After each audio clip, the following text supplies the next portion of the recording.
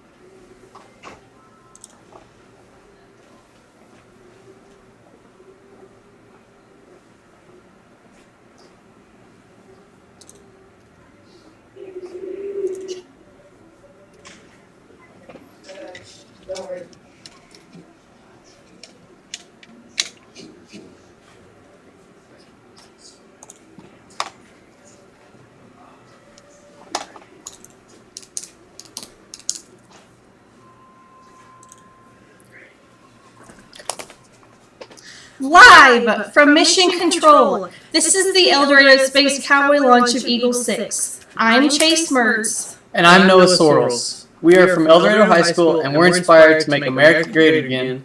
So we are sending President Trump to space. As you see behind us, we have a cutout of our new president, which we are securely mounted to the frame of Eagle 6. Today is going to be super exciting. Not only is my team and I sending the 45th President of the United States into the blackness of space, our goal is to exceed 105,000 feet in altitude, along with maintaining live telemetry throughout the entire launch. We not only want to make America great again, we want to make space great again. So according to our flight prediction, the lifting envelope should burst over here around Menard, and then it should be descending and land a little bit kind of, what is that, southwest of Brady. We have done extensive mathematical modeling to design our space flight. Our calculations take into account weather conditions, package weight, helium lift, balloon characteristics, our desired altitude, just a bunch of extra things that you wouldn't think involve this kind of launch. Yes. We modeled many different possible flight scenarios until finally identifying this one, which we are going to achieve today. What you are seeing behind us is actually our launch site. There are various engineering students and EHS staff that is helping with the launch of Eagle 6. Little do most know, the launching process is the most important part of the entire experiment. In order for the launch to be successful, the lifting envelope, which is a high-altitude balloon, has to be filled with the exact amount of helium that we lose for the flight prediction, which Noah showed you just a second ago. So it bursts at the correct altitude. The knot that is going to be tied to connecting the package to the envelope is also very important. If the knot is not tied correctly, the package could disconnect from the lifting envelope as well as the parachute. That would not be very good. That would not. So it's safe to say that Jack Griffin has a job that is very important to the entire launch of Eagle 6. He is a boy that is both book smart and is able to get the job done. Noah, isn't that what General James Mattis wants in educated leaders? He did say he did not care how tactically or operationally brilliant his leaders were. If they cannot perfect harmony, they needed to go home. Yes. Sorry, I just noticed that there's a mouse on our screen.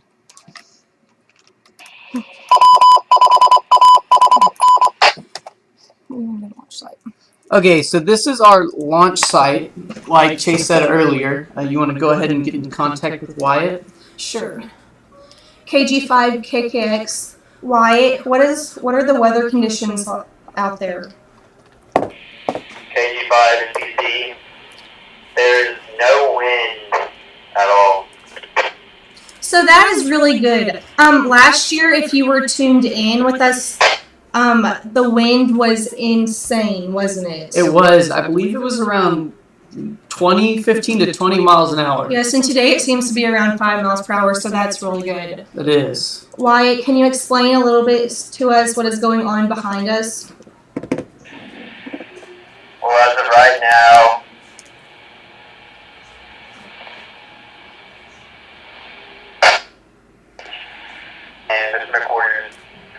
KLST about the balloon and how it will go up and explode everything. Okay, so we heard you say that Mr. McWhorter was explaining KLST news, so that's exciting that they're there. What did you say before that? We couldn't really hear you. Austin is explaining to KLST News also about the package and how everything works on it. Okay, so we have a little press out there. Yeah. Wow. I just saw one of your comments about where our launch site is. Our launch. Chase, are you live? Yes. Yes, Wyatt, we are live. Okay.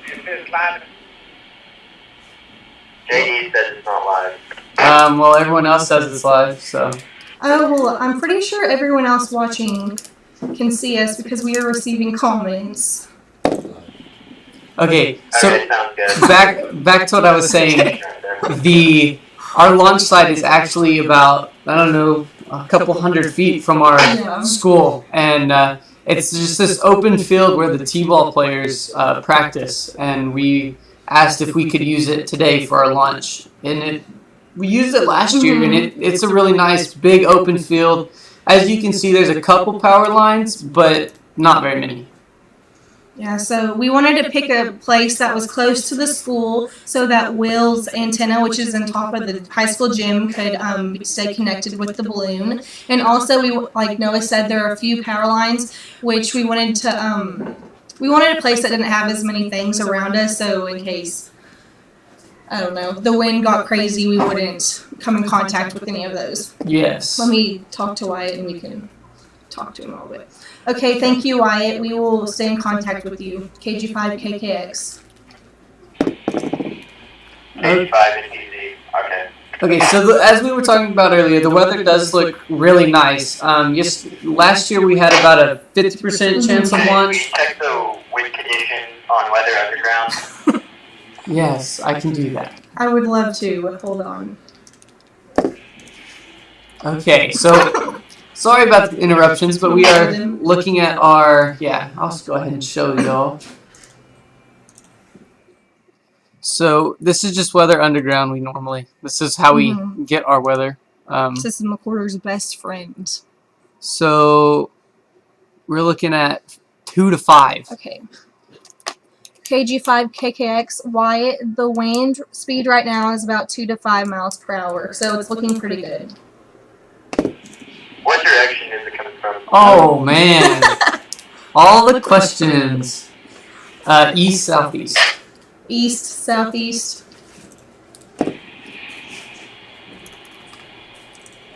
I hope that answers his I questions. know. Oh. Which direction is it going to go relative to this block? To this block, like the wind or the package? The wind or the package? The package. Okay.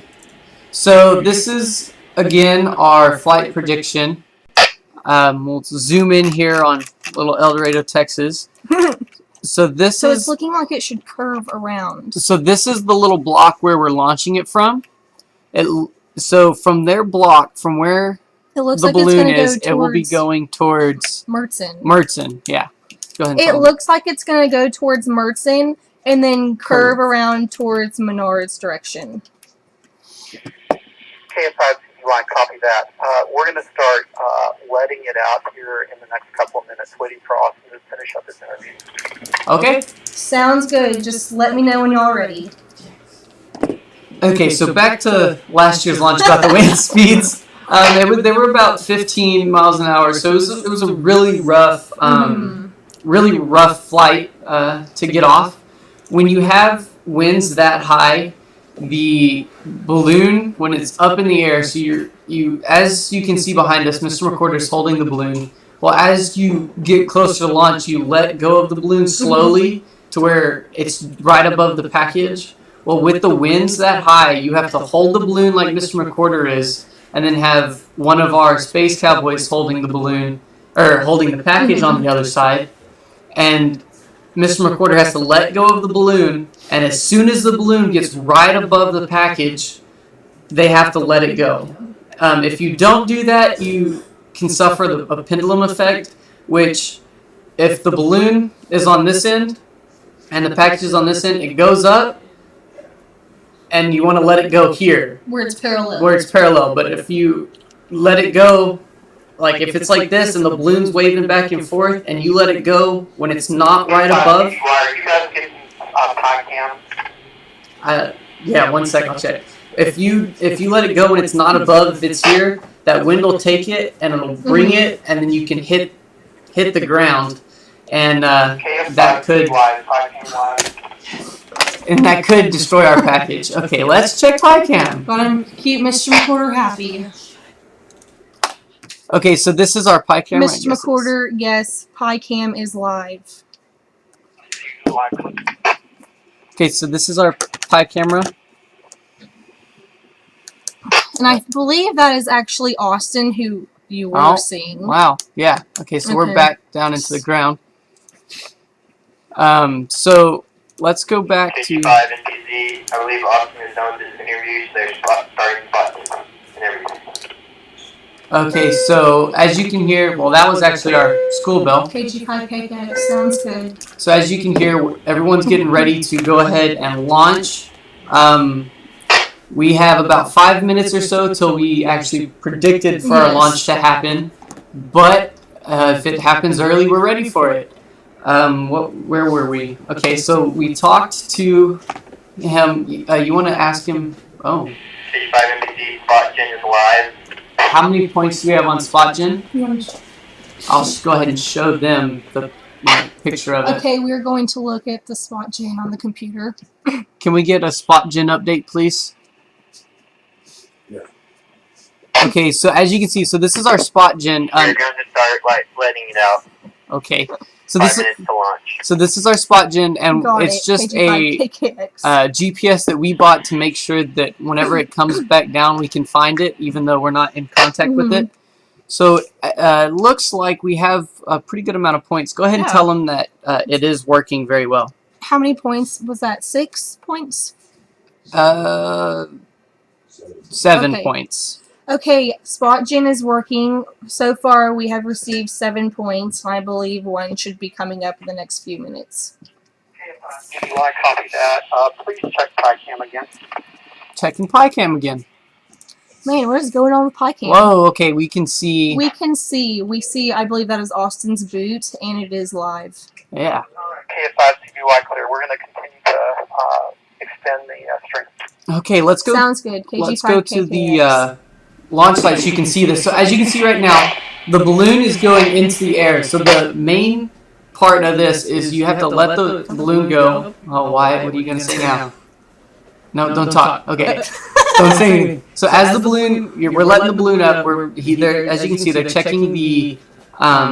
Excuse interruption. I'm needing the entire sophomore. So they're. Is the picture good? Yes. The picture looks great. That looks really good. Yeah, it does. Okay. It's super clear. It is very clear. So let's go back. So that little orange thing is our parachute. When it gets up to where the balloon will end up popping. Around, was it 105,000? Right about 105,000 feet. The package will, of course, drop, but we don't want it to plummet. We don't want it to plummet down. So we have that parachute, and they just have to make sure it's not tangled, because I believe one year the balloon did pop, and we were using a bigger balloon, and it dropped faster than the rest of the package did, so it wrapped itself around the parachute to where the parachute didn't open fully. But it did open a little bit. It did open. It did open. It was very safe. There was no chance of us hitting anyone or breaking anything, but there was the problem that it did not open fully. But this year and last year it did open fully, and this year we believe it should. So as you can see in the video right now, the balloon is fully in the air. All they're doing is holding on to the package. Go ahead, ask Wyatt if they're making their final preparations. KG5KKX, Wyatt, how's it going outside? Are y'all making those final preparations for launch? KG5 and TZ, yes. We should launch here in the next couple of minutes. Okay, cool. I'm sure they'll be contacting us ready to launch in about a couple minutes. Yes. Okay, so let's look at this visual real quick. So this is our 9-axis measurement that we're getting off. CBY, how long to launch? Give us a time. A minute. 1 minute. 1 minute. 1 minute. KG5 KKX mission recorder about 1 minute. Give us a countdown so we know every 5 or 10 seconds and then count it down. Can you ask if the GoPro is turned on? Is the GoPro turned on? And when would you like me to start my countdown? Right now? They didn't answer. Go. Is the GoPro on?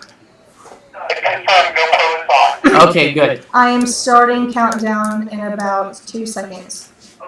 Okay, so as you can see, we're really ready to launch. That is the news. Spotgen's on. We're getting points.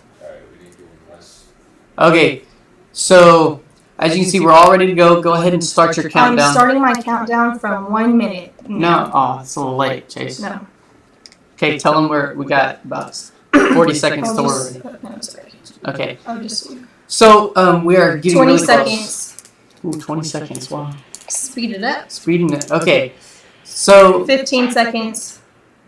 Oh man, we're ready here. Let's go. 10, 9, 8, 7, 6, 5, 4, 3, 2, 1. Launch. Okay, so it's in the there air. it goes. It's in the air. So this is the pie cam, like I said earlier. So Yes, we're looking. everything looks great. Good So we're job. looking at our. Looking at. Let's see if we can find any. That looks sorry, I so need to talk. cool. So that's the Raspberry camera, which y'all are seeing. And actually, Jack Griffin, our newest Space Cowboy, this was his, I guess, his project for the entire year. Would you like to Yes. What? show them? Oh, okay. You can- Sorry. So this is our. CBY, give us a vertical ascent rate. Oh, vertical Oh. ascent rate, man. Vertical ascent rate is hidden. Here it is. Okay, so our vertical ascent rate is right now. Why is it 0? Oh, it is No, 11. Wow. Right now, it is around, It's jumping between 2 and 4. jumping around 2 and 4 meters per second. CBY clear. Yeah, so 11 now. Yeah, Like, wow. So this is our prediction was getting about 5.8 Yeah. meters per second. So if it jumps around a little bit, that's normal. Yes, For especially now. with the winds. Well, yeah, since normally there's a bigger wind to kind of pick it up. As you can see, every once in a while it hits a updraft, Mhm. which would make sense of why it's going farther in the air. Would you like to show them the KMZ and the Google Earth? 1 sec. Let's go ahead and go Okay. to, this is my, as I was saying earlier, the 9-axis. So as you can see, it's kind of moving around. Whenever it hits the jet stream, it should be really moving, like up and down and side to side. So the balloon is just lifting it up, and as in real time, it's just showing us kind of how the package is orientated. And when it hits the jet stream, the package should end up going around 150 miles per hour. Yes, yes. So it'll be really cool to be able to come back to this visual and see how the package is moving around and how the orientation is reacting to the intense speeds. So this is our downrange velocity. It looks like it may have froze. I'll get someone to fix that. Will, fix downrange, please. Thank you. So let's go to our KMZ, or our Google Earth prediction here. So this is our KMZ. As you can see, the red line is actually the GPS that we put on there, and then this line is the prediction. So it is veering off a fairly good bit. I'm wondering why it's doing that. Maybe because it wasn't at the exact point of launch. So. It could have been that. But for the most part, it seems like it's mirroring the prediction pretty well. it is. It looks like it's mirroring it, but it's a little off. Chase, Noah, is Clayton clear to come back to the classroom? Yes. Everyone can return to the classroom. Okay. So well, they answered that question for us. So as you can see, this red line is our GPS that we have on there, and actually, Will Minette, one of the older Space Cowboys here, designed that, I believe, 2 years ago. I think so. And so it was a kind of a big deal. You had to Mhm. take a GPS and then take the points off of that and convert it into put it into a file, and then you have to take that file and put it into a Python program, Mhm. which then puts it into Google Earth. So it's kind of like he made his own little tracking system Yes. for it. But So it's easy to say that this is one of the most impressive programs in the yes, this is one of the biggest, programs. one of the bigger and harder programs that Yes. we've had to work with this year, or through the whole Yeah. thing. So as you can see, let's actually go this way. So Wow, it that's even awesome. it even does how high it is. So it doesn't look like it's actually going as high as it said it would. But then again, winds Mhm. change and stuff like that. So maybe it'll get some height. But as you can see, these lines are actually the points that it's actually taking in. So every Okay. little line is a new point. That's really awesome, actually. It is. It looks really Yeah. nice. I'm very happy that this is it's mirroring This it is- almost perfect. Like This is like the longest we've had in contact with. in the last couple the- of years, yeah. So yeah. Look how like it is mirrored almost Yeah. perfectly. Just a little lower, but wow, it's gaining some height now. Look at that. Okay, so let's go to our GPS actually uplink. So this is just showing how many satellites we have. That's Oh, how. the launch crew is Oh, okay. coming So in. You want to show them? yeah, let's get to the. Oh man, that disappeared. Here it is. Okay. So here is our actually mission control. As you can see, we have been adding. Oh, and there's Mr. Recorder. There he is. So we've been adding more and more people coming in as the day goes by. At the front of the room, there's actually Austin. Can you wave at the camera? Or not? Never mind. Austin, can you wave at the camera, please, to show who you are? That camera. That is Austin Albin, and then Jack Griffin is behind him. And then Will, as you can see, Will, wave at the camera, please. So those are our other three Space Cowboys, including us, of course. And then these other kids are actually either a part of his engineering Mhm. or have worked in one of his math Yes. classes. Just they've been in his class long enough and have worked hard to show Their commitment. show that they're committed to doing this and helping us out. And I actually believe that in the front of the room, to the left of the screen, Mr. McWhorter is up there with the bright green shirt on, and I think that's actually, is that a KLST news I bet reporter? it's some kind of news Yes, reporter. KLST. Okay, so That's you were right. awesome. That's really cool. So just showing him around all the different visuals. Oh, also, the computer screens that you were seeing are actually all the computers that are receiving data from the package and are turning them into nice visuals, which we showed you a little bit before. Like the 9-axis main, and then the vertical ascent rate, and how many satellites we have. So Yeah. So let's go ahead and go through some of the visuals while we still have contact Okay. with this. So this is another 9-axis visual that I created this past year. yes. On it, as you can see, there's the little sphere and the compass. So that's still your 9-axis Mhm. measurements. And with that, we were thinking for about a while. We were thinking for a while last year, how can we make our 9-axis a little better of a visual? More Wh- appealing. Yeah. So then we were thinking, what about a cockpit? Like you know, Mhm. like the cockpit of a plane. When I looked it up, I saw that they had the little sphere like that, and that's just is showing your pitch and your roll. Okay, so it's separated into two colors. So is the Right. orange the ground? Is it representing Yes, so ground? the orange is your ground, and the blue is your sky. So when you tilt up to, like, if you're flat, the line should be right in the middle. But when you Okay. tilt up, you should be seeing less ground and more sky. Okay, so Because it that just means depends you're looking the up. elevation angle. Yes, and then Okay. if you are pointed down, you should see more ground and less sky. That makes sense. Right.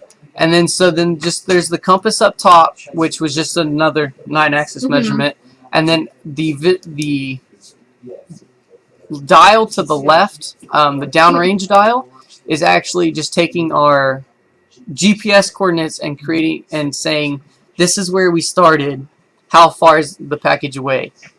And then there's the altitude dial, which is just doing the same thing, just saying how high have we gotten.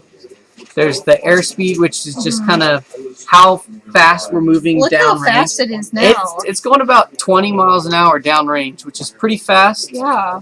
How fast should we be hitting in the jet stream? 150 around. Wow. So it's going to be almost bearing my dial. That's It's going to be awesome. pretty close. You should have made your dial a little bigger. I know. So then, as you can see, the dial that I'm kind of covering with my head is our vertical ascent. And so what it's like, It was heading northwest. I don't know how far we'll get. yeah, it's still heading that way. yeah, it hasn't curved. It hasn't curved yet. No. So we're actually talking to Chase's dad about how the package is moving. Do you want to measure off how far many, it's yeah, gone? how far out of town it is? So out of town, it's gone. Oh, it didn't like that.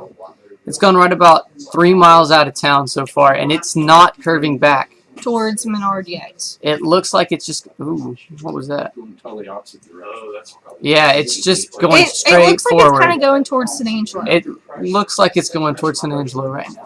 Doing a little circle toward the north. Yes. A little bit, but not much. It's heading towards Angelo. What do you think it'll be before it hits the jet stream to turn back east? How? Well, so where it turned back was about, I don't know, a couple miles high, like maybe 2 miles high, and it's getting close to that point. If I go I'm level not with sure it. how the altitude will be when it hits the jet stream. Yeah, I'm not Do you? entirely sure, but from what it's looking like, it's getting to the point where it should start turning back, like the height of it should Yeah. start turning back. But as you can see right now on your screen, it's not wanting to turn back. It's only about 10,000, 11,000 feet right now. About, Probably, yeah. About. It'll Maybe be not. really Maybe not interesting even that high. To know where it I know. is, Even because right now it's ascending, but it doesn't seem like it's getting to the appropriate altitude. So it'll be very interesting to see whenever the balloon inflates fully. for it to yeah, fall. I'm hoping that it actually does follow our prediction. There is the chance, of course, that it doesn't, and then in Yeah. that case, we just radio our chase crew saying, this is where it's headed. It's not really following our prediction. This is where we kind of predict where it's going to land. We'll keep you in touch. So, Yeah. Oh, it looks like there are more people here. okay, so let's go back to our, where to go. Everything keeps moving. Do you see that? Yes, next to our skydiving picture. Oh, there it is. Everything keeps moving. Like, okay, so this again is our launch. So this is some more. Actually, there's a couple more radio people in here. Who is that? There's Chase's dad over kind of closer to the bottom. Oh, it is at left. 7,000 feet. Oh, so it is at 7,000 feet. So it's getting up there. Okay. Actually, so this is where they got it from, I believe. Or no, that's downrange. So it's actually. About 16. It's moving about 16 miles per hour downrange, which is about what we thought. Yeah, and we can show them that altitude. Yeah, let's go ahead and show them our altitude. So this is a really cool visual, actually. Yeah. Will Minette Oh, is wow. the one who created the visual. And as you can see in the bottom left-hand corner, there's the globe, and then there's a little red dot that is labeled Eagle 6. Well, that is representing our space probe. So as it ascends towards space, you'll be able to see the dot move farther away from Earth, and then obviously whenever the balloon pops, it should descend back to re-entry, so then you'll be able to see the dot move back towards Earth. Yes. So that's really cool, and as you can see right now, it's around 7,500 feet. right. So Oh man, it's a full house in here. Yeah, it is. So let's go to our. What do we want to go to now? Let's go to our temperature so we can kind of see what our temperature is looking like outside. So, wow, it's 87 degrees outside. But isn't that taking into account the how much heat the computer? Right. So our temperature sensor is actually right on top. So if this was of the flight computer. If this Yeah, was our there we go. flight computer, our temperature sensor is placed right here. So all the heat, and it's in a box. So all the Yes, with heat insulation. with insulation. So all the heat that the whole flight computer is giving off is being taken into account um, our heat Yes. and the weather outside. So, but when it gets to space, it should be actually the temperature should be actually 50 degrees below zero at least. At least. So I just saw that someone wanted to see our pie cam. As you can see, it's going to be a little glitchy because we're getting out of range. Once you get so far, the streaming from the pie cam may not be able to go all the way through, but everything else should. It actually looked like it froze. Yeah. Oh, there it is. Moving. So it's gotten above the clouds, as you can see. There's the clouds below it. That's awesome. That is really because cool. it kind of looks like it's pointing upwards, but that's just showing how high the package is because there's clouds beneath it. So of course, when we get to, I believe, 10,000 feet, the camera should turn sideways, and at that point, you will see the underside of the package, and then kind of like the curvature of the Earth. So that'll be really cool to show. You will be able to see not only the blackness of space, but the curvature of the Earth. Yes, and then at some point, I believe at 100,000 feet, 50,000 feet, I'm not sure where it's set. Jack Griffin actually did that program. It'll turn straight up so that we can see the balloon pop. You guys are getting requests for PyCam. Just show them that it's in the clouds. We're on it. We're on it. Yeah. We're on it, man. So then, let's go ahead and go back to our vertical ascent so we can see kind of where we are on the on our 5.8 or 5.8 meters per second. So, it's 0. Oh, there it goes. So we're moving. It's actually kind of lifting a little slow, which is fine. That just means it may stay in the air longer than we expected. I mean, that would be very enjoyable for us, but I think the recorder might start freaking out a little bit. Always. It's kind of nice seeing that it takes longer than kind of predicted. That way we can bring in more data about how everything's working out there and the winds. But here, I'll show you. And not only that, it can we can see how long we can maintain live telemetry. Our goal this year, as I mentioned earlier, was to maintain live telemetry throughout the entire launch. And right now, we are maintaining it longer than we have in the past. So we've already achieved one of our goals, actually. Right. No, it's okay. So how we're maintaining this communication is WillMyNet created an automated tracking antenna.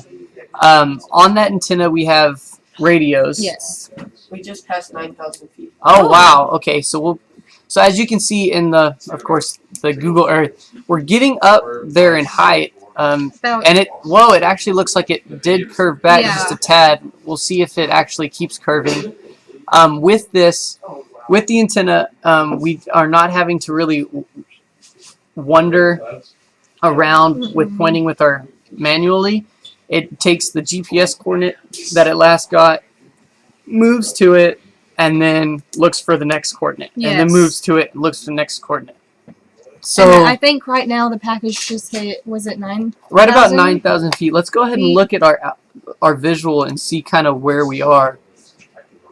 What's nice is all these visuals are kind of set up to where they take in the important data that we need to know, and they're easy to read so that we can tell where it is. So we're actually almost to 10,000 feet. That's awesome. So hopefully, as long as our antenna keeps tracking, we'll be able to actually see maybe the curvature of the Earth a little bit. That would be super cool. So we will show the comparison and then say it looks like the wind changed after the prediction. Okay.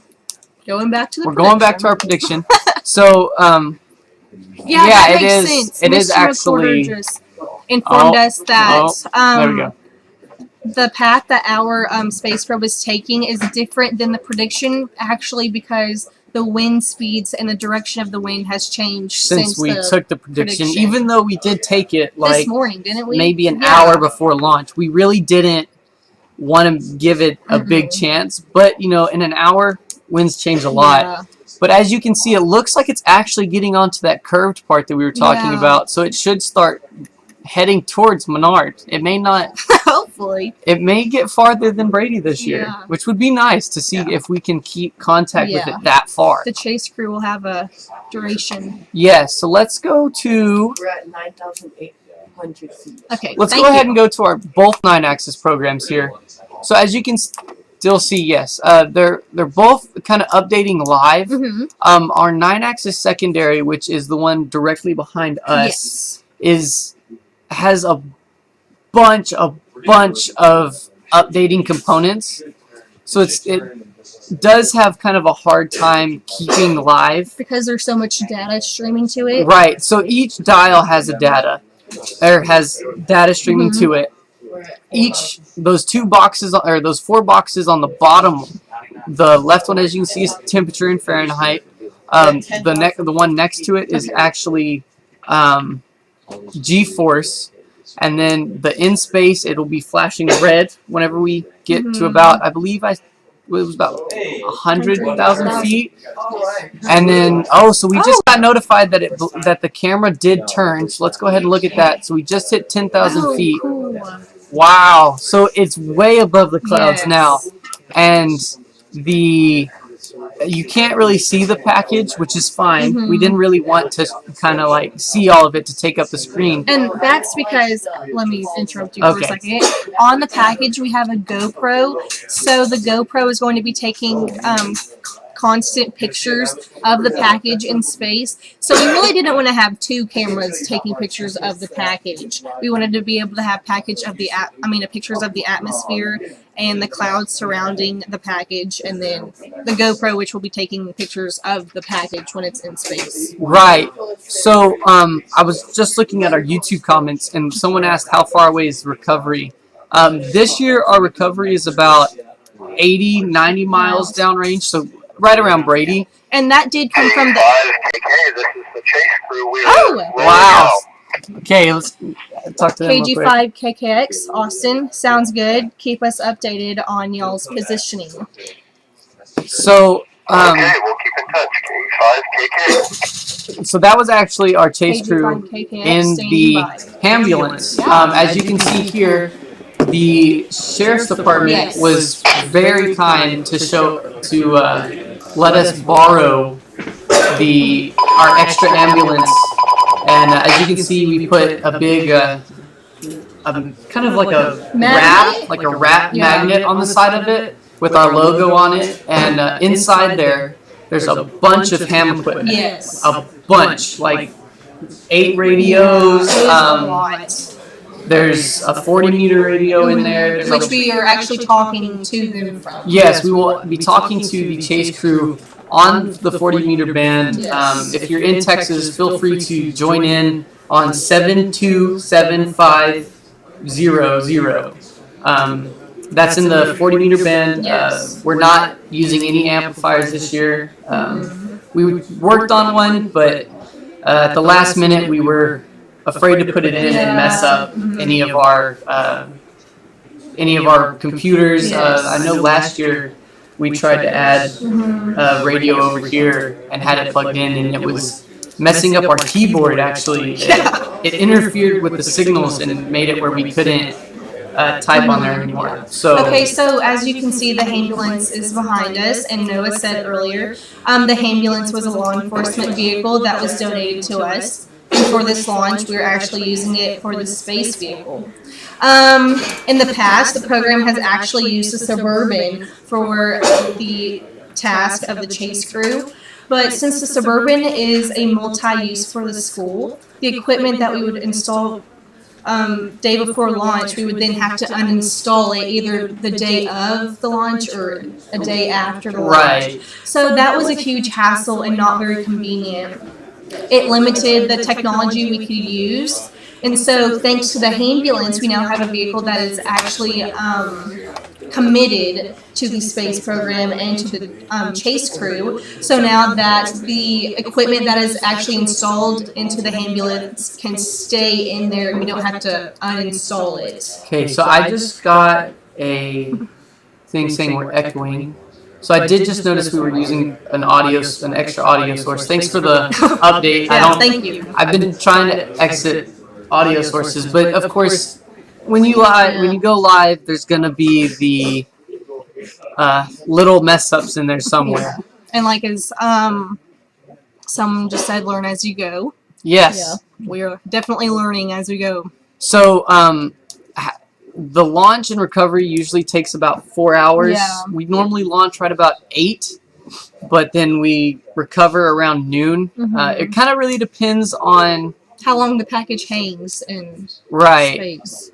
So I just got another YouTube comment saying the echo seems to happen during certain videos. Okay. So I'm assuming that I'm probably getting echo off of some of my shots. I will fix that as we go through. It's okay. Thank you Voice for the effects. Yeah, thanks for the help, guys. So this is our vertical ascent still, and as you can see, we are still in contact with the balloon. That's awesome. How long has this been? About 25 minutes. So let's go back to our KMZ so we can kind of see some more. Wow. So it did move. I just received a coordinate from the chase crew. Okay, so I'll actually put that in. So here's a new point. Chase. You could do KZ, we just left the city limits. Okay. Yeah, Go for it. No, go for it. Here's the Okay. KG5KKX. We received Austin's coordinates, and we are plugging those into Google Earth. So as you can see, we're putting it in. Let's see, 30, 51. So since they said they just left city limits, I guess that's where the point should be. No, that ain't more. Okay, so that's that. Then we go 100. 35.6798 west. So this is where the chase crew is. So they're headed towards Menard. And as you can see, our balloon is kind of headed that way now, actually. Let's rotate. Yeah. Okay, so it's moving that way, and we are still in contact with it. So the chase crew is over there. Well, move far. Chase crew's over here, and the balloon is, I don't know, how far do you think that is? A mile I'm away really from bad the at distances. We got a tool. Yeah. So Come on, man, don't make me guess. oh, come on. So it is, it's about 5 miles. What did you Wow. say? A mile? Oh, close enough. Whatever. So it's deviating from the path a little bit, but it did come back. Yeah. So it should keep contact, or it should continue to follow this path. And as you can see, chase crew is here. They will constantly be updating us with new points till they reach around the predicted balloon landing over here, and Yeah. we can kind of see if it goes in that direction or if it changes, and we have to tell them a new spot. Let's go to, so there's been some talk around here. Let's go ahead and go to our G-force graph that we have going. As you can see, at the beginning there wasn't that much. Gosh. I just received a video on Snapchat from my brother who's actually on the chase crew, and it sounds like they turned on the sirens on the ambulance when they were heading for the Wow. balloon. Sometimes you have to run lights and I guess sirens. sometimes you gotta do it. That's really funny. So as you can see, there's those big dips in G-force, and those, I'm thinking those probably happened right about when we launched. Yes. Because at that point, the balloon's lifting and it's bouncing around up and down with the winds, and I guess it even had to do with when they were carrying right. the It can be when they were carrying it over, getting ready to launch, that they kind of jostled it up and down. Let's see if our Raspberry Pi video is still up here. I received another point. Oh man, already? Yeah, third. So it's still live. So we're still getting some good feedback in. So we got another point. Yeah. Okay, so let's go back to our KMZ here so you guys can see kind of what we're doing. Okay, And so also, this feel is... free to ask any more questions. We would love to answer Oh, them as I best as didn't- we can. I didn't update Oh, that there point. it is. Yeah, that was... No, don't zoom away. Come back. What's it doing? That's funny. Delete. We'll just make a new one. Yeah, I wanted to delete that. Okay. Let's I go. wonder how fast Mr. Gibson and Yeah, I wonder how Mr. fast they're going. Graves 30. So actually on 51. the chase crew, it is actually my younger brother, Wyatt Mertz, who is a sophomore, Benjamin McGee, which is a freshman, Austin Albin, which is actually part of the space program, he is a junior, and then our superintendent, Robert Gibson, and then our new principal, Perry Graves. So that sounds like a very fun bunch of people to be in an ambulance with. Yeah. Wow, so they actually went... Man, they're moving. They're moving pretty fast. They went about 4 miles down range already. That's pretty good. Yeah. And I don't know, what, 2 points? Like, come on. Okay, so as I showed you earlier, the Raspberry Pi video is still live. Let's go ahead and go back to... You know what? Let's go to our... what is this? Yeah. Our Spot Spot Gen, so you can kind of see...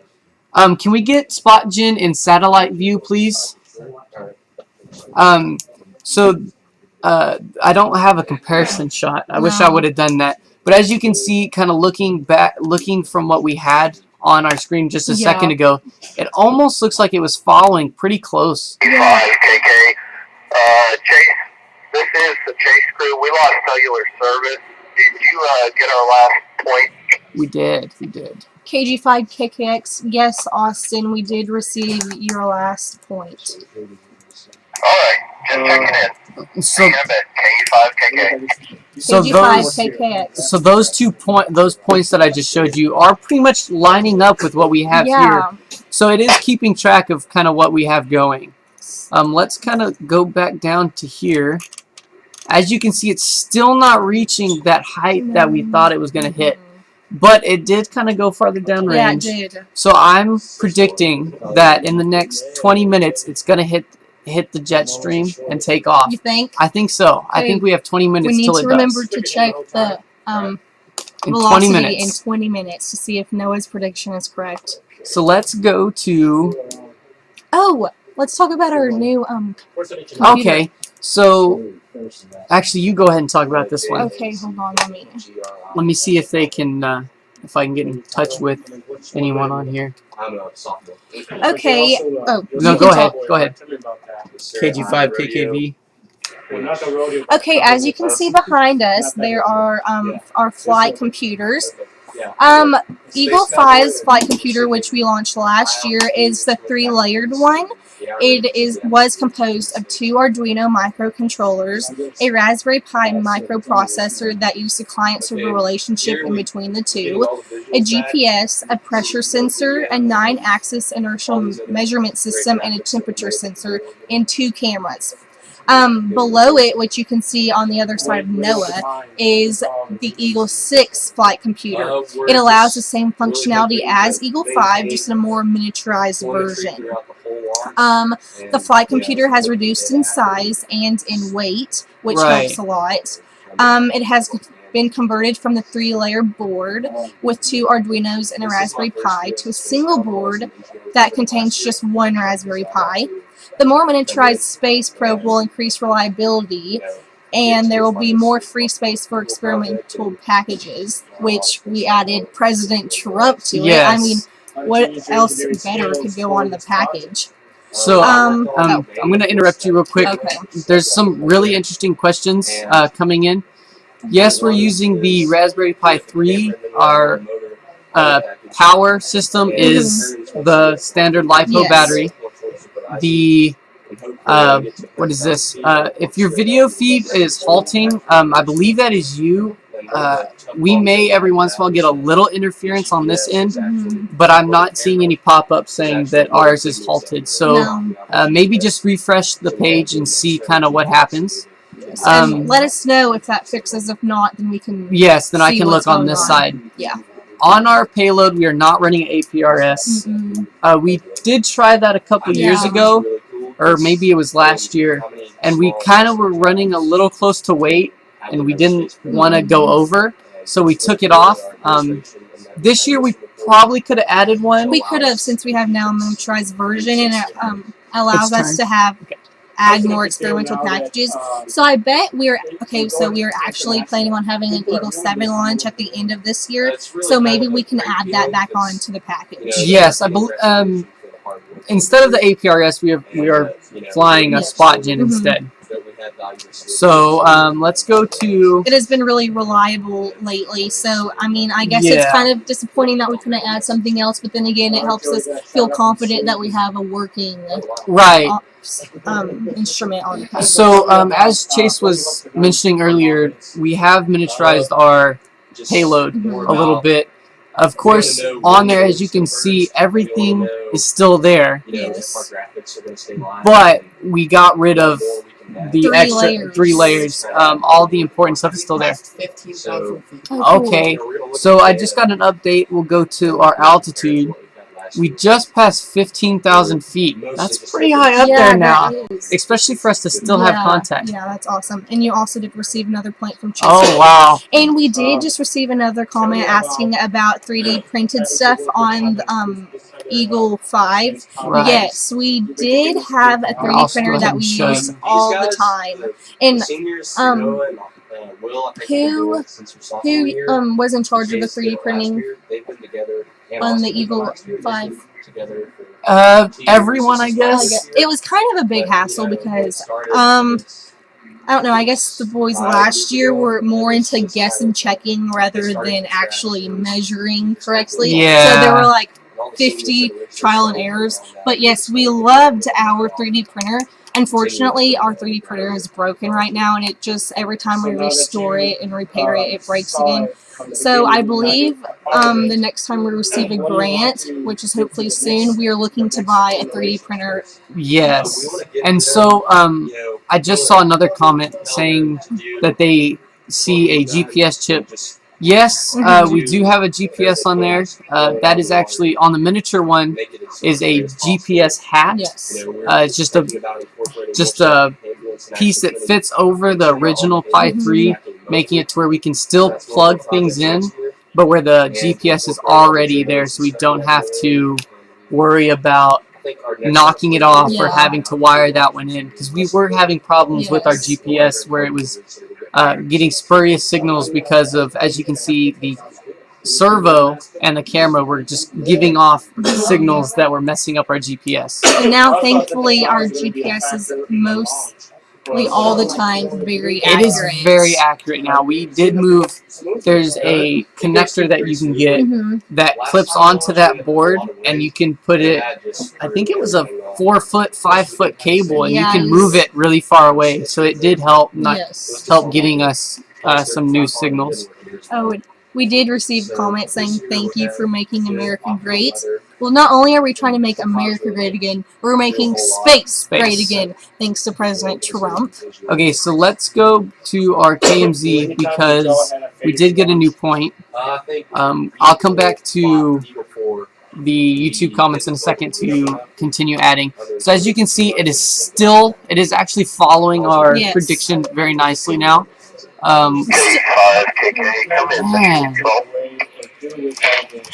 KG5 KKX, Austin, Noah is entering y'all's coordinates into Google Earth right now.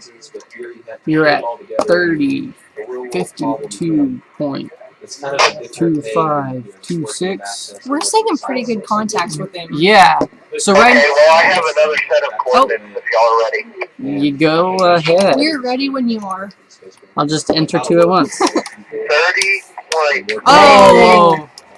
Write that down somewhere. And 100.36226. Wow, he just took off.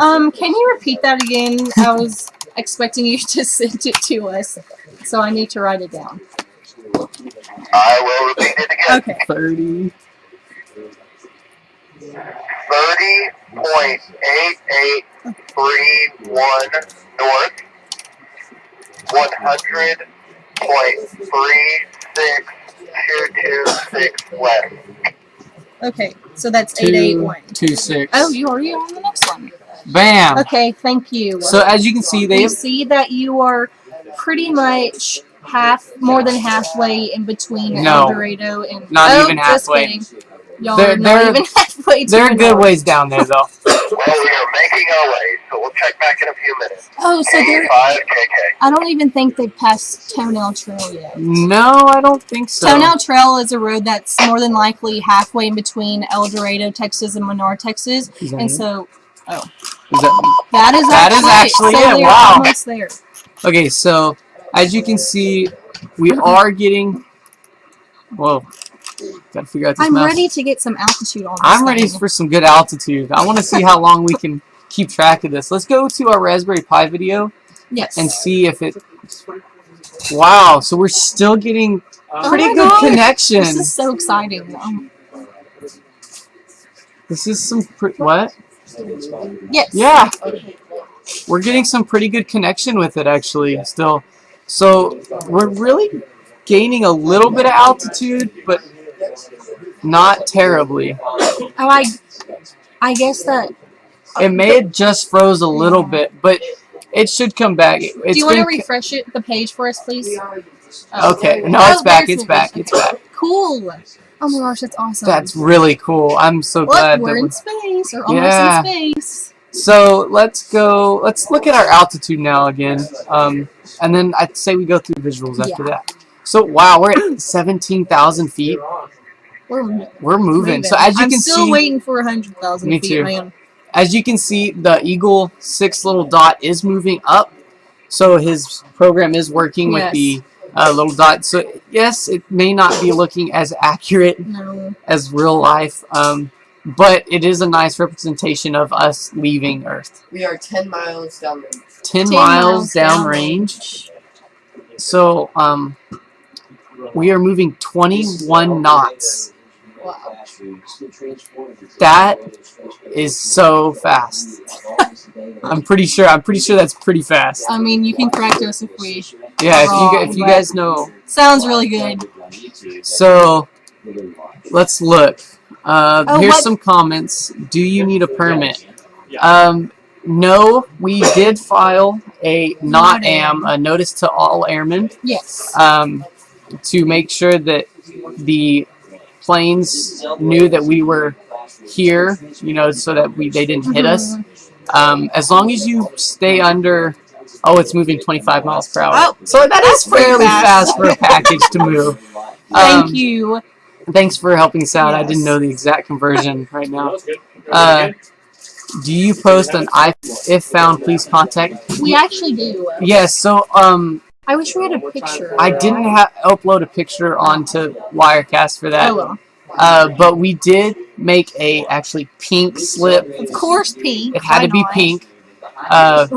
On it, it had some contact information. If found, please contact our chase crew.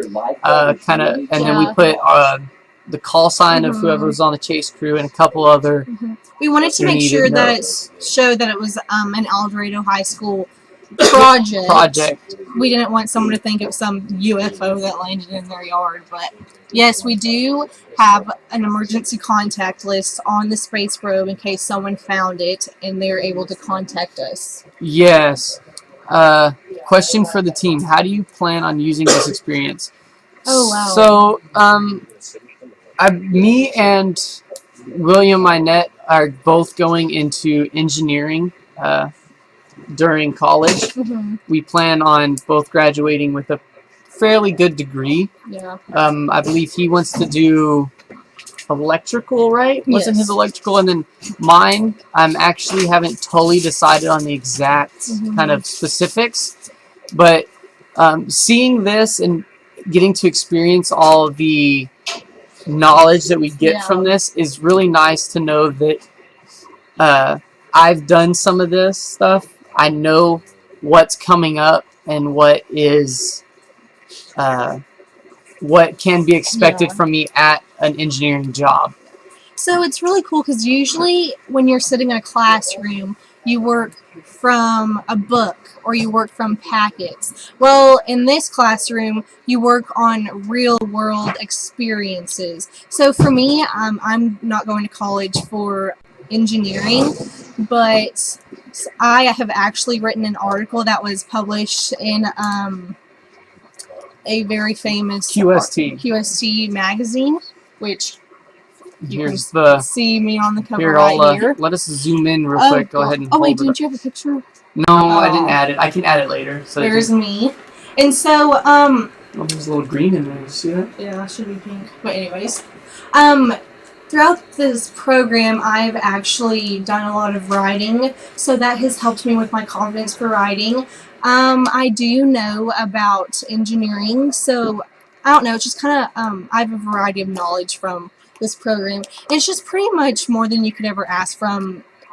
Like, From our point of view, I know that getting to work with this, even from a freshman, I know that almost everyone in the space program, I believe, started their freshman year in an engineering class. So it's really nice getting to see that you're cared for, that someone is pushing you to do your best at whichever point you're at in your life. Like I know we were just little freshmen. Like we did not know anything about engineering. The press wants to ask you some questions, so just keep live streaming and you can just get in. If you want to move in, I can kind of. So just tell your audience that you're going to. So this is KLST. We're gonna do a quick interview real quick. We'll actually post this up kind of big real quick so you guys can see us all. This is neat. Yeah, it's a pretty big setup. I'm a meteorologist for KLST on the weekends, so I heard about this, and this is just really cool because we launched weather balloons at AM, and so seeing that they're doing it here just in Eldorado is just awesome, and y'all got an amazing setup here. Honestly, where's it at right now? It looks like it's kind of getting. Mission control. This is TV5 NTD. We just passed the power in. Okay, so they're about to on our trail, right? That's right here. KG5 KKX, we hear y'all loud and clear. Noah and I are about to have an interview with KLST. So I'll just show you real quick before we get into the interview about where they are. Okay, sounds good. They're right about here, I believe. That's right about the power ranch, right? So they're getting about halfway to Menard. So let's go ahead and get back into the interview, but at least we know kind of where they are now. And that didn't move over. What happened? There we go. Probably for the interview, I'll probably step off and ask questions, right, Freddie? That's what I wanted. It's probably what. Well, can I do this sit down? Yeah, Ask you questions like that. Can you get their sound okay? Let me hear. Or do you want the mic to be like shotgun over here? I can put the mic on. Let's do that. That way. Okay, so the chase crew's going downrange, moving fairly fast. Our package is.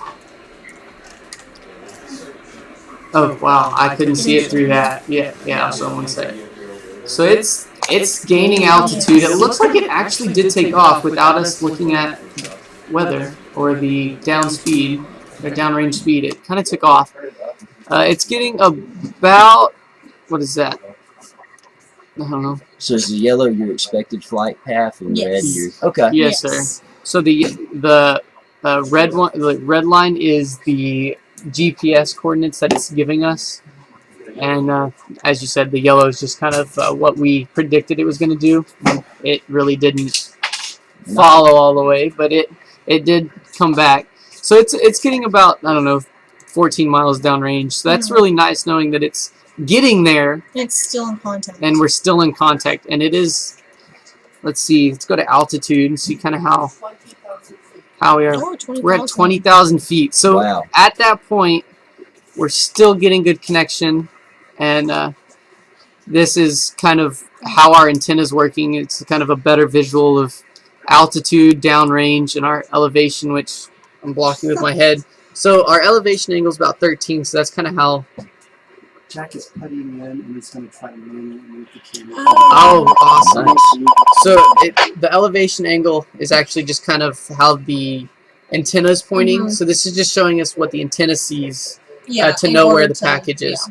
So it's pointing at about a 13-degree angle with a heading of 57 degrees. So that's, for us, that's about what we thought it needed And that to makes be. sense of the heading angle. I mean, the elevation angle is only around 13, 14 because of the antenna is actually on top of our high school gym. Yes. So instead of like, if it was on the ground, the angle would be much larger. But since it already has a little elevation to it. Right. So let's go back. Let's just go ahead and Yeah. get full screen.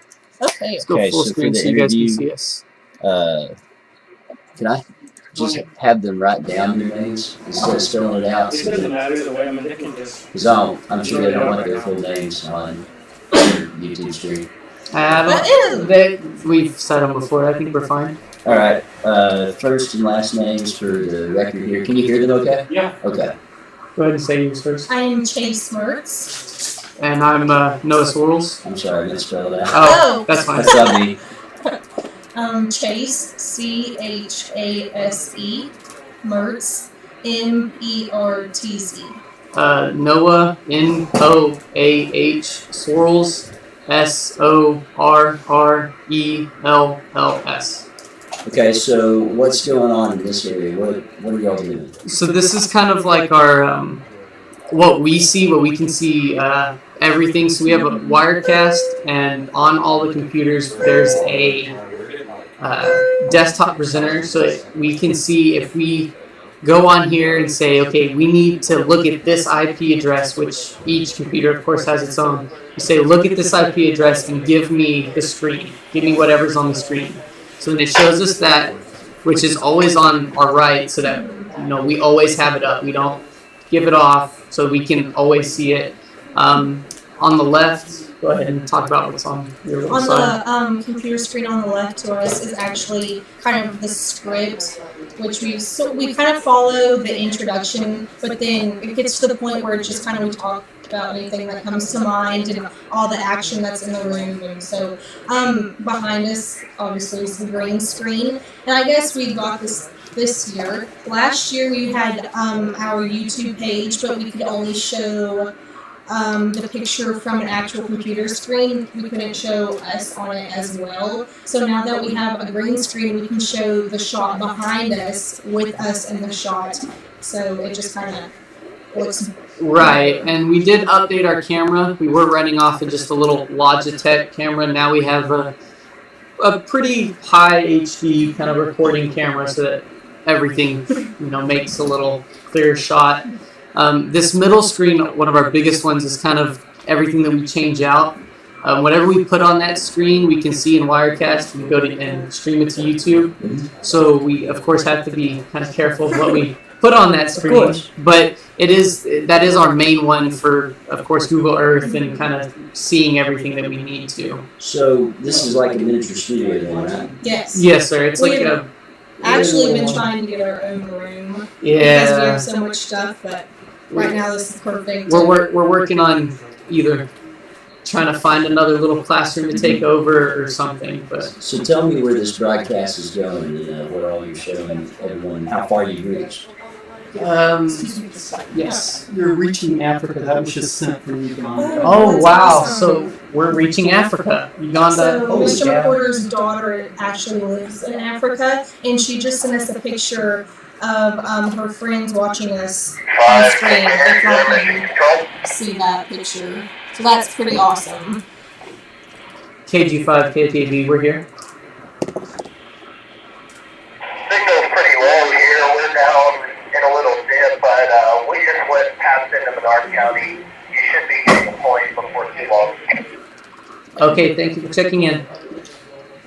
You can add that. We'll add those in a little bit. Didn't So get a copy there, but I'll check back in a few minutes. K5KK. okay, sounds good. KG5 KKV out. So I know that we've reached the UK and Africa. We broadcasted to YouTube. So anyone that watches Mr. McWhorter's YouTube channel, any of his Arduino's lessons or Pi lessons, gets a notification saying we're going live on this date at this time, and if they just want to tune in, it's live, and they can kind of show up when they want to, and leave when they want to. Hopefully they do. Yeah. So y'all had a lot of fun doing this today. Yes, sir. I gotta say, this is probably one of the big highlights of this program, is getting to be in front and kind of show off what we've, not I guess show off, but kind of show everyone what we've done to improve and what we've done to I guess it's really cool that we have the live stream because I know like a lot of boys are into engineering and whatnot, and I guess if they stay in contact with our Facebook page or on QST magazine, they can see that a girl is interested in engineering, but that they get to watch me live and see that okay, girls can be interested in engineering. It's not all about boys. That just makes me feel good that I can show others that girls can do it too, like not just boys. Yeah. I think we got the sound back, don't you? Yeah. Did you get any of this video earlier? So I can go back around and get some more. Yeah, and then I'll let you go back. I'm gonna keep monitoring this just because I'm having fun.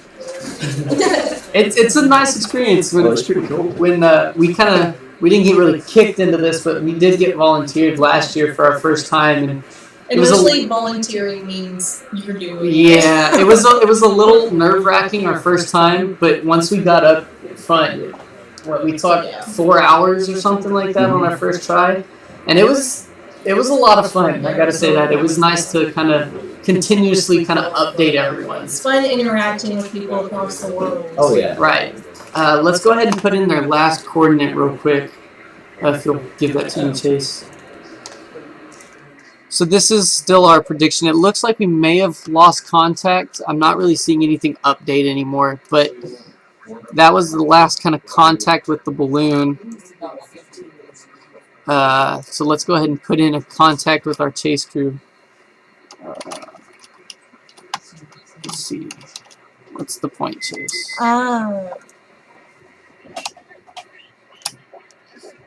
30. Read me the second one. 5229. No, 4838. Oh, what? Oh, The second line. north. Yeah. And then 100. 05.3819 west. Don't want to caps lock.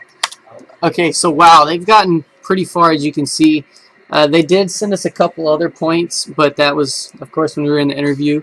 So this is their latest point. This is their latest point. It looks like they're getting kind of close to Menard, so I believe they still are outrunning the package. I bet, because we don't have contact with it at the point, but it looks like they were outrunning. When the ambulance gets to their destination, they have to wait for the package. Right. The package is never waiting. It's not. Yeah, the package never waits. Unless we can't find it. But. So let's go ahead.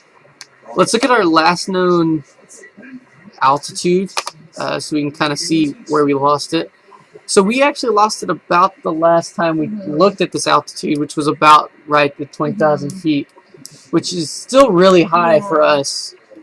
I wonder. Still really cool how long we kept live. That it's probably one of our longer ones. Without, I know that one time, was it couple Eagle years. 2? I think it was Eagle 2. We kind of kept contact with it, but it wasn't really contact. It was just. Go ahead and answer. KG5 KKX, we can hear you. I am picking up the repeater. I'm not exactly hearing you, Mission Control, but we just passed Rocky Creek. I have no idea what that is. I'm not quite sure where Rocky Creek is, but we did put your last coordinate into Google Earth, and we are tracking you. Again, I am able to hear you pretty clear. Right here? KG5 KKX. I have no If idea. I was a betting man, it would be that one's just north of it. Yeah, I bet they got it. So, so they've gotten pretty far.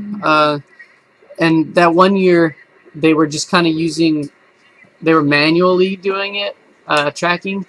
They didn't get much data in after about, I don't know, 20 minutes, 15 minutes, but they were keeping contact to the point that they were getting a signal back and forth, and every once in a while they get a new point.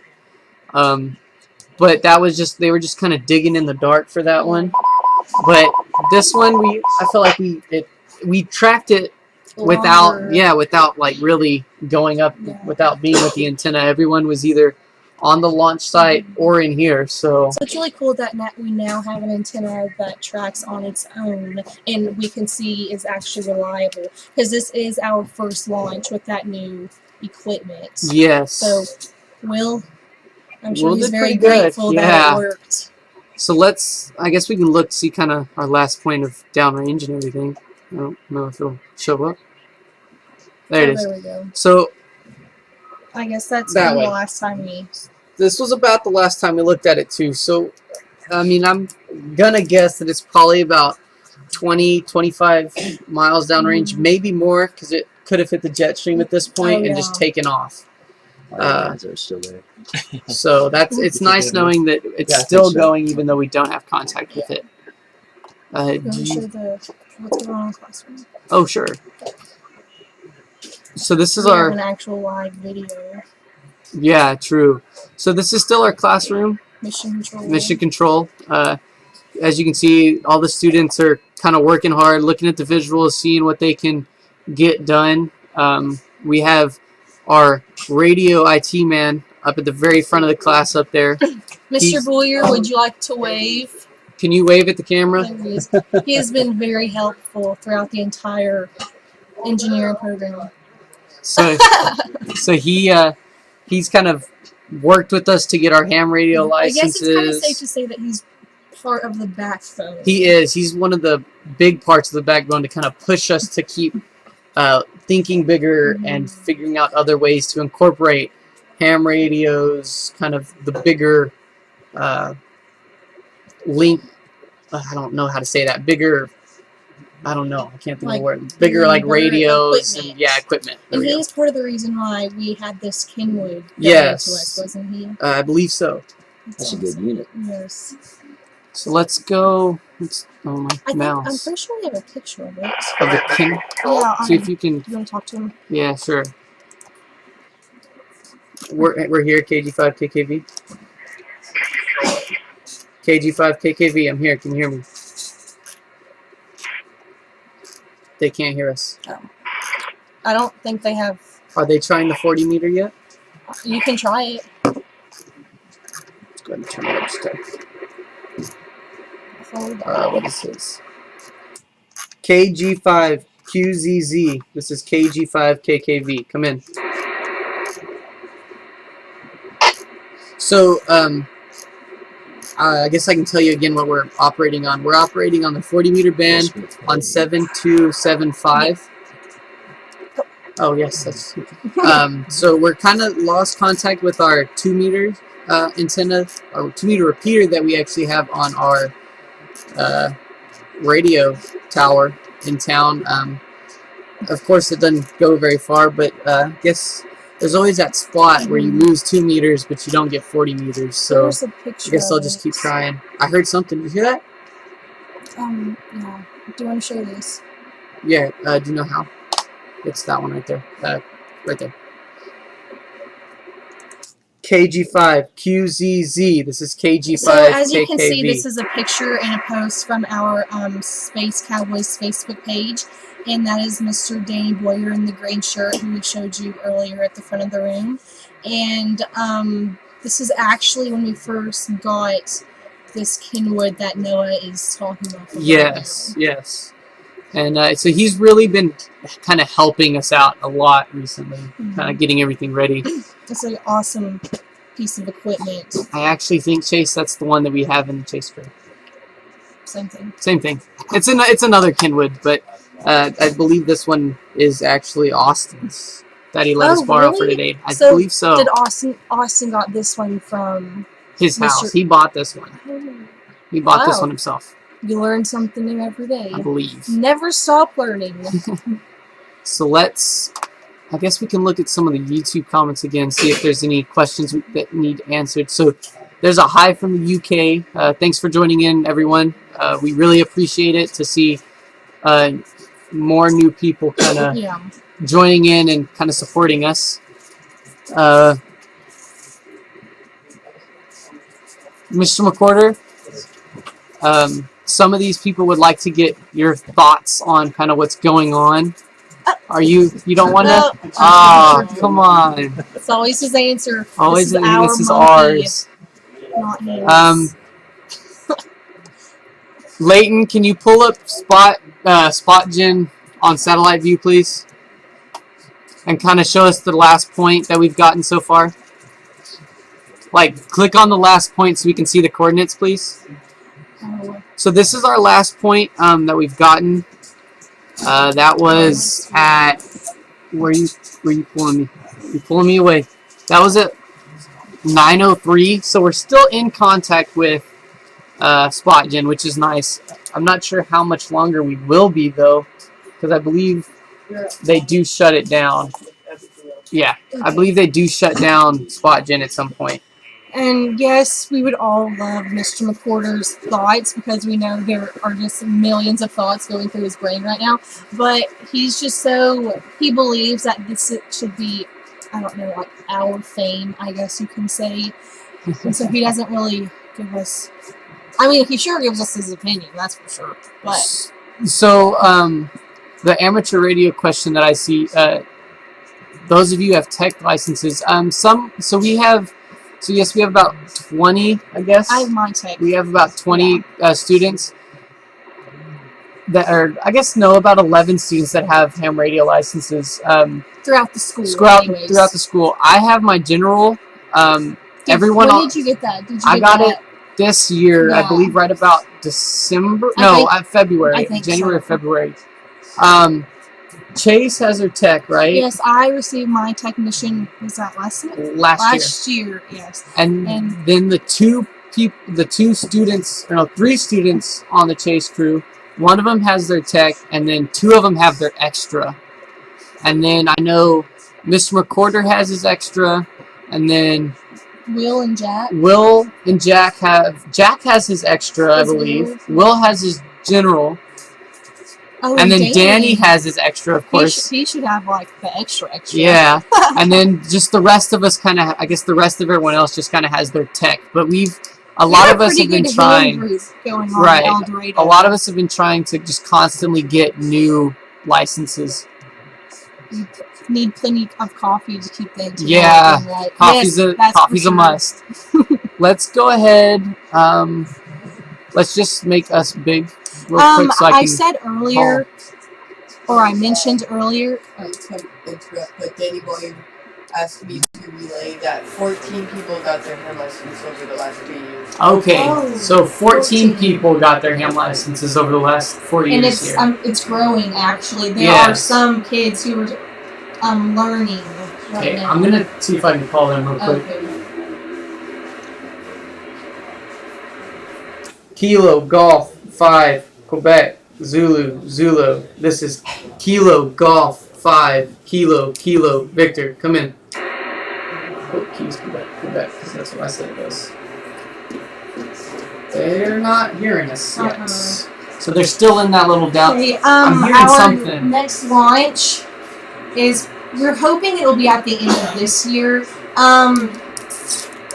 Next launch, we're planning on reaching our highest altitude, so we will actually underinflate our lifting envelope, and so hopefully do it. They're trying to contact us every week. So that is actually when we plan on having our next launch at Eagle 7. So this question about donating through Top Tech Boy, I'm not sure if you can. Okay, can you go type that down for them, please, at the other computer? So we're going to answer your question about donating. Through Eldorado High School, I believe. Yes, we'll actually, one of our students up front will type that down in the chat for you guys. We just received a question on how old we are. Noah and I are actually both seniors in a high school. I am 18. I'm 17, almost 18. So yes, most of the students in the space program, there are 3 seniors, Will, Noah, and I. There's a junior, Austin Albin, and then a sophomore, Jack Griffin. So next year, after the 3 of us graduate, Mr. McCordle will have to bring up a few students from the lower engineering classes to take our spots. I know everyone that helps is in high school, so most of us are about 15 At least. or up. So it's we've worked to make sure that if you want to be in this program and you've really kind of wanted to invest in it, then we get you here and help you out. Because honestly, this program really isn't about it doesn't go off the students who know the most, really, because you learn as you go. It's about the students who are mostly committed to the program, wouldn't you say? Right. Oh, reached Pakistan. Oh my gosh, that's awesome. Hi, Pakistan. Hope y'all guys are enjoying this. So I'm getting interference from over here. I wonder if they have time to talk. KG5QZZ. This is KG5KKZ. Yes, we did. I showed the picture of you on that. Yes, we are getting ready to go to college. Chase, where are you going? I am actually going to study at the University of Texas in Austin. And I believe Noah is going to American Baylor. I am. And he is going to be studying various engineering. And right now, I don't actually know what I'm going to do in college, but I do plan on graduating with a business degree. So my main goal is to make good grades. Right. So I just got notified that Ben McGee, which is one of our engineering students that is helping on the Chase crew, is actually the first freshman to get all 3 levels of ham licenses. I didn't realize that he had all 3 levels. I know earlier I did say he got extra, but it didn't register in my mind. Benjamin McGee is a brilliant student, and he just shows how awesome. Well, how awesome he is, obviously, but it kind of proves that it doesn't matter how old you are, that you can still get any levels of ham radio. Right. So I'm looking farther up on some of the comments. Could you locate it with the mobile phone network when it's on the ground? I'm not sure. I believe our radios are operating on 2.39 gigahertz. Mm-hmm. Not. So that's right above the Wi-Fi band, I believe. So we're not. I don't believe you could locate it through. I guess the only way you could locate it through your phone would just be going to the internet and logging into our Spotjet account. And then when is the next launch? We would love to launch again this year and go for a record height. But that really just depends on what happens when we get everything back and kind of how quickly we can move to the next spot. What just went on? Oh, that's funny. We just had a comment saying Ben is obviously very smart. He has the correct surname, Joe McGee from Australia. Yes, I'm sure y'all are both very smart. Actually, his dad is named Joe. Oh, that's right. Y'all are both brilliant. That's just amazing. So let's go. Let's see. Can you get in contact with Chase Crew, see if we can find any new points on kind of where they are? Thanks for the info and all your work. What is your Facebook page? Our Facebook page I will send you guys a link right now, actually, if I can. Is actually the Eldorado Space Program, the League of Extraordinary Space Cowboys. If she beats me to this, I'm gonna cry. Who? Oh. Bam! Ha! Beat her. So I believe Andy Morris, she is actually a junior, and she is not in any of the engineering classes, but she comes in early in the morning and takes Mr. She is in engineering too? She actually is in engineering too, but she has been going through engineering, Mr. McWhorter's engineering tutorials on his toptechboy.com because she wasn't in engineering one last year, so she's just been keeping up. So anyway, she's the one who is actually replying to y'all's comments on the YouTube page, and she's doing an excellent job. Okay, I received a report. Okay. KG5QZZ. This is KG5KKB. Come in. I'm asking if he's trying to contact Well, us. that's going off and that's going off. So I'm thinking they're trying to contact us both ways. How does your ham net work? How does your ham net works? So we're just operating on the 40 meter band at 7.275. We have a 2 meter repeater up on our radio tower for our little Baofeng handhelds.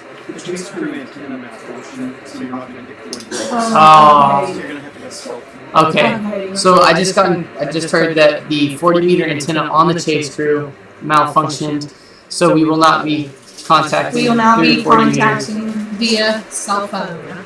But of course, if any of you out there are ham radio, you have ham radio licenses and want to try to contact us on 7.275, feel free. I'll still be listening, and I'd be glad to talk to you guys. The second one, what? Are you using HSNN/PBHN on our link? That is not a question I can answer. That would be a Danny Boyer question. He knows a little bit more about this than I do. And he's actually at the front of the room where the comments are being answered, so I'm sure he will have some input into your question. No, he'll answer it down there. Thank you. Or yes, if you can please tell him to answer that question. Or I guess they will. Never mind. They'll do it. Isaac, which is Noah's younger brother, is actually working and helping us keep all the visuals, or he was helping us keep all the visuals live, and he is actually telling us what Mr. McWhorter and Danny are saying in the front of the room. So he's kind of a little messenger, which is very helpful. I can hear noise like someone's trying to talk. So if you're trying to contact us, please just keep trying, and I will continue to listen. Oh, Just got very quiet. I guess that answered the question. We're actually using Ethernet Wi-Fi over ham radios. Well, that's nice. Let's go. And Do you want to see if we can get Will in here to talk about his antenna, or is he busy? Oh, he's busy. Well, Let's you not know talk what to we Will. could talk about? What? What did we do this year? Oh, that. Okay, so I'll pull Not only this year have we been working on Eagle 6, but we actually took a little time and took a field trip. shrink. We went skydiving. So, I don't know if y'all remember, but last year we had a picture of the space program, and we were in Cowboys and Indians themed, and that was our picture for our Facebook page. Well, this year, since we have new Space Cowboys, Mr. McWhorter wanted a different theme to take a picture. So we were thinking about like a James Bond theme. We were thinking about, I don't know, it was just random comments and suggestions, and everything we like. What was your suggestion? I believe I suggested us like taking a video of us rolling up in the ambulance to show that we did get a new chase vehicle, and then us jumping out with sidearms. Oh yes. Oh yeah. Jumping out with sidearms, kind of like a James Bond kind of like. We're rolling in to get our package. So it transformed from just a picture to a video, and everything we said, Mr. McWhorter was like, "You need to dig a little deeper. You need to dig a little deeper." So we could tell that he had something in mind, but he would not tell us, of course, because he wants everything to come from our brains. But everything we said, he just kept shooting down, and we had to keep thinking. Finally, he cracked, and he was like, "We need to go skydiving." Yeah. And we kind of all looked at each other like, is he serious? Like, who would even think about going skydiving? Right. Well, anyways, we proposed our idea to a school, and we went skydiving. Not only did our class go skydiving, but our superintendent went skydiving as well. You cannot see him in the picture because he did not fit in the size quality, but he did actually go skydiving with us. And so not only do we have this picture, but we have a video, which we will I'm going to try to show you. Hopefully the sound goes through. Oh, that is the wrong camera. Don't go to there. Go to there. Go to that one. Okay, let's start this back over so you guys can... Can you guys... I hope you guys can see that. We'll enhance Okay. it. I hope you guys can hear it too. We have our sound down so it doesn't echo through No. it. But if you can't hear it, should be actually a James Bond right, and song behind I can it. link the video Oh, yes, through chat okay. for you guys. So I know you guys said it was really fun to go skydiving. And actually, no, I didn't get to make the trip either because didn't you have cross country? Yes, I had something come up school wise, so. Yes, he was actually competing at regionals. Right, that's what it was. We made it this year, and my plan was to go skydiving, but of course, regional cross country was a little bit more important since I had worked hard this year to get there. But I think actually Mr. McWhorter had mentioned that if this launch was successful, then we could may have go again. That'd be nice. Trip. It'd be nice to go. Yeah. So, how long did you guys have to go through like schooling before you could do this? Our schooling, since we were under 18 years old, we had to go tandem, which is with another person. And so our schooling was just like 15 minutes. It kind of just showed us how we would exit out of the plane onto the wing, and you had to have your neck back, and you had to have your arms spread out like a bird so that your balance wasn't off, because if it was off, then you would eventually start rolling, which you can see Mr. McWhorter and Mr. Gibson do in the next videos because they did it by themselves. But since Mr. McWhorter and Mr. Gibson did it solo, their training was about 3 hours or so. Oh, wow. Yeah, whenever they came outside, they were drenched in sweat from all the rolling and techniques that they were taught. But oh, so this is our superintendent right now. See, he kind of tumbles through the air a little bit and finally gets stabled. But so I know they both enjoyed it, but I just can't believe this is actually both their first times to skydive. Right. And the fact that they did it solo, I could never do it. So what that is the reason why he's reaching back is you have to show that you have consciousness, so that you can pull your own chute. So you have to do it 3 times to signify you know where it is. And he's actually it looks like there's a watch on his wrist and he keeps checking it. Well, that is actually his altitude, showing his altitude. And so whenever he got to a certain altitude, he'd have to deploy as he did there. And then at another altitude, he would just then have to actually deploy the entire chute. And there's Mr. McWhorter. He checks his bag a couple times. Yeah, so that person next to him, they're not attached. He's just there to make sure that as you go down, if you do pass out, that he's there, he can reach your chute so that you don't kersplat, I guess. He's just there to make sure that you're safe. And of course, with them going, it was all safe. Everything was exactly how it needed to be. So, while y'all are watching, and there's Noah. He's talking on the that was actually Pinwood, which is actually inside the ambulance. So it's kind of cool. You can see all of the equipment, which is inside the ambulance. So. Right. So I'm gonna go ahead and just link this video to the chat, just so you guys have it, in case the sound did not play.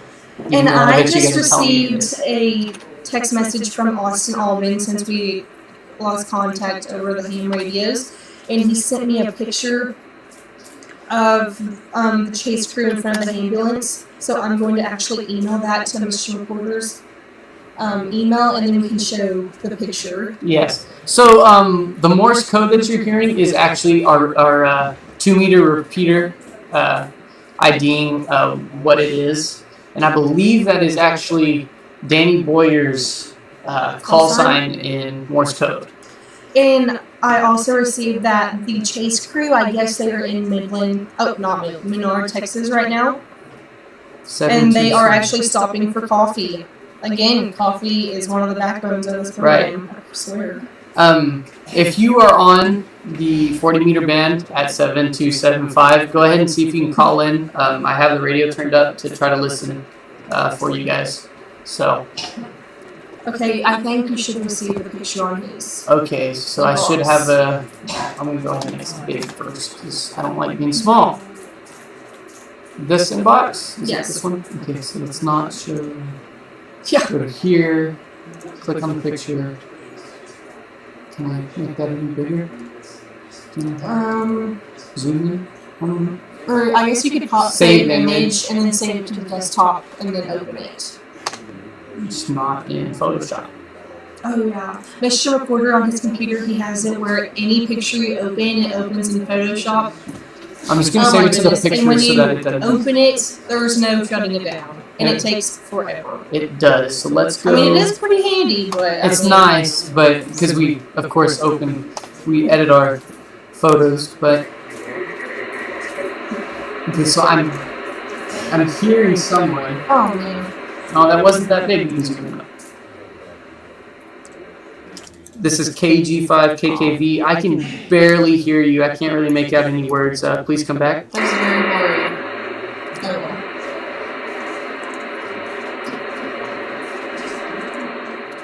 Not hearing anyone. So this, here, I'll make it small. Unless you already did. I tried to. So this is the chase crew. I don't know why it wasn't working, but here's the chase crew. The picture may be a little blurry.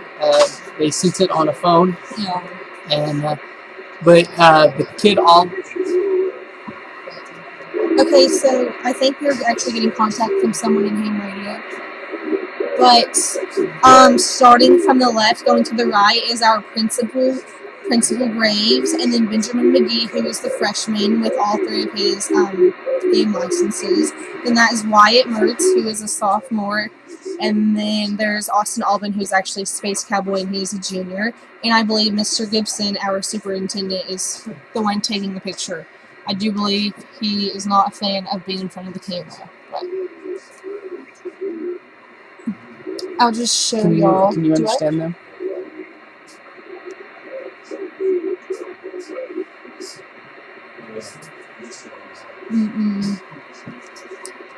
If someone is KG5, watching the live KKV, stream and I y'all are the can ones hear you. I can who are hear that you're talking, talking to but I us, cannot we can't understand really- you. Please come back. Like no, I just said we can't really understand y'all. So KG, this is K5H. oh, we hear you. Kilo 5 Hotel, Mike Delta. Awesome. Hello, this is KG5KKV. Yeah, KG5KKG. This is Joe Christian in Oklahoma City. Oh, from Oklahoma. Thank you for checking in. I'm glad that you can still hear us.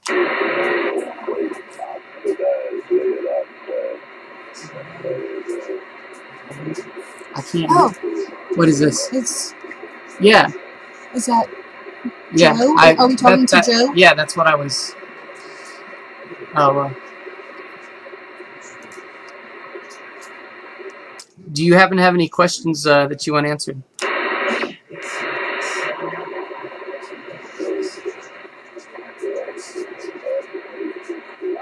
I can't hear him. I don't know who that one is, but the other one was super clear.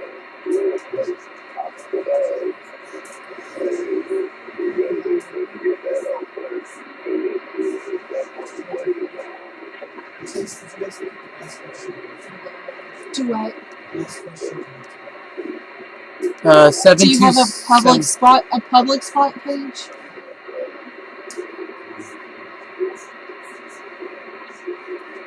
I couldn't hear you. Oh, the hardest part of the project.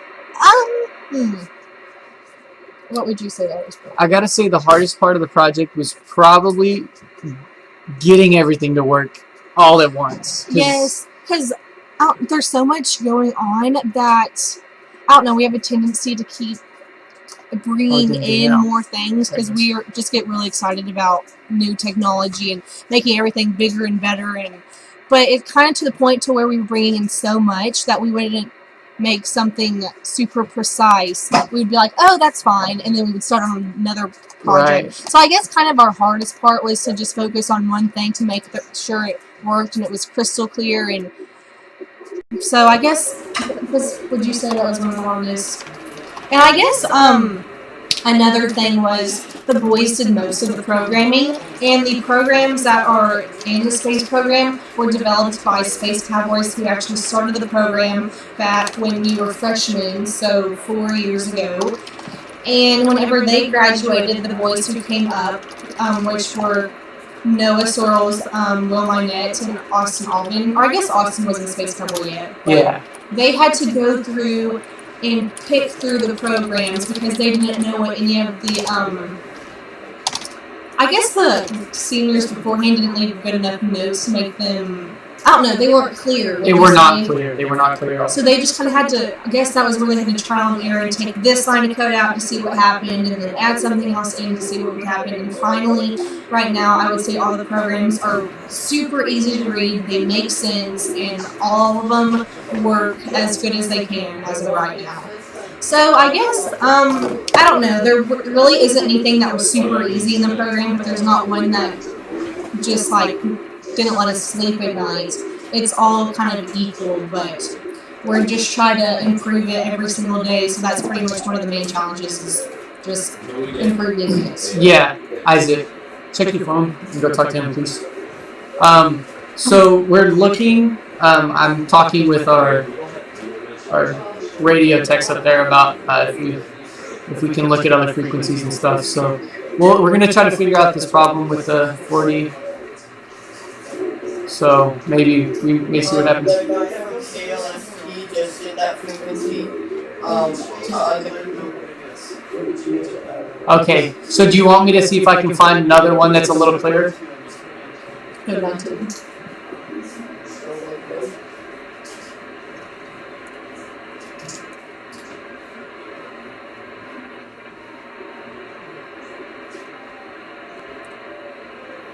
Was that 10? No, that was 5.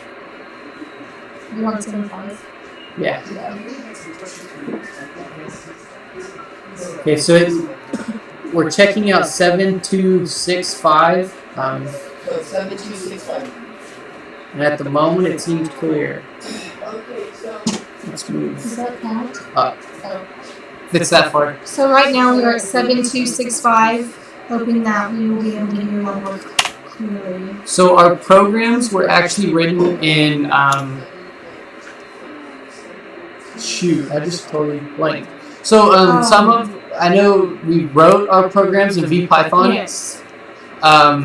There is a couple programs on the Pi that is running C#. Our plan, we wrote part of those, and we've kind of looked at them and. Oh, we hear. What was his name? Was it K5HMD. This is KG5KKV. We can hear you. Did get the first part called KKG from K5HMB. This is better than W275 was. Yes, sir, it is. This is KG5KKV.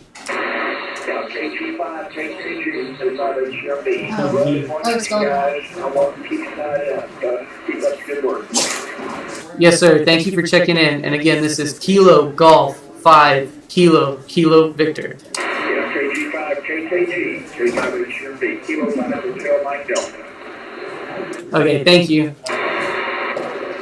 And so, as you saw in the chat, we did move from we did move to 7265, so that we can contact you guys if you guys want to join in.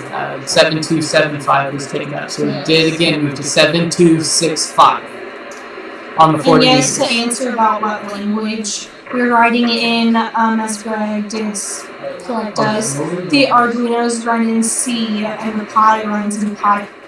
Oh, that. No, No, that's not. What version of Raspberry Pi is used? We're using the Raspberry Pi 3. I know last year we used the Raspberry Pi 2. This year we saw that the Raspberry Pi 3 came out and it made the GPS hat for it, so we worked on that. And then we have a couple Pi Zeros, and we've kind of decided how we want to use them, but we're not really, we haven't really had time to totally go into the Pi Zero yet. The lower level languages, I don't know. We were just pretty much taught. we were taught VPython and Arduino. C#, I learned a little bit, and I learned a little bit of HTML, and I learned a little Java, but I haven't really gone in all the way, which is fine, especially since we don't use it right now. But I know that at some point I probably do need to start learning the other languages and figure out maybe some easier ways to get information over there. So, Do you want to ask me to interview Will? Will, are you busy? Of course he's busy. Where is Jack? Is Jack in here somewhere?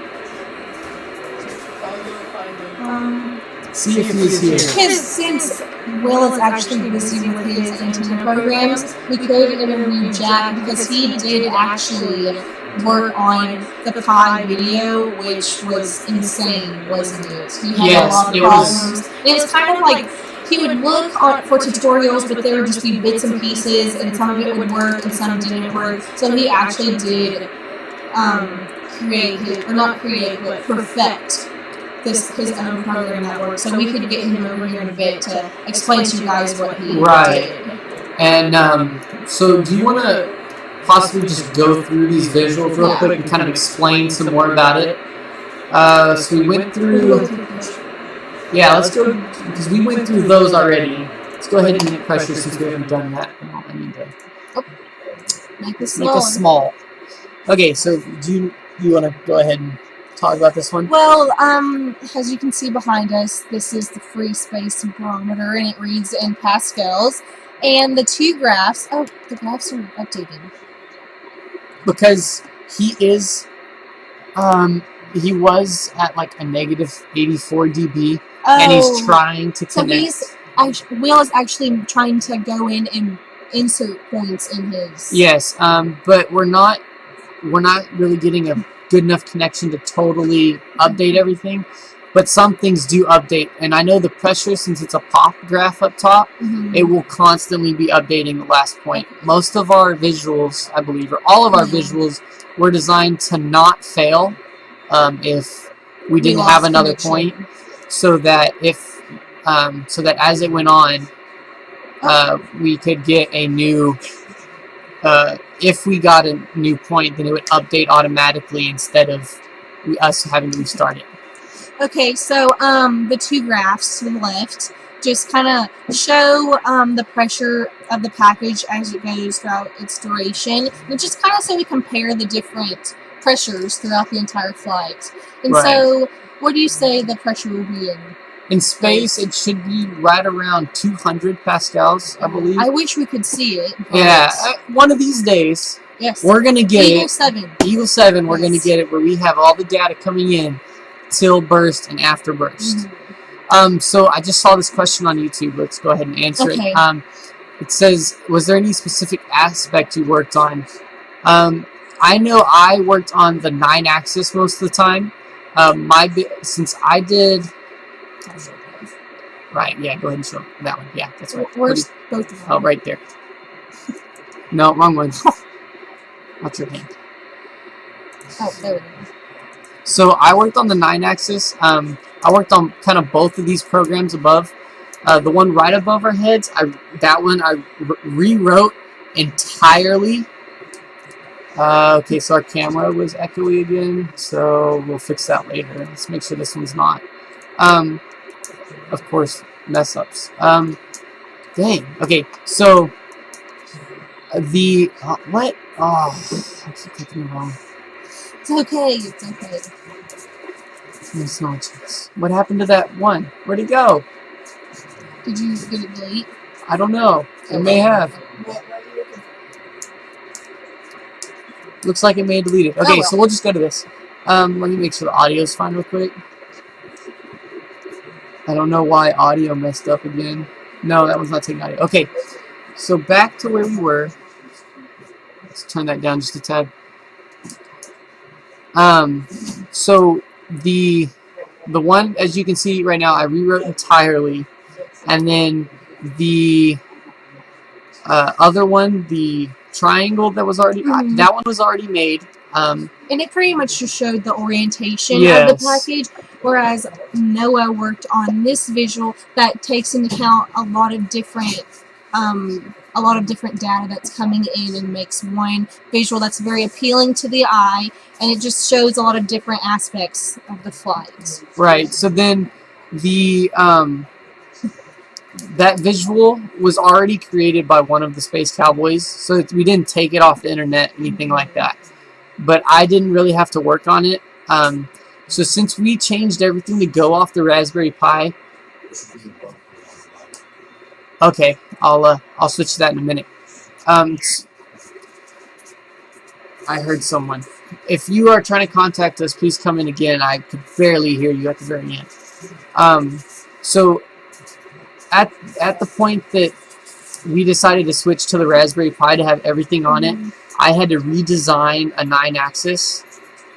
And at that point, I had to pretty much write a full client-server connection to go from the Pi to here, to our home basis, and then into a folder, then to our visuals. And so it was a little rough having to figure out the whole client server. But I did most of the 9-axis stuff. I know Austin Albin did most of the GPS since we had to switch that over to Pi 2 or the Pi 3, and then the temperature sensor Austin also did, because he actually beat me on GPS. He finished before I could finish my 9-axis. And then Jack, of course, worked a bunch on the camera, because it was... Do you want to see if we can interview him real quick? Yeah, Jack. Hey, Jack, are you busy? You want to talk about your Raspberry Pi camera real quick? Okay. Oh, I'm interviewing you? Yes. Hi, Jack. Transparent. What's up? Oh, you're a little transparent, Jack. It's okay. You want me to take this off or what? What shirt do you have underneath? Yeah, go ahead and walk over there and see if you can take that off real quick. So, I'm going to look at your comments real quick. Do you have a magnetometer module on your Pi? I don't believe we do. I don't think I worked on that, and I don't think anyone else did.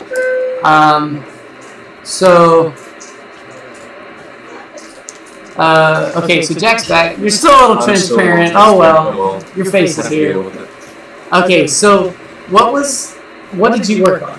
I worked specifically on the Raspberry Pi camera and streaming the Raspberry Pi over Ethernet.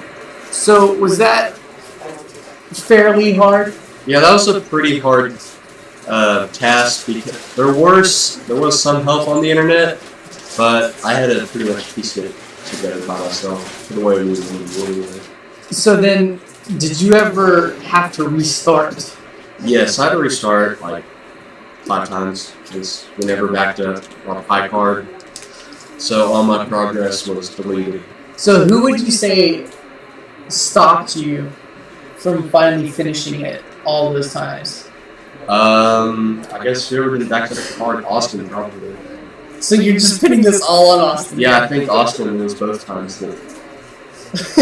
Okay, so yeah, blame Austin. Maybe he'll be watching the stream and he can see that you just ran him over. I'm sorry. You just dumped him in the road, man.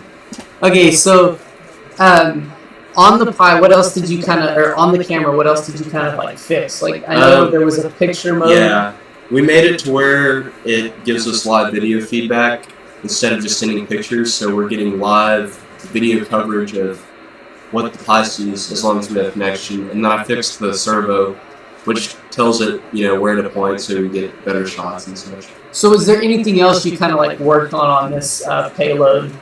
I remember I figured out the problem with the GPS and the camera. The camera was actually knocking out GPS, so we had to move it. That was one problem. So how did we fix that? How did we make sure that we got it fixed? We got an external antenna and we moved it to the other side of the package to where I guess the camera conditions could knock it out, and it worked a lot better. Okay.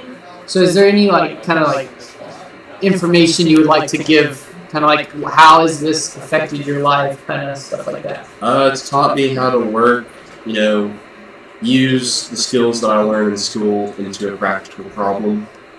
And the programming and all that, you have to learn how to, use your math and science in a real problem that, changes. And that's probably one of the best things about this program. Okay. You want to help me answer some of these questions real quick? Yeah, sure. Okay, so sending a picture of your leader to space is quite North Korean, and he does not seem to understand science or care about it. Well, so our biggest part was he had just become president, so we were like, what can we do to make this launch different? Send him up. It's a big deal since he made it, so we just sent him up, and now he's in space. Yeah. So let's see. Will you post the source code? I would rather not post my source code. I know that if I did, you guys would probably. It's hardware specific. Right, it's pretty like hardware specific, and you guys would probably comment about how messy it is, because I know I comment out a lot and don't put enough comments to saying what each thing does for future generations. I actually have to go back through after this launch and fix all that. So I will not be posting the source code. What is the object of this mission, Jack? We were hoping to have telemetry through the entire. Make space great again. There you go. In the client server, were you supposed to do port forwarding?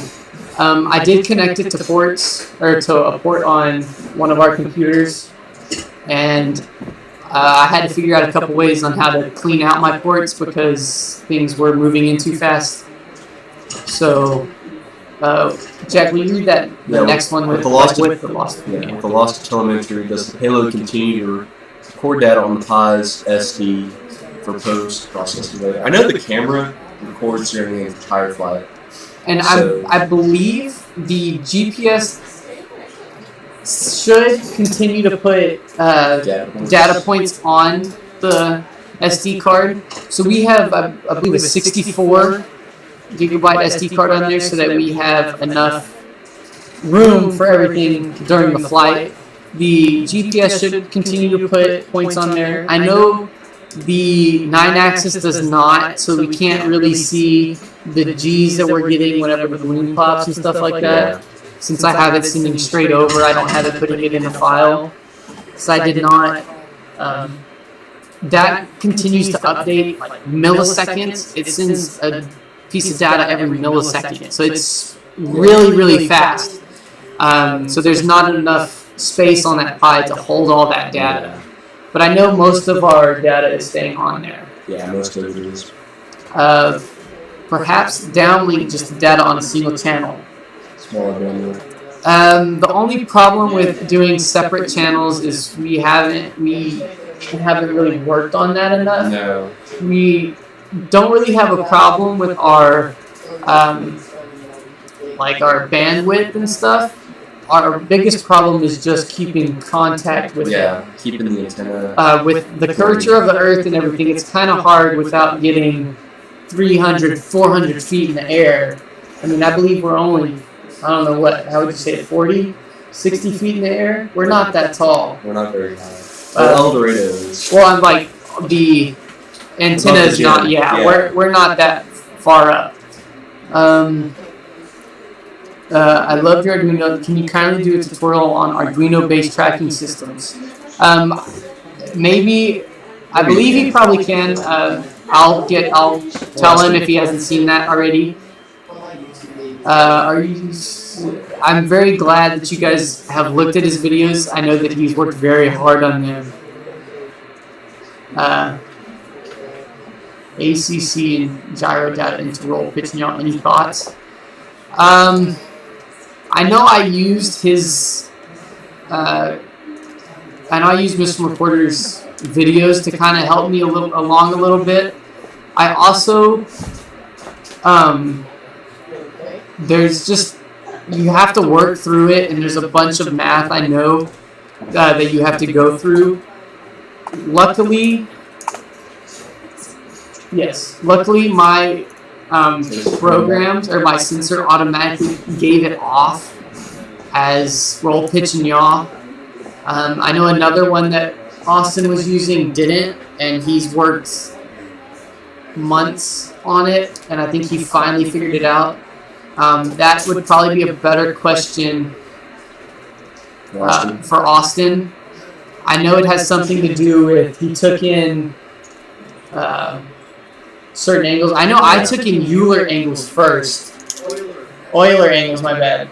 Euler angles first, and then used those to make my pitch yaw and roll. So it was kind of a, I don't know. I kind of already had the equations written out and stuff like that. I'm not sure kind of what you're getting through your sensor. So, is there anything else you would like to kind of say to all the viewers? Okay. Will, are you still busy? Okay, that's fine.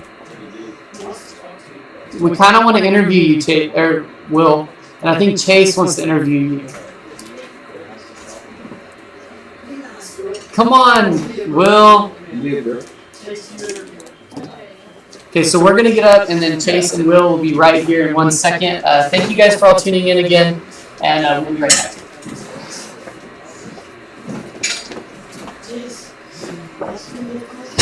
Oh, this chair is great. Okay, well, this is Will Minette. He is actually one of the Space Cowboys that has been in here the longest. So, what do you think about the flight right now? I think we did all right. Not great, not the best, but we were doing exceptionally well. We maintained connection for a while, and it was very good data, very crisp, very fast. Right now, we're still waiting, trying to get a few more data points, but so far it's going good. So, what has been your main job in the space program? My main job was building our new completely automated antenna. That took a lot of work, a lot of programming, a lot of wiring skills, things of that nature. So, what is different with this year's antenna compared to the previous year's antenna? Last year it was kind of automated, but it didn't work great. We had to carry it up there. It was just on a bipod. Now it's on metal stands. We talk to it over the network, so all we have to do is plug it in. We don't have to go over there and use it. It can be controlled from the button. That's really cool. So, as we can see that the antenna can keep connection with the package throughout the entire flight. What do you think you'll be able to do to prevent that from happening in the previous flights? Do you have any ideas? I'm thinking higher gain antenna. Maybe gives about 21 miles of tracking. Okay. Well, if y'all have any questions for Will, please ask them. So, do you want to answer this question real quick? Can any individual send a hot air balloon in the sky using pi without legal hassles and worries? Well, there is some FCC rules, of course, on what frequencies you can use, and we're familiar with those.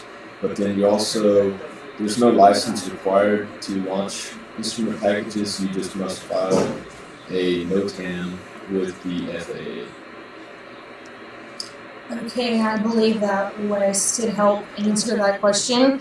Okay, do you have anything else to say about this launch? Or? I don't think so. All right, thank you, Will. You're free to go. Noah, you're back in the shot. Can I take your chair? Sure, why not? Just switching sides? I guess we so. just switched. Oh, I have to scoot up. yeah. You're kind of missing my kind of text stuff over Will there, is usually a man of few words, but he did give us a little more sentences than I expected, so. How do you know we won't hit something? Well, we don't. So we hope we don't. We put in a NOTAM notice to all airmen. Mm-hmm. With that, it just kind of tells the pilots to watch out for it. But at that point, we have no idea. Once it's in the air, it could hit anything, and we wouldn't know till it doesn't come down, or that the GPS or till the spot gen comes down and we retrieve it and notice that it's all messed up. But until that point, there's no knowing. But we did put in a notice saying that we are sending something. Yes. Notice to airmen, not notice to all airmen. My bad. Oh, well. That's what I said. Oh, well, thank you, Wes. But I can see that Greg did ask, Will did just go away, but he did ask, does the antenna have the gain to reach base and power? Can you clarify what base is? please? Home base, I believe. Is it home base? Can we switch? I like my little side because that's where my radio is.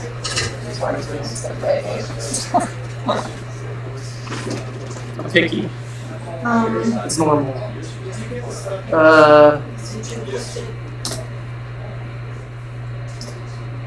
UK. Equals 6 hats to U2. Huh. So yes, Greg, if you... Oh, hey, yeah, so base station. Oh, base Yes. station. So yeah, Theoretically. it does as long as we have kind of like line of sight or kind of... Doesn't have to be line of sight exactly. It just needs to be able to reach it and without it's kind of... not in the dead spot. And it's not in the dead spot because our antenna does have like kind of a little dead spot for rotation so that the cables on it don't get wrapped around and get pulled out. So it's kind of, at some point we always know that it's going to lose connection just because Of error. of the curvature of the Earth. Yeah, Error. Oh, error. I was like error. Error. Yeah, the error in like kind of everything that we're working on is just kind of always there. There's always going to be a little bit of error in any of our programs just because we're not professionals. Even though I think sometimes we may think we are, we're not professionals, but we do know a fair bit amount of what we're doing. So there's always just going to be just a little slight error in our stuff. It just always is. We were always expected just because even like in huge companies or just anything, there's always something that could go wrong. So you just have to anticipate it the best you can and just don't let it shoot you down. So. Okay. So, where did... Oh, there's my mouse. I'm having a hard time finding my mouse. Let's go back to Google Earth, so we can kind of show them a little bit. What? I was going to get my phone to see if Austin had given us another point, but you have... Go ahead and bring yours. Oh, thank you. So, here's the Google Earth again with our KMG, and as you can see, if it shrinks us, you'll be able to see. It is not.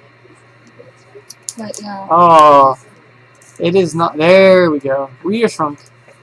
I'm going to ask Austin Alban for a coordinate point real quick. So as you can see, this was the last known location of our balloon. Of course, we know that it has gone up farther. I'm going to say it's probably around here. It's getting close to President Trump is making his way to space. He is making his way to space. So we know that he's getting up there. And then, as you can see, there was this little deviation from our flight prediction. So I expect it's going to continue to deviate about that far all the way along. So I kind of think it might land closer to Brady than we thought. I think so. I believe it's going to land a little closer to Brady than we originally thought. You're going to make them throw up. I know. I'm sorry. But this is the last known location of Chase Crew since they haven't updated their position yet.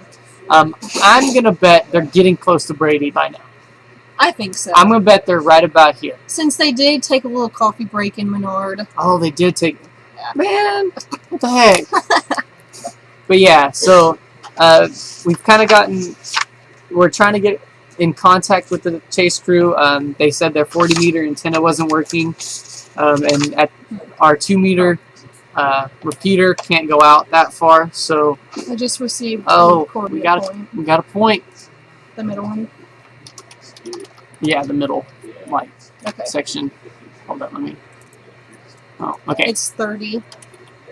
57. Dot 4976. North. 100. 99. Oh, 99. That was close. 42. 7560. Yes. Oh, I was kind of close, I'm going to say. I did say up here, but, you know, okay, so they're here. So they are definitely going to beat the balloon down. Yes. But I believe they should make it before too long. The balloon should be there before too long. They won't have to wait hours on it, which is nice. But I mean, it was ascending slower than the prediction. It was, so it may go farther than Brady. That'd be nice if it went like way over here. Fall, but oh well, they're ready for it. Oh yeah, that's why they went. Yeah, and we have a climber, Wyatt Mertz, in case it gets stuck in a tree. He's a climber and a swimmer. Let's look. Where did that go? They keep deviating. Says it's the Raspberry Pi video. They pulled up they that pulled there. Okay, so that was our signal strength before or as we lost connection, and they've been trying to regain it ever since. For you guys that may have just joined in, as you can see behind us, we do have President Trump strapped securely to our very secure package. President Trump will not fly off the package. He will not. So he's going to be seeing space. It's pretty awesome. And so this picture was taken with our GoPro that is actually pointed at him on the package.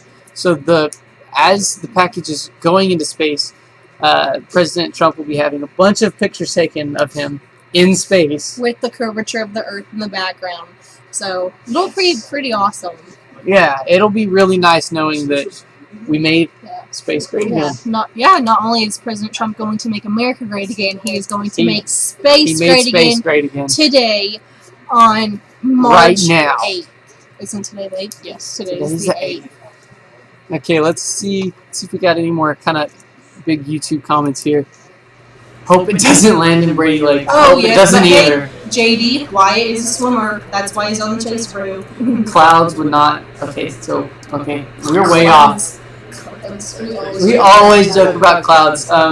Whenever we don't get it fixed, we always say it was the clouds. first comment is, "Oh, it's cloudy outside." Even if there's no clouds in the sky and we don't have it fixed, it's automatically there must be a cloud.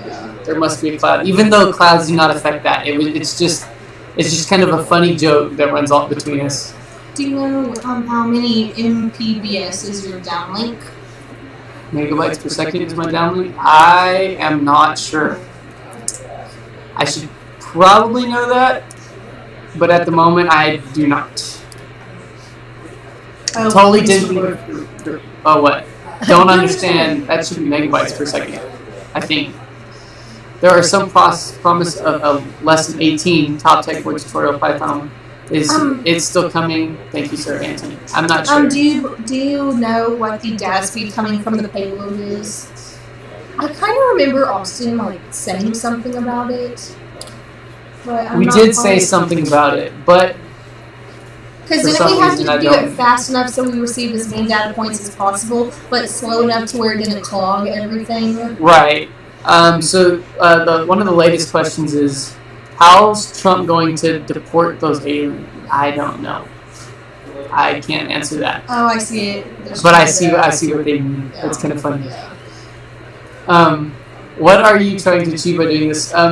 So the reason why we're sending Trump to space is because it was a big thing for him getting elected, since really no one thought that he was going to, or not. It was a big controversy. We kind of wanted to stir up some stuff without really stirring up a bunch of stuff. And I guess not really stirring up, but we just wanted to show that I don't know, even if you don't agree with who won the elections, or really just you're ate up with political stuff and it's just driving you nuts, that yes, you're not always excited with who wins the elections, but no matter what, they are your president, and they're going to do the best they can to make our country better.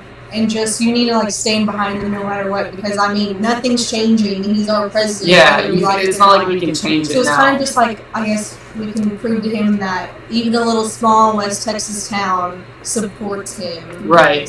And so with that, we thought, well, if we send him up and he happens to see this, what if he invites us to the White House? So as soon as that thought hit everyone, let's do it. Yeah. We don't care. And not only would we get invited to the White House, we actually have some space. We have some tea connected to the packaging. Right. So we'll have some space tea that with we can President Trump, hopefully. That was our plan. And maybe General James Mattis. That was our big plan that we saw when we thought about sending him, but we didn't. We thought, even if it doesn't happen, everyone saw it. Yeah. maybe someone else in the political world would like to meet us because we are supporting everyone. Yes, supporting If the president doesn't work out, we're sending the governor. Abbott. So next time is your time to shine. Yeah, even if this does work, I say we still do it. We should still do it. Are we going to leave him there? No, we're not going to leave him there. He's coming down. He's coming down with the package. He's going to survive going up all the way and come down all the And way. since there's a parachute, he's going to have a safe landing. Yeah, safe.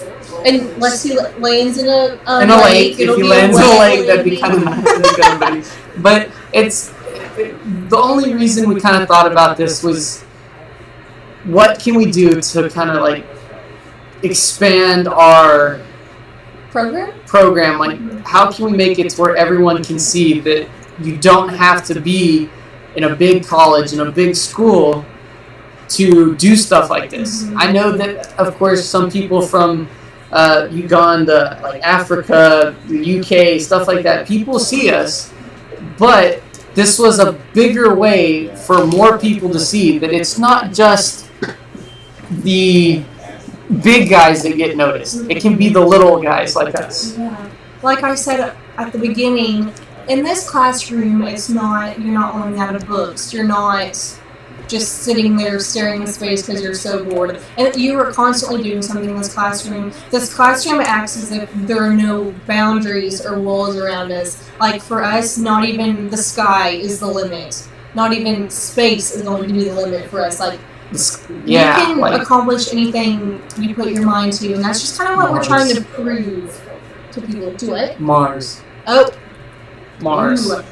But yes, this program, not only are we trying to make space great again, we're just trying to show others that you can achieve anything. And then personally for me, I'm trying to prove and show other girls or ladies that engineering is not just for boys. Ham radios is not just for boys and men, that girls can do right. as well. So then I just see a comment. What is affected the most by space environment? Probably the insane temperatures. Yeah, the temperature kind of. She's answering that you can't cool. There's no air to cool things to get blood counts over here. Right. Okay. So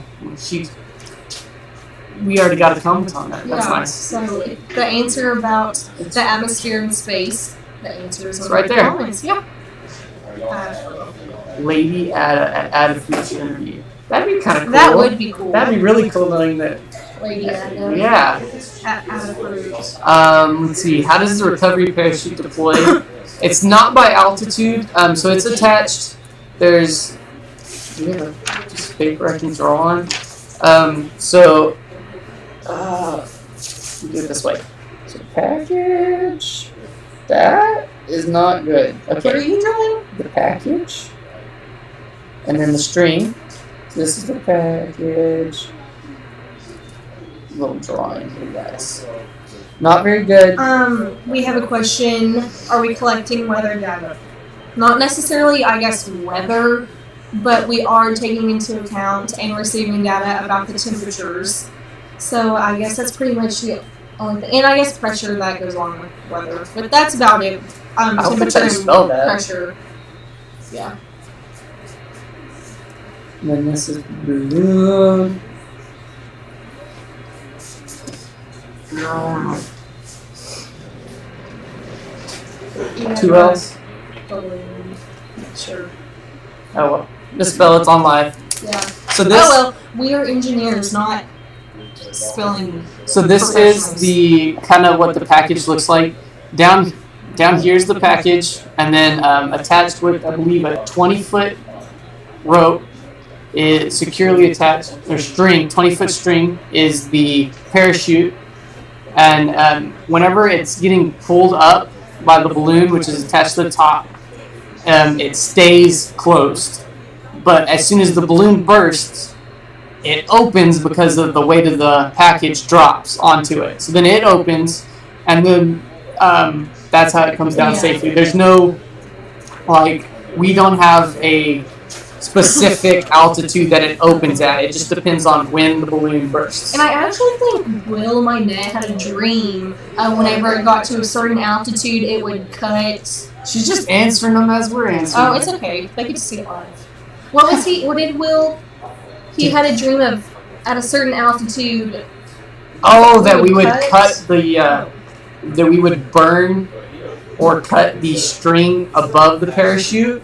So it disconnects from the balloon. So it disconnects from the balloon so that we don't have to worry about the possibility that the popped balloon, whatever's left on that end of the 20-foot string, will wrap around anything. Which is a really nice idea, but at that point it's kind of, you have to think, how can I run a wire up there? Or how can I run something up there to snip it off? And we haven't thought of a practical way to do it yet. It would take more power than what we probably have at the moment. You already answered that. Blado's class. Oh, nice. Convection is out of the window. Okay, I don't know. Greg Bauer's has very nice comments coming from the comment page. So thank you, Greg, for staying with us for so long. I know. You've been here since the beginning.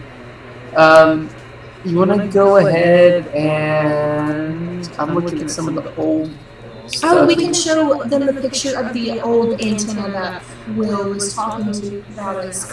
Oh, so I need to make it small too. At the exact same time. Here we go.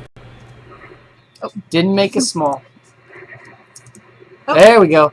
So this is the old antenna that we had up on the roof. Now we have a Pelco. I wonder if we have a picture. Yeah, you can look up Pelco right here. But on to Mars. Oh, there. Wait, go there. Oh, but that's with the old one. Oh, that was all one. Go up there. Okay. So this antenna the base of it was pretty wobbly. Very wobbly. It wasn't as secure as we would like. So then we thought, how can we make an automated antenna that can do the job without us being up there? And then we thought, a Pelco. It moves. All you do is supply power to it. It's very sturdy and durable. It's very sturdy. So then we got some help from Danny to get a Pelco down here. And once we got it, we started hooking it up. And Will actually worked on it. That's what probably his biggest contribution was this year. That was like probably the hardest part of the project this year was the Pelco. And when he did that, he got the whole. I don't know how to say that. He got pretty much this whole launch to happen with that automated antenna. Because I guess the main goal of this launch was not only to just get a launch under our belts and to make sure everything was working, was actually our first launch to have a new animated tracking antenna. But if you guys want to see an exact picture of a Pelco, just look up Pelco bases, right? Like a Pelco hand tilt base, and it'll show up. Yeah, do you have one? Can you send it to Chase and we can put it on here? Wow, we just have a hello from France. Yeah, that's really cool. This is banned. I'm banned. Any idea how long it could free fall before deployment? Deployment of the parachute should be right away. I mean, it has to hit air, but as soon as it does, it's gonna open up. I mean, I just don't know. It really depends on where I don't really know where air is compared to how high it goes. Let's go back to this, I guess. Yeah. Maybe I can kind of. So it's out of. It's in space, so it has to pretty much go back into you see the blue tint. I believe it has to hit that blue tint before the atmosphere before it actually opens. But I don't believe it's too far. It may drop a couple thousand feet before it opens, but once it opens, it's done. There's no worry about it. Yeah. Also, I want to take a moment to. Can you show them or press small so they can see the picture behind us? Oh, yeah. The picture behind us is not a picture that we got off the internet. It is actually a picture that our GoPro took on the launch of Eagle. Was it Eagle 4 or so? I believe it was. But so, like we were saying earlier, we were planning on getting a picture of President Trump with the space, blackness of space, and the curvature of the Earth. So, theoretically, we're trying to get a picture of Trump in the center of the picture. Yes. We want to shout out at the School of Ministry in Saroni, Uganda. School. And we would like to shout out at the School of Ministry in Sarodi, Uganda. So we're very excited that y'all are tuned in with us. It's really nice knowing that we have reached pretty much all ends of the world. Yeah. I mean, we had Australians last year. I think we have Australians doing this year, Yeah, if I remember correctly. People from France. Oh, bonjour. And UK and everything else. Say hello to Scobia. Hello to Scovia in Uganda. We are hoping y'all guys are enjoying this. So there's a question about the display. We do not have the code available for any of you. It's kind of more, product based, kind of like ours. It depends kind of on what you're running. So all of ours really just depends on exactly what issue you're using and everything. So we can't. Oh yeah. Oh, shout out to Holland. There's a viewer from there.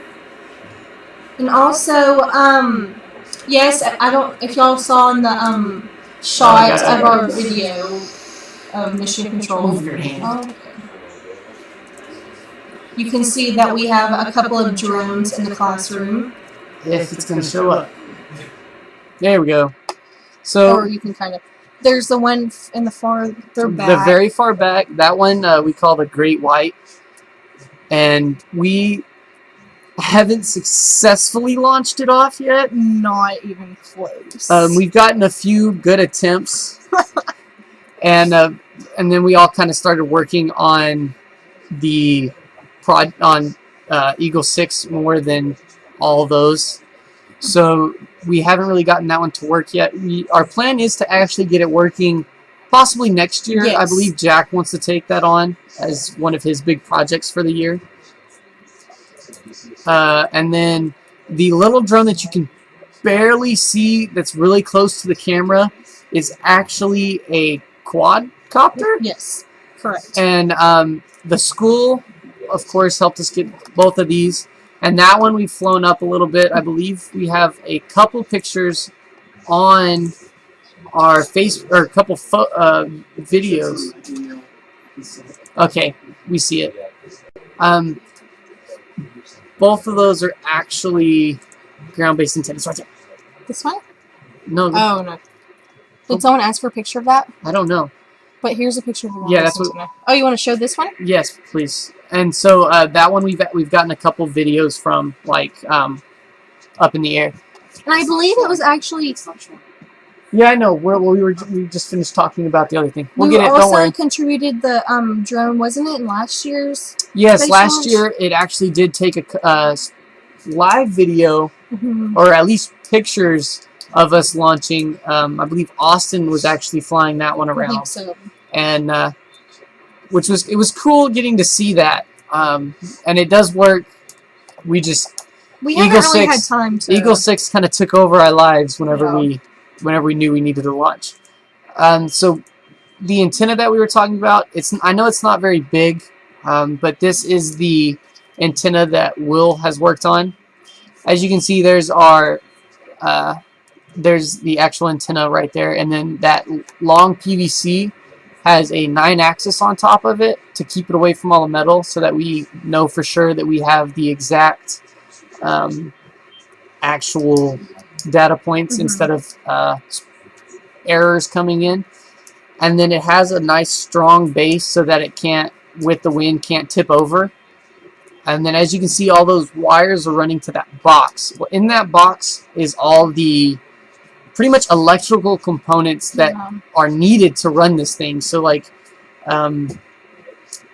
I know there's a power strip and a couple other things, and in there it just powers every electronic that is on there. Yes. And we made it watertight so nothing could short circuit. Everything's fine in there.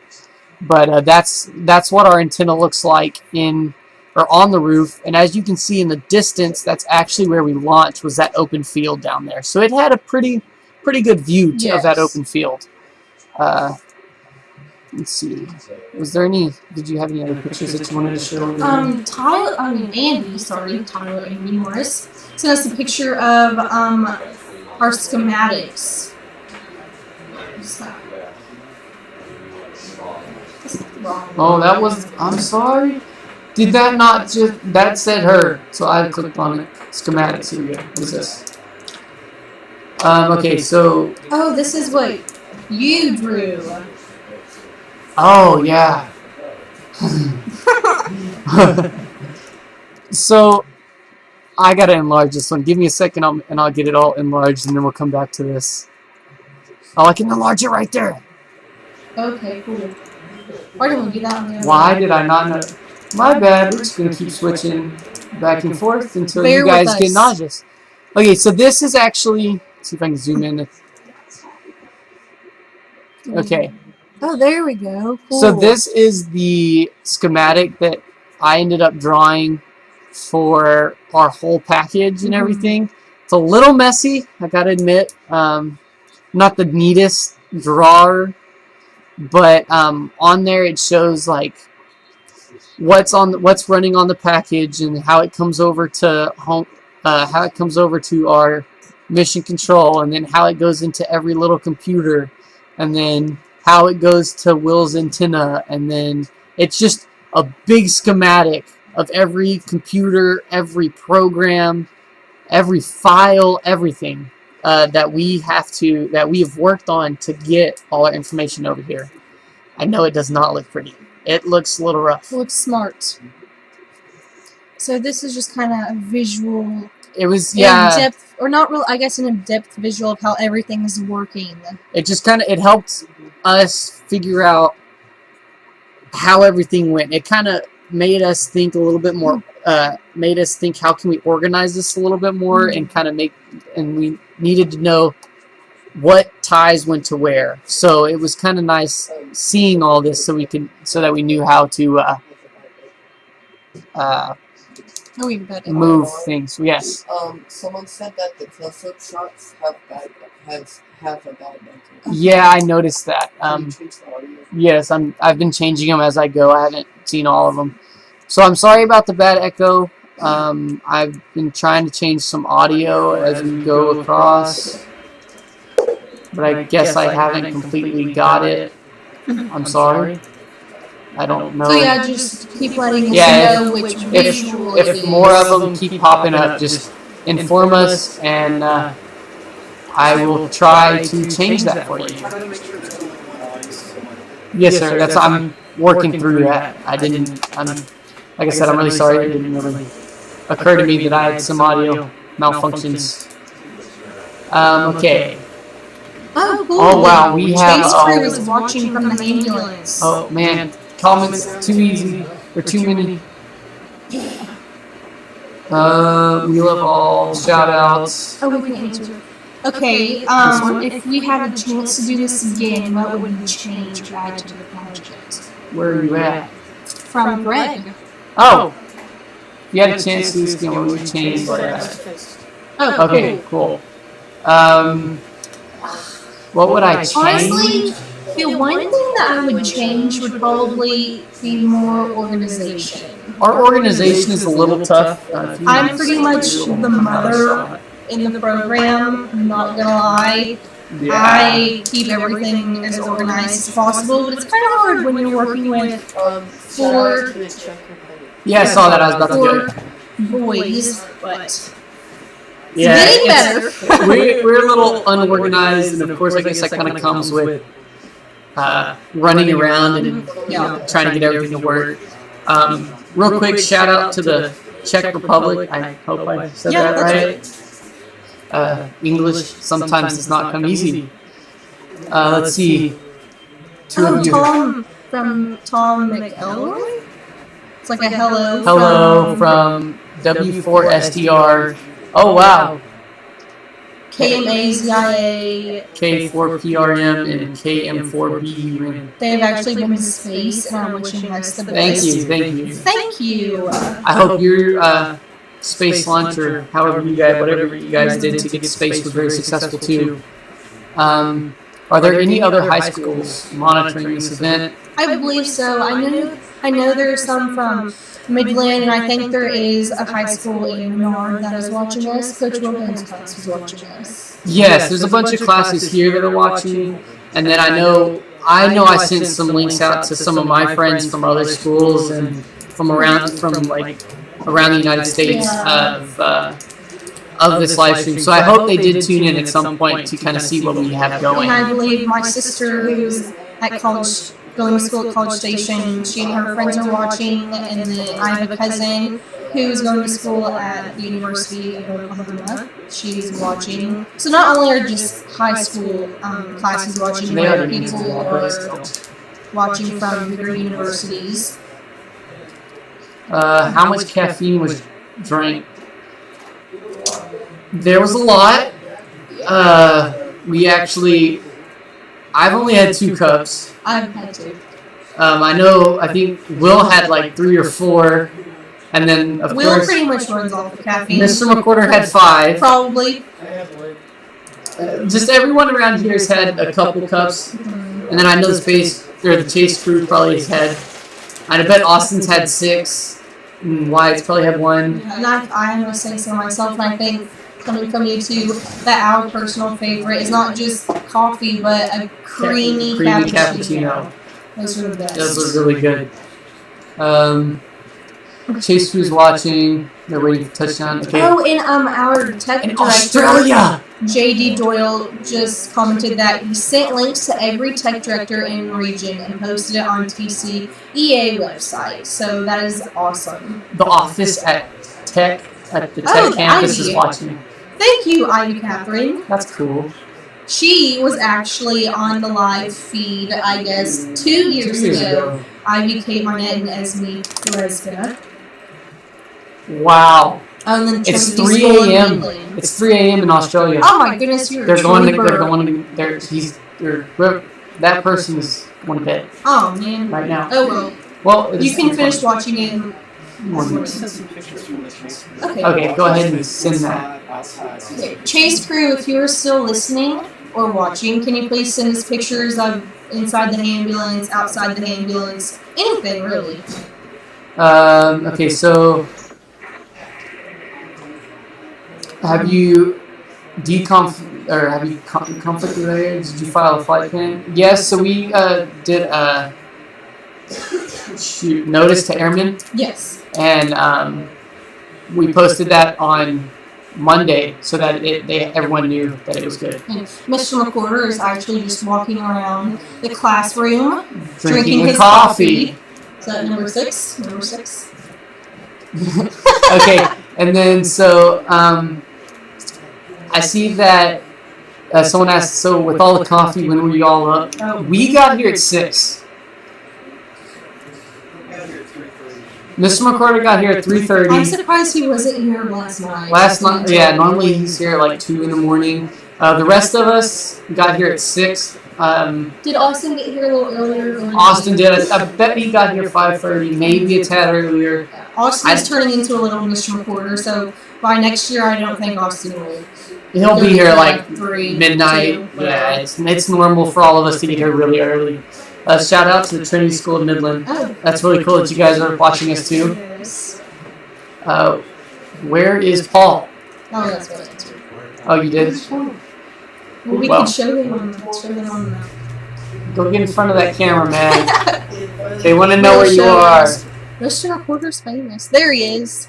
Drinking his coffee. That's what he. Oh, yes. And again, Mr. McWhorter's name is popping up on replying to y'all's comments, but it's actually Andy Morris out at the front of the room. Andy, can you please wave? You can see her hand. So she's replying to your comments along with the help of Sierra Fulano. And then, of course, we're trying to help out too. Yes. We don't want a big stack of comments or of questions and us not being able to answer them all at once. So how do we get FCC and FAA permission for the launch? So that you have a weight limit of 4 pounds. This year we're actually running 3.5. Yes. So we're way below that, and you just have to follow all the regulations that. Why I just blanked. You have to follow all the rules that they have The FAA regulations. Yeah, all the regulations that they're.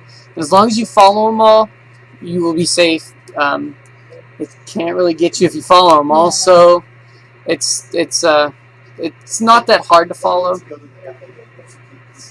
If you want to know the actual regulations, you can go to FFA website. FAA, not FFA. It's okay. FAA website and the FCC website for more rules. Yes, a few years back, our balloon did not launch. And that was actually due to underinflation. And also, I do believe when we were getting ready for the launch that morning, our battery died. Our battery did die. And so we had a backup battery that we expected to be the same weight, but whenever we put it on the package, it was actually too heavy to be lifted, and that is the reasoning why. It was, like, of course, we were still under 4 pounds. We were at 3.9, like, kind of close to the edge, but our plan was to go for maximum height. Yeah. So the only way to do that is to know your weight to the exact point, and then figure out the optimal helium needed, and then go down a little bit so that you can gain more. You don't want to go below 4 meters per second on your descent rate, but if you go about that, you can pretty much get your optimum, like your highest altitude. Yes. But of course, we calculated it for a different weight, which was still under 4. But then when we added it, we were 3.9, so it threw us off. We didn't have enough lift, so it didn't go anywhere. Oh well, we did not leave any sleep over the potential for failure. We're not even able to spell the word, and that is actually a quote from General James Mattis himself. And so there's a question. As you can see in this picture, yes, our wonderful General.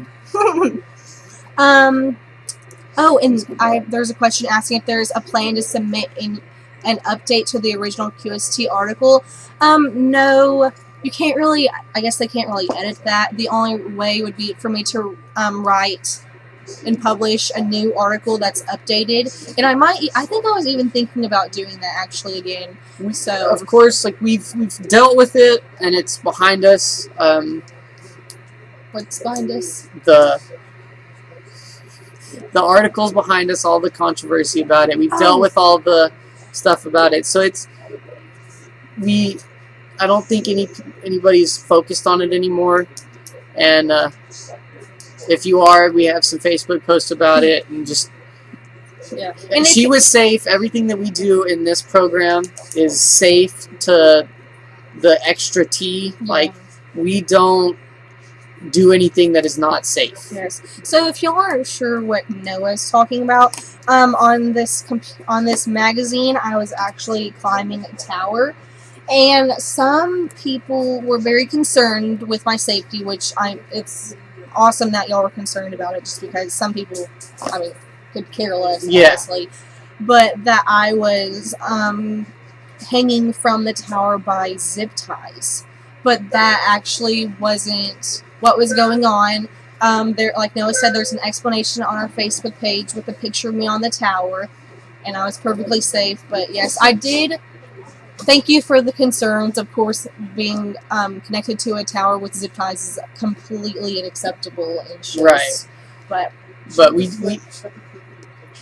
Oh, I did. Yeah, we did. Oh, we did. We did. And she has 2 clips on her that are directly attached to the antenna. There's one right. Can you point at it? Got it. Oh. Other side. Right there. There's one there. No, down. Right there. And then there's one. And then there's one underneath the labeling. So we made sure she was safe. There was no way she was gonna fall. Nothing. Everything we do is safe. Yes, for sure. We don't like to be unsafe. No. Unsafe is bad. Any updates from the chase crew at all?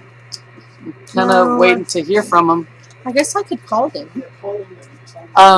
Again, if you guys have the amateur radio license and want to hit us up on the 40-meter band, we are at 7265, and we will be listening. So let's go ahead and. Oh wow! Hi from Kuwait. Wish us the best. Well, thank you. Wow, we're reaching That's every end of awesome. the earth.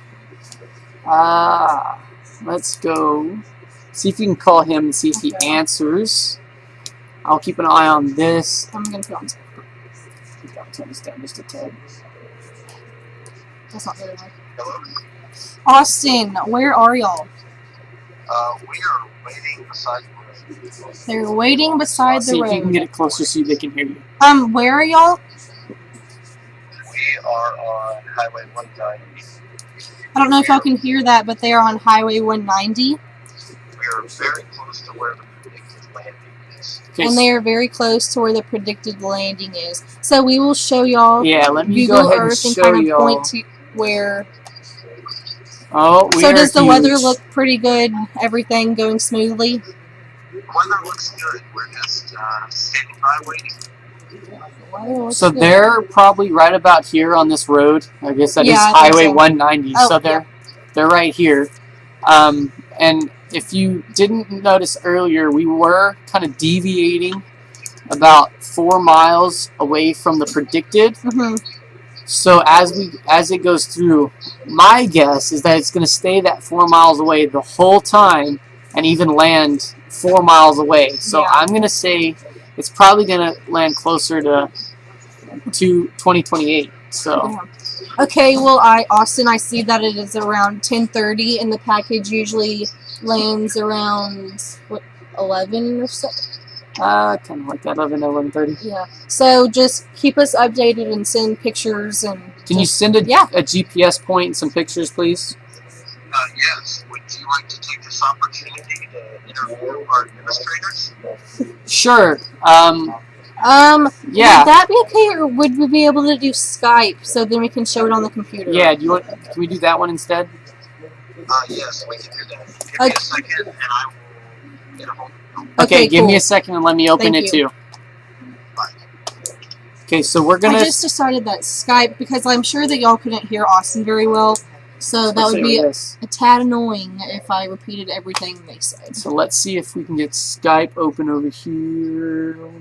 Come on now, I better be here. I don't know if that's it. I don't know if this is this. Because I didn't put Skype on here. There's no Skype on here. There's not Skype on here? I don't think so. It's Mr. McCorder. Nope, Mr. McCorder's missing in action. Someone keyed the repeater. Oh man, I hate this one-click machine, man. He doesn't have it. I gotta download it. Mr. Is there Skype on this computer? Yes. You sure? Oh, There's no. not. Let me download it real quick, and then we'll contact him. Text him, tell him, and I'll download it real quick. Okay, so sorry about. We're gonna have to wait a little bit for that interview with him, but we will get it done before too long. Okay. What, Jackson? No, there was a picture. Oh. Oh yeah. That. Okay. So download. Computer. Skype for Windows. I thought we already had this done. I'm sorry, guys, but it will not take long. Oh. Who's that? I have no. Answer? 1 sec. I'm trying to get this thing.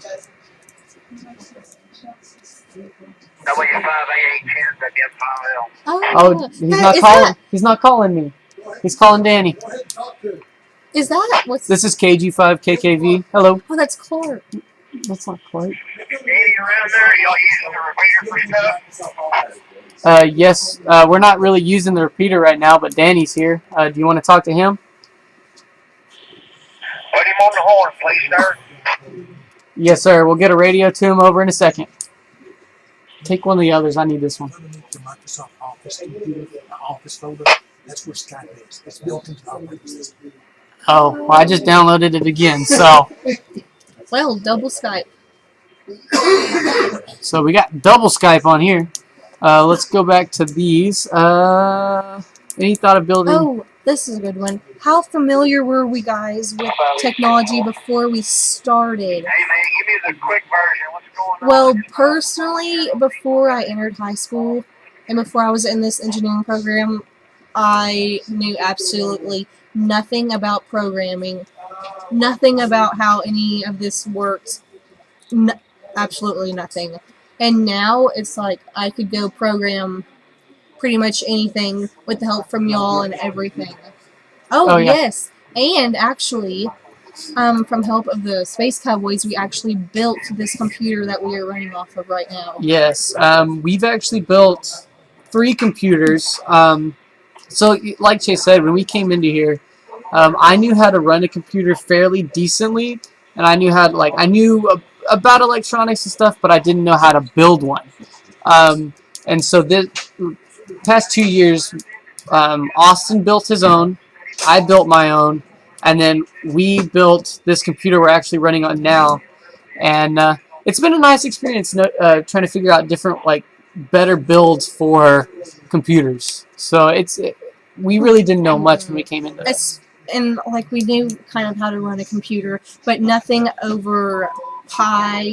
Right? Did you know anything about the Raspberry Pi? I did not. I didn't even know about it. Arduino. That was literally the first week Mr. McWhorter was showing us videos about him working Sandia and just videos over everything we were going to learn, and it was a completely foreign language to me, and it was just Go insane. get Mr. McWhorter so he can log in over here, please. Thank you. But yeah, and then what do you like best, soldering or coding? That is your question. I love soldering. Coding, I mean that's fun too. I just need a little more help with it. But soldering, I am the queen of soldering. Okay, so Mr. McWhorter is gonna jump in and sign into his Skype over there real quick. Oh, he's transparent. Here you go, sir. And so for me, I'd have to probably say coding. Yes, I've done soldering, and I'm fairly decent at it. It's not one of my fortes. I'm kind of jittery when it comes to trying to do something really precise. So my biggest thing is to code because I don't know, it just kind of clicks in my brain that it just goes through oh, I need to do this. That's easy, and type it through. But until that point, when it was soldering, I didn't really like it. I always get really nervous. Yeah, you and the rest of the boys pretty shaky. In our classroom, we always kind of have, I don't want to say tradition, but what we kind of do is we always hold our hands out straight to see how much. So you go like this, and then you see how much you. And usually shake. Will is Will's pretty rough. Looks like he's shivering. You can't get in. You have to use someone else's account. Okay, I can use mine. Why? Okay, so it turns out that I can't even touch Skype right now. We'll just enter that because it wants to make sure you're not a robot. There we go. Well, I'm not, but it's not. That's the wrong. Sign with a different account. We'll use mine. Can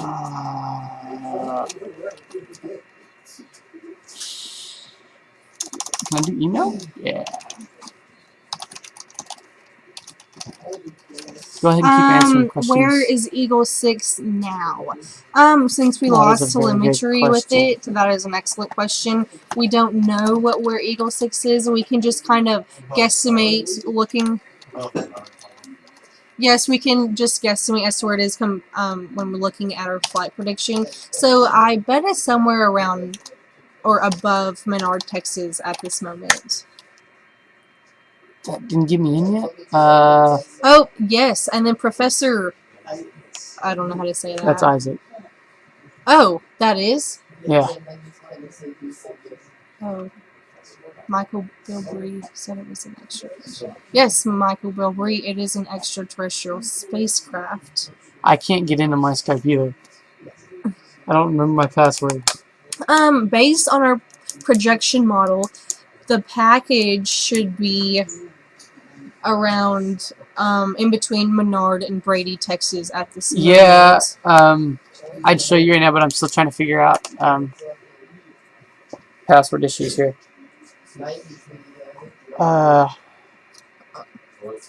can't think of any other passwords. Do you want me to create one? I can create one. No, don't worry about it. Why did he send me that? Who? Okay. I don't know. Just say Skype's out of the we out of the are question. very lucky to have Mr. McWhorter as a teacher. We need to get rid of this because I think it is slowing down my computer. I'm sorry. Can you text them? I'll answer these. Tell them that Skype's a no-go.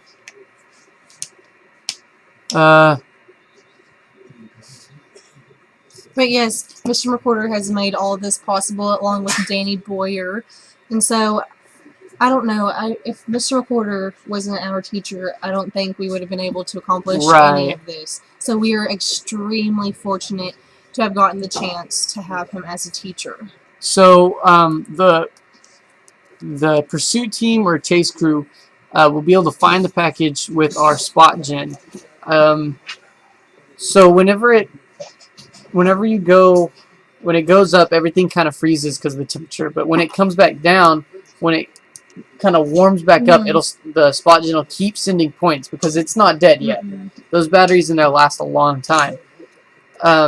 So whenever it comes down, it'll start reporting back to us again, and that's how we'll be able to find it. Yeah. So right now, the spot gen is not sending us points at the moment. We do not have because of the a spot gen curvature of point. the Earth. So hopefully, when it re-enters the Earth's atmosphere, we have a good enough connection to where we can then receive GPS points. And then, so it could have bursted by now. I think it. There's a fairly good chance that it already has. So, I'm sorry to this party, but what are y'all recording / measuring with? So we'll go to the picture actually. And that is actually Esme asking the question, who is at college in College Station, and she was actually in front of the live screen, I guess, 2 years ago? 2 years ago, along with Ivy Kate. So this is a picture of our package from Eagle 5. That's Eagle 5 and Eagle 6. So Eagle 5 is the big one up top, the 3-layer, and the 1 layer down below has the same functionality. We just compressed it, so we didn't have to worry about losing functionality. No. Everything's the same. We just compressed it. So we're recording temperature, 9-axis, pressure, G-force, altitude, lat long, everything. Just everything that a GPS can give you, and 9-axis and the temperature. So it's pretty. We've kind of got everything that we really need to know here. So. Yes. And the more miniaturized space probe will increase reliability, and then there will be more free space for experimental packages such as President Trump and some tea. So yes. I don't know what that means. So. It's because the percentage of cost. And I said it wasn't that good, so maybe $20. I don't know. Our total cost is the live feed? more than $20.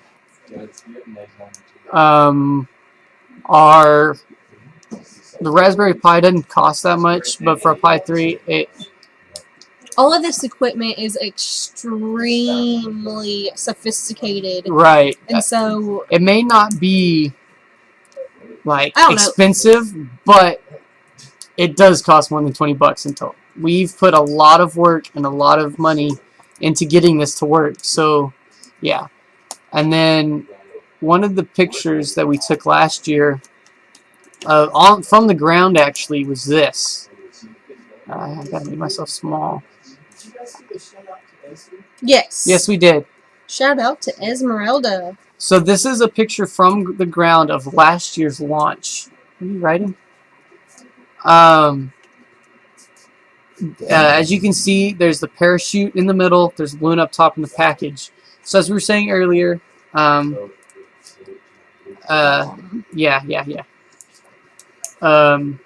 we were saying earlier, once the balloon pops, once the balloon pops, we'll have a total. All the weight will be on the parachute. Yes. See, are the PCBs in an enclosure at all, or shown, or as shown? So our Pi is actually in an enclosure. We made a box to go around it because we didn't want it to totally freeze before it got high enough to get a bunch of measurements. Mm-hmm. We packed insulation in there to keep it nice and cool, nice and warm, and on there was a bunch of. We just didn't want it to get cold, so we enclosed it and added insulation. I personally added a lot into there to make sure that we could get as many data points and as much data as long as we can. So. Don't answer that. Don't answer that. Yeah, don't worry. Let's go to. So what did they say about Skype since I told them we couldn't do it? He just said okay, so I guess we won't. Can he send us some pictures? I'm awesome. Because I'm not, unless he sent them here. No. Mm-mm. So we're not getting any pictures from him. Is your camera, the standard Pi camera, available for the Pi? It is. The Pi camera is the standard one. Jack has worked on it for a very long time if you weren't here earlier. And there wasn't much of a guide, but we do have a guide now on toptechboy.com. Jack actually made the guide to getting the camera working.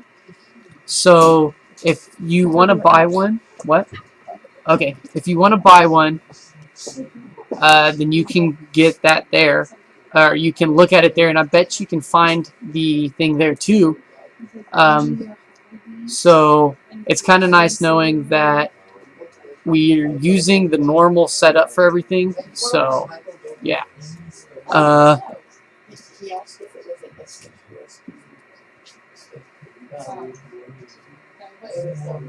We haven't really looked into a different camera. I know we looked at an infrared camera at one point to look at like the heat signatures, but we did not incorporate it onto this one, and I'm not sure we're going to incorporate it yet. We've kind of been working on how we want to do things. So there's a couple different cameras out there, but we're just using the standard one.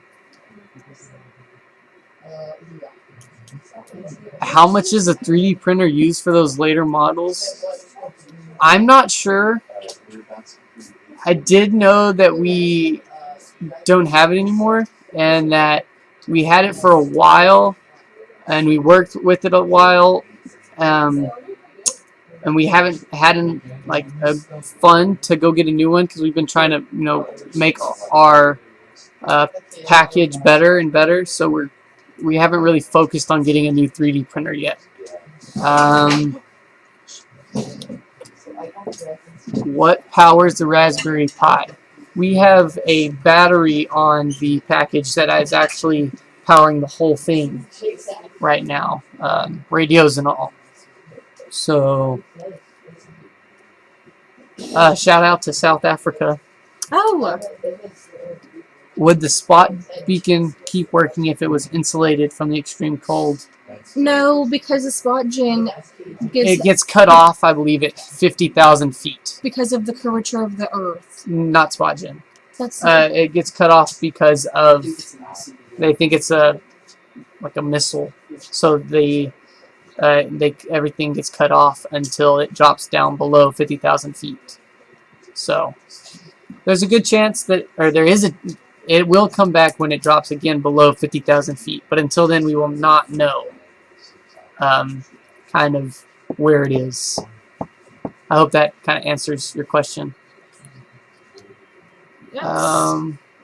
Again, I know I haven't really heard anyone on the ham radio, but if you guys are in Texas or surrounding and you think you can reach us on the 40-meter band at 7.26500, again, that's 7.265.00. I'm listening. So, do we have a picture? Yes, I just emailed. Okay, so I'm going to get this picture pulled up, and we will show you our chase crew. Zoom in because it didn't look good last time. You got to make yourself small. So this is our chase crew. It is composed of, this is Ben McGee, or Benjamin McGee. He has his extra, and he is one of the he's the first freshman out of this school to get all of his ham radio licenses. And so he was the one that was really trying to contact us all day. And then that's Austin Albin, one of the Space Cowboys. He also has his extra, and he's really been working with Danny Boyer a lot more than some of us. He's been really understanding a lot more of the radio and all that. This is actually, that's Wyatt Mertz. Yes. Chase's little brother. My little brother. And he's actually on the chase crew mostly because whenever the Space Cowboys just started and we just the program just kind of first started launching balloons, my sister Arden Mertz was on the chase crew, and then a couple years ago after she graduated I was on the chase crew, and now that Noah and I are in front of the camera, Wyatt. It's only fit to have Mertz's on there the whole time, right? And I'm sure once we all three graduate, my dad will end up being on the chase crew. And so he has his technician also. So everyone on the chase crew has a license, a ham radio license. So that way we could all talk to each other if need be. But that's our 3 kids. I wonder if you can get them to send a picture of the adults on the chase crew. So, and then that was the inside of our ambulance with the radios and everything. Let's go to here. See if there's any new comments. Have either of you been a part of the chase crew before? Well, you answered that. Yes, I was. You guys are pursuing bachelor's degrees. Are you pursuing a bachelor's degree, Chase? Right here. Yes. So, like I was saying earlier, I'm going to do some sort of engineering. I haven't decided. I know at Mary Hardin Baylor, they've kind of switched gears. They just started their engineering program, and they have a general engineering, which you just kind of learn everything, and then they have the specifics. And I haven't decided if I want to go into a specific or not. So, but my plan is to graduate with a bachelor's, and then Will wants to graduate, I believe, with his bachelor's in electrical. Sure. Yeah. I believe so. Electrical. And then what are you doing?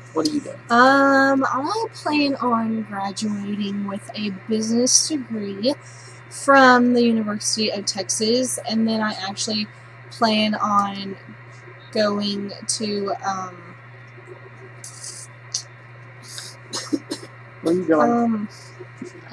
Austin. No, I already said that. What are you saying? Never mind. The business school. The business part, right? No, but I plan on going to grad school, maybe for law school. I don't know. It's pretty much one day I want to be a plastic surgeon, the next day I want to. Right. I don't know. It's just kind of. But I do plan on actually graduating with a business degree from the University of Texas. Okay, so. Solar panels. We've thought about doing the solar panels. I believe we're actually going to try to go for circumnavigating the world. And at that point, I believe we will be using a solar power to just kind of charge up a APRS and just maybe a little bit of data. But I do not think we will be sending all of like our whole package. Yeah, no.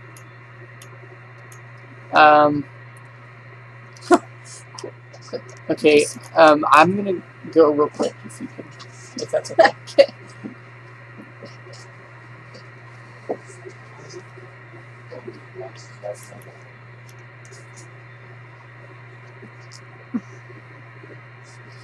Okay, just to get a little more action going on, I will make it to where y'all can see what is going on in mission control. Right now, as you can see in the left of the screen, Will and Jack are actually trying to manually input coordinates of the space probe so the antenna can track it. They are getting a little signal from it, but not enough to receive data from it. And then, again, at the front of the room, Mr. McWhorter and Mr. Danny Boyer and Andy are answering your comments. And just, yeah, mission control is kind of not running around like it was earlier, but... It's still pretty busy. Everyone's still kind of watching screens, trying to figure out, like, updating, trying to figure out where we are. So let's go to the, the spot gen. So that we can kind of see. Clayton, can you put spot gen in satellite mode, please? So we can kind of show them where everything is. So that was our last point, was right there. Can you click on our last point?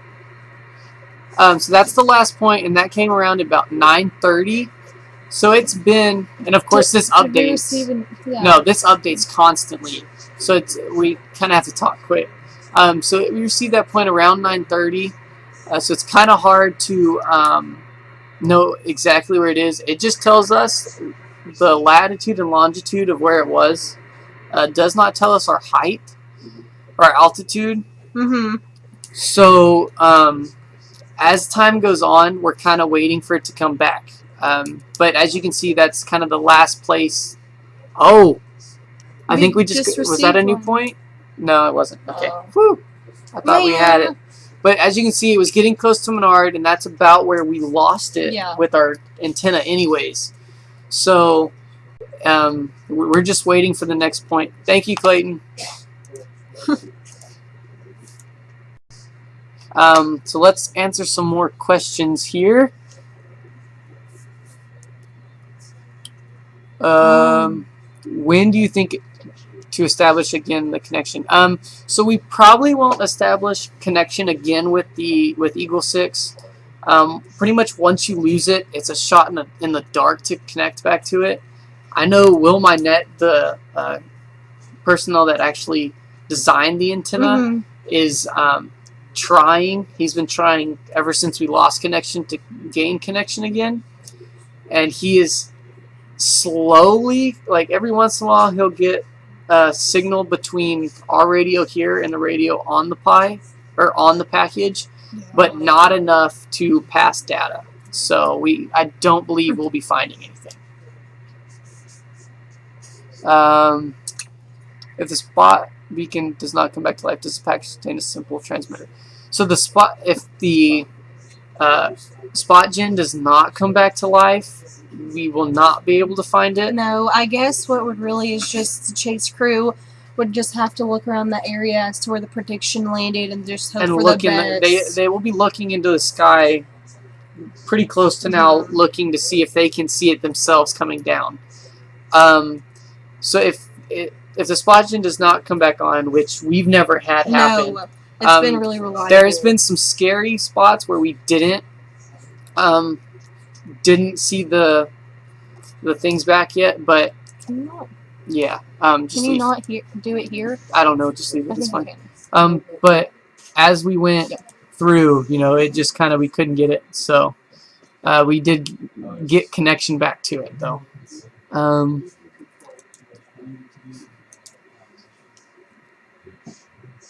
Wow.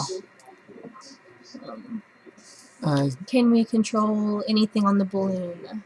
Or is it communication is really the only way to control things yeah, on the package.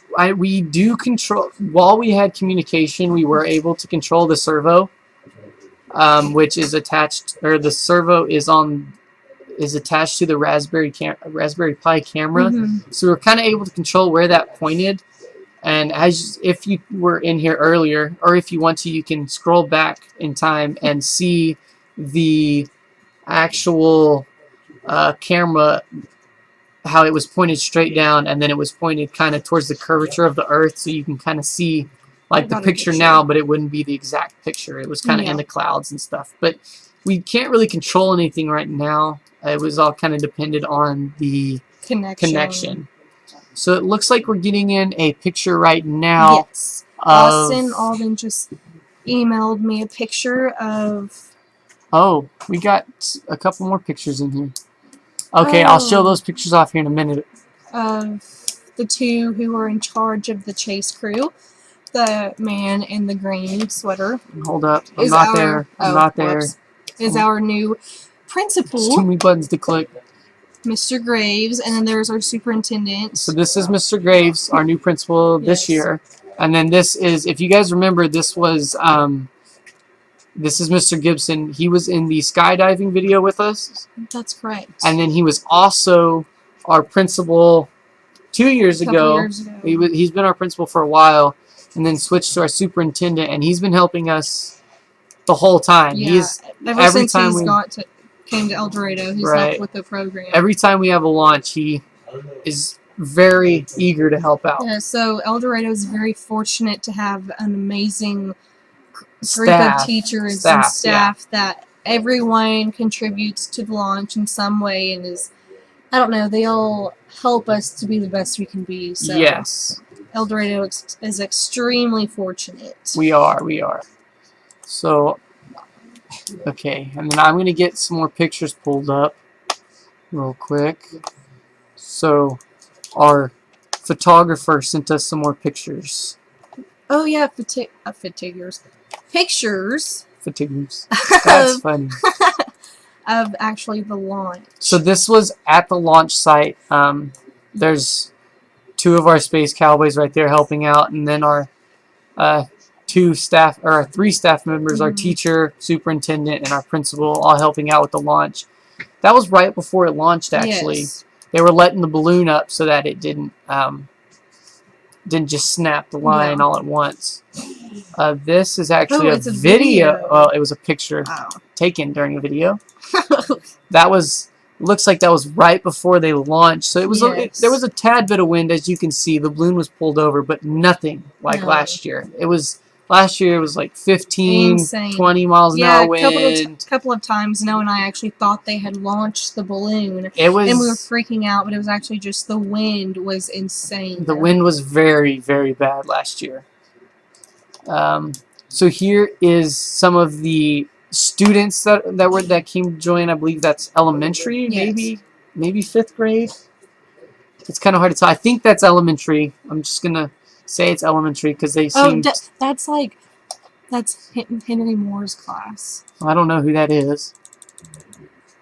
That's elementary. That is definitely I don't know if they're in.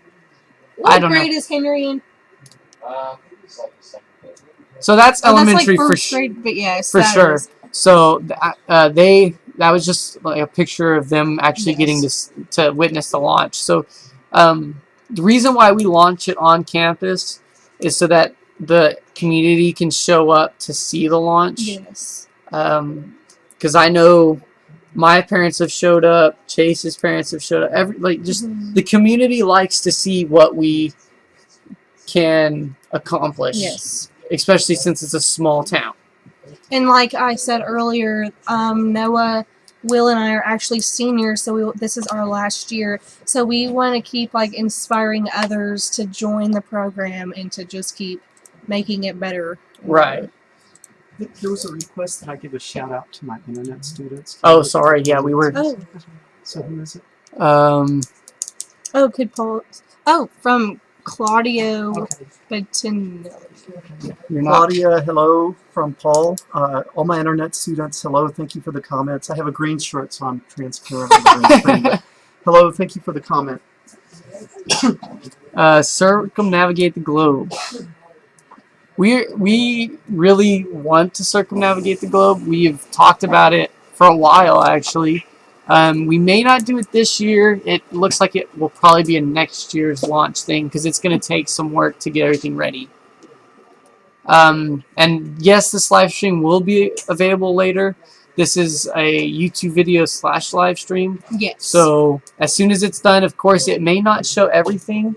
No. Last year, there was a hiccup in it where at the beginning for like a day, it didn't show the first 30 minutes. I believe that's just rendering but then it getting did everything in. eventually show. It did. So yes, this video will be available. Just be careful. It may not show everything at the beginning. You're beat for 2 seconds. Okay. Yes, this is a class project. This is like the class project that we do every year. The only thing that we really focus on is this project. Every year, it's like a big deal to launch off another high altitude balloon. So last year we did Eagle 4 and Eagle 5, and this year it's Eagle 6. Hopefully, Eagle 7. Possibly this year too. So it's just we're constantly. This is our big class project. Are you guys in this? Wait, where? No. Where did you launch from? We launched from. I can show you on Google Earth actually the exact location. I just gotta get there.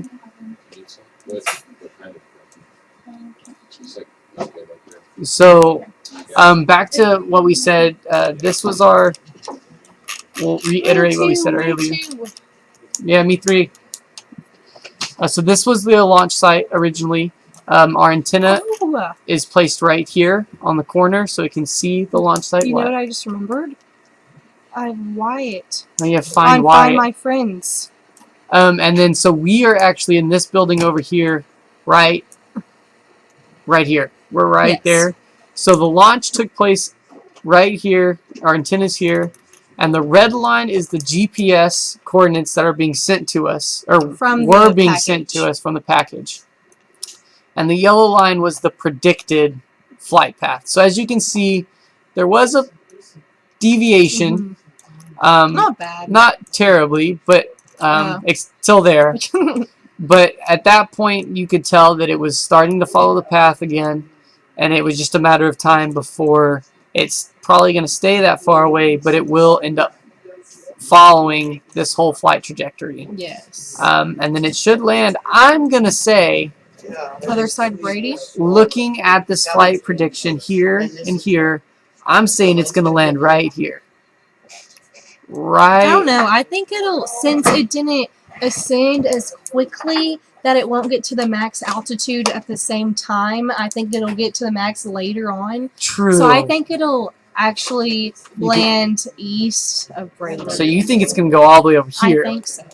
Or that maybe would be in the nice. middle of Brady. That would be that'd be a little dangerous. Let's not let it go into the middle of Brady. But so that's kind of like what we went over earlier in the stream. But for the viewers that were not here, that was just kind of maybe the shorter version. If you have any more questions, please ask about it, and me and Chase will gladly answer you guys. Also, President Trump, if you're watching this, yes, we were inspired by you to make space great again. I guess I can show them the picture again. America great again. Show them the picture, possibly, maybe. There it is. Also, General James Mattis, you were a big idol in the space program. I know that Will talks about you nearly every single day in the space program. But yeah, so if you weren't here earlier, we securely tied a picture of Trump onto Eagle 6. And our GoPro is pointed directly at him to where it will see the curvature of the Earth and Trump in the very middle of it. So Trump is in space. So as soon as we get the flight package back here, home base in Eldorado, we will get the well, actually, as soon as possible, as the package gets back here to the classroom, we will then start uploading pictures from the GoPro. launch onto Facebook. Yes. So if you want to follow us on Facebook, our Facebook page is the Eldorado Space. Yeah, I believe it's Eldorado. Here, it's right here. Eldorado Space It's Program. Eldorado Space Program, the League of Extraordinary Space Cowboys. Oh, guess I could do that too. So this is our page, and if you want to follow us, awesome. And if you want to see more pictures later, they will be here at some point once we get the package back to home base. Let's go and see if there's any new questions we got here. Oh, both of them. What the heck?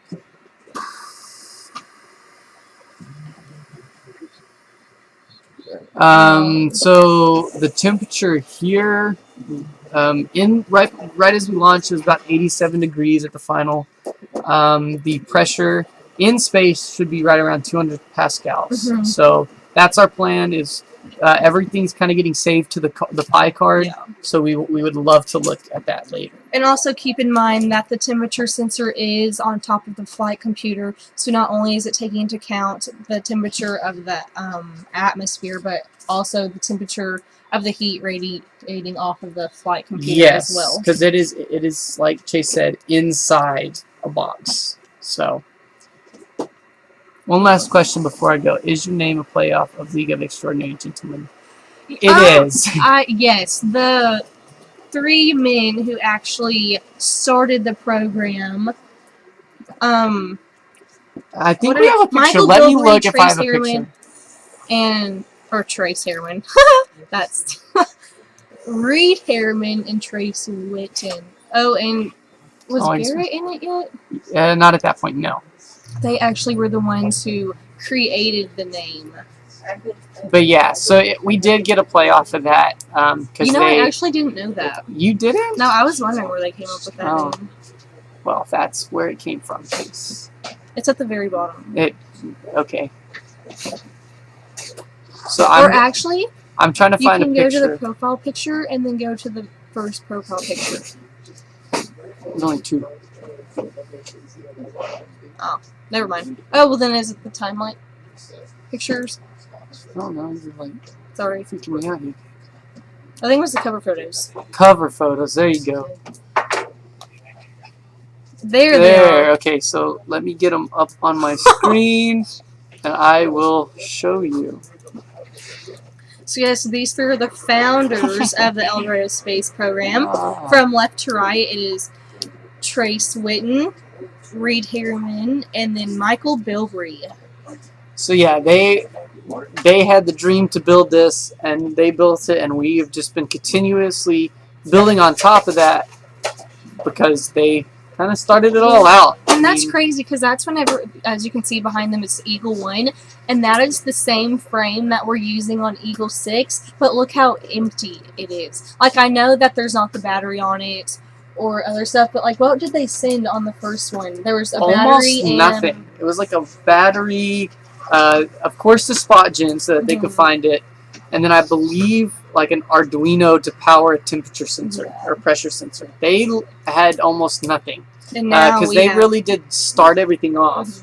And then as time went on, now we have, of course, we had the big one, and now we have the little miniaturized version that does all the same calculations as before. So that's awesome. It is. They were really the founders of what we have built on today. So we've just, I don't want to say perfected, but we have, continued and tried to make it better.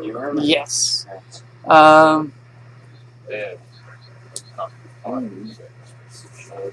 It would be interesting to compare the altitude where the flight veered east to see if it's the same as the projections. We will try to figure out that. It would be not. It would be very interesting to compare it. It did look like it wasn't going up as fast, so that would be a very big big factor of why it went so far before it turned. But it would be nice to see kind of what the height difference was. Also, there's a question on if there's any specific camera on the Pi. I do believe that there is a. It was just a normal camera, just a normal Pi camera. And also, if you're wanting to know any further information over it, there is a video that Jack Griffin and Mr. McWhorter created that is on Mr. McWhorter's website called TopTechBoy.com. And so I believe you'll be able to find that. Do you know what it's called? Probably Raspberry Pi camera. I think so, but there that is would be a the video best on bet. there. We are actually in Texas right now. That's where we've launched from always, and that is actually where our school is. Any future plans for other other sensors like humidity, atmospheric gas composition, radiation level? It's funny that you say that. The radiation level, we actually had a student last year do a radiation and he was in the engineering design. 1? Yes, I believe he was in engineering 1 or engineering 2, and he made an radiation level meter, and we were trying to figure out a way to get it on, and then we didn't get it on, and then I'm not sure what else happened, but he did make one, and it was very cool. We showed it off last year in our live stream. So if you want to go through that live stream and try to find it, but yeah. And we do not have any updates from Spot Gen yet. We are waiting for that. That should be coming fairly soon, I think. Let me go to the... Yeah, don't worry. So let's go actually to the Spot Gen. Clayton, can you put that in satellite view again, please? After you update it, so we can see if there's anything new. So there's nothing new yet. Oh, wait. No, nothing new yet. But we should be seeing something fairly soon. Hopefully. But we are really just waiting on the package to come down under 50,000 feet. Thank you again, Clayton. Let's actually go to here. I want you guys to... Oh, hopefully it didn't... Oh, it made us big. It made us big. It made us really big. So right there you can see Jack Griffin, and then actually Mr. Boyer's grandson, Max. Yes. And then there's also Mr. McWhorter, and then Leighton Spinks in the red shirt directly behind Noah's head. And then Clayton is actually hidden behind Jack, but he's the one that was helping. There he is. You see his head. Oh, yeah. So he's right there. Oh, there he is. He was helping with the camera on the launch site. That's actually called Clayton Cam. Yes, if you remember at the beginning, Wyatt was talking to us about the launch, and there was activity going on behind him. Clayton was the one behind the computer. Right. Yes. And then so he was doing that, and then right now we have him on updating our Spot Gen so that we can constantly have eyes on to see if there's a new point. Yes.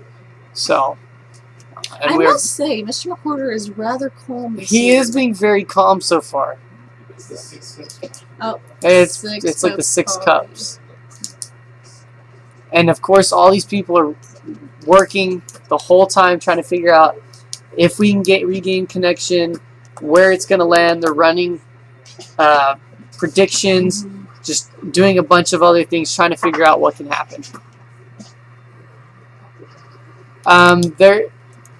There might be GPSs that operate above 50K, but I don't believe so because with the speed that we're going up and down, it looks like a missile. So they cut us off.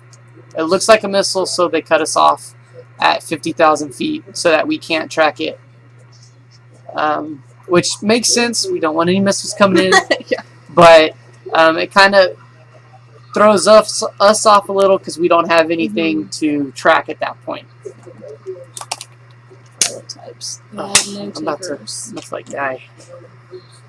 So yes, please keep asking us questions. We will do our best to answer them. And then, Plus, we don't really have any visuals to show at the moment since none of it is live.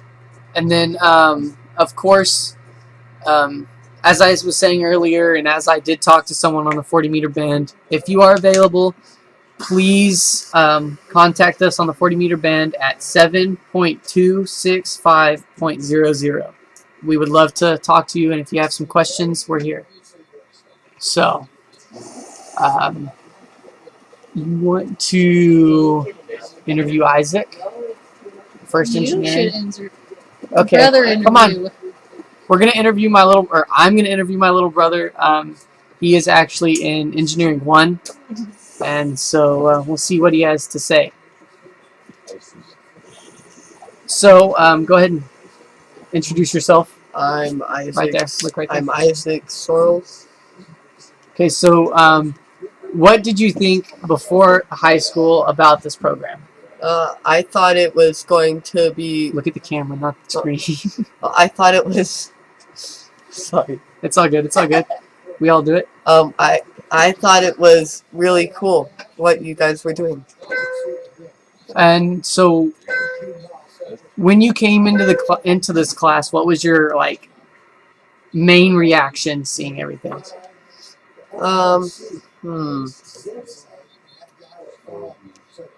Like, just astoundment that you guys learned all this in such a short period of time. Yeah. So then, what have you been working on in your engineering program? Mr. McCorder has really just been teaching us like basic coding, functions, like how to make an LED turn on and off, stuff like that. So just like the basics, not really going in depth of like some of the stuff that we have going? Not that much in depth. We worked for a while on potentiometers and stuff. So can you tell me anything about like any big projects you have on your mind that you would love to do at some time? I want to make, I know they have these already, but I want to like full on make a RC car that I can control from my computer with a camera and just drive it around school. So are you thinking about just taking like an RC car that's already built and functioning it, or are you thinking of building your own? Like my own. So like new motor, like motors controlled by you, everything. Everything. Wow, that's a pretty big step up from the basics. You think you're ready for it? I think so. Awesome. Well, thank you for joining in. I hope you saw that shout out from Miss Spinks that said hello from the GT class. I did. Thank you for joining. Do you have any last kind of like comments that you want to say? No, not really. Okay. Well, thank you for letting me interview you. So there's a comment that I saw earlier. When will we get the footage? We will only get the footage whenever we finally retrieve the package, which can be, I don't know, next 30 minutes, next hour. We're not really sure. We still haven't gotten a GPS point from our spot gen yet, so it could be a while. Have any other schools tried this? I did see, I think last year, Wink tried it. I'm not sure if they got off. It seemed like it was pretty windy the day that they tried it. I know Wink's a pretty good school too, and I'd love to see other people in this, in the world or in small communities like ours actually try to do some of this because it's really fun. What makes this class unique? The project does, plus it's all based on what we want. So say Will wants to work on getting ham radios to work better. And then he can go work on that. Say, I want to work on drones. I can go work on that.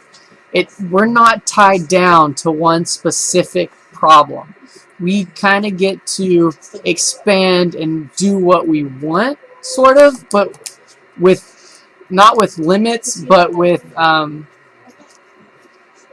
ideas in mind that we have to start from scratch and we have to work our way to it. So I really believe that's what makes this class unique. There may be GPSs that operate at high altitudes. I'm pretty sure an APRS does, but like I said earlier, we did not have room for an APRS. So,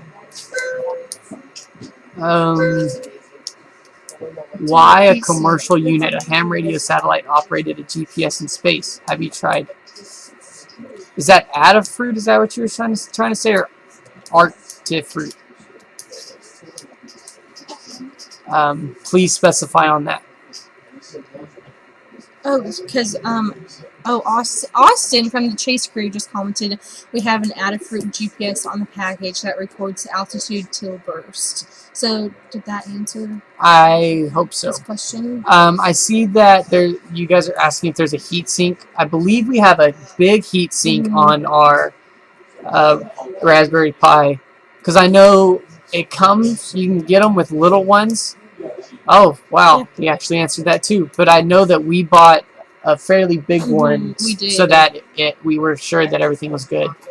Time for my third coffee.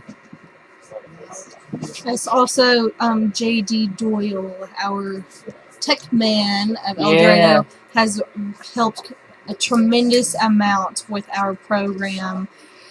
We might bug him asking for a new monitor or another Raspberry Pi, something. or even a change of IP address. Don't ask that. Yeah, be prepared to be yelled at. But he loves us. Yes, and he has helped so much with this program. We know we can ask him anything, and he will more than likely help us out with it. So there's a little yelling, but you? Who do you want to interview? Do you think you will ever go to space? Like me personally, go to space? Yes, of course. I would love to go to space. We went skydiving. Why not go to space? Yeah. We're not using an APRS. We did have one, but we didn't put it on. We've been just trying to work with our spot gen and our GPS.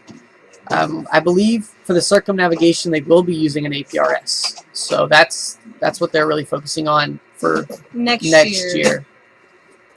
Yeah, so next year, Austin Albin will be the senior of the program, and he really wants to circumnavigate the globe. So that'll be very exciting to see if they get that done. I'm sure they will. But. Oh, I bet they will. Everyone here works really hard and pretty much understands everything, and if they don't understand, they work till they do. So nothing is unachievable. I hope that makes sense. Unless it's like completely insane. Yeah. Why do you keep... Oh. No. I'm going to do that right now. So I guess we can go through... Man, this coffee's really good. That's all I'm saying. Do you have a radar reflector on your payload? Since we're under 4 pounds, there is no reason to have, there is no requirement saying you have to have a radar reflector.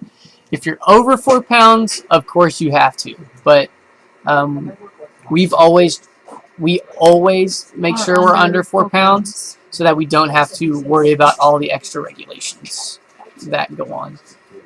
Do you think we could get Mr. Boyer up here? I bet you can.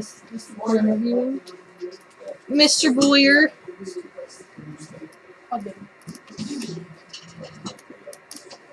You're interviewing him. I interviewed Isaac. That is super hot. No, we're both interviewing. No, you're interviewing him. Just keep your chair. No, you're interviewing. She's interviewing him. Oh, okay. All right.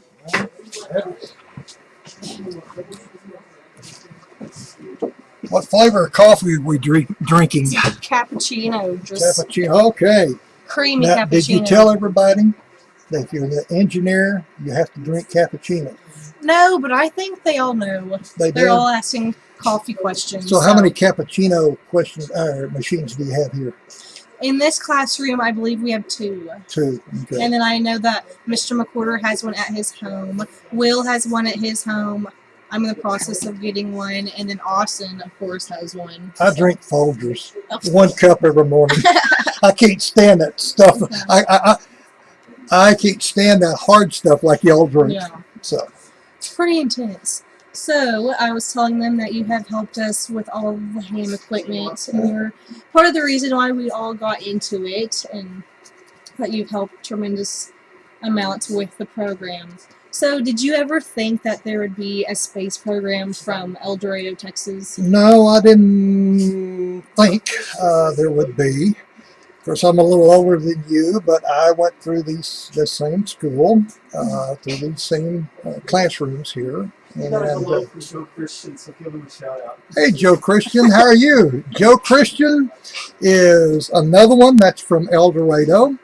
He's watching online, and I'm sure probably Johnny Stigler is also. Johnny Stigler was born and raised here, and he went to these same classrooms, these schools, as Joe Christian did.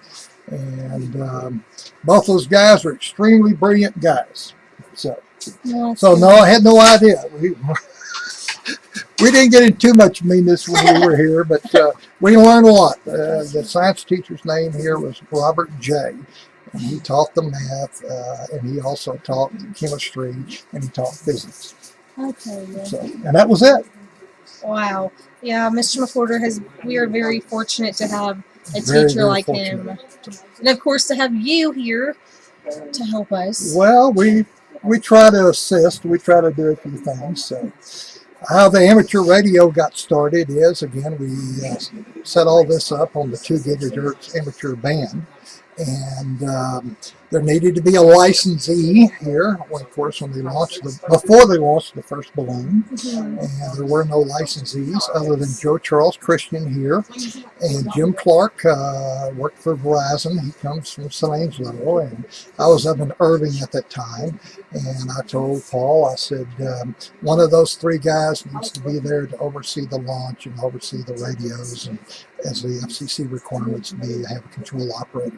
Better still, go online, start studying a little bit, and you and the first 2 students study, and they did study, and after they studied, the fine boys at the Brownwood, Texas Amateur Radio Club, they went to Brownwood one Saturday, and basically they give them the test, and all 3 passed the technician test. So not only did they have 1 licensee or 1 control operator, had 3 first year. Now we got, I think, let's see, 14 kids have passed the amateur radio test, including Mr. McWhorter, not counting Mr. McWhorter. He makes 15 here at the school.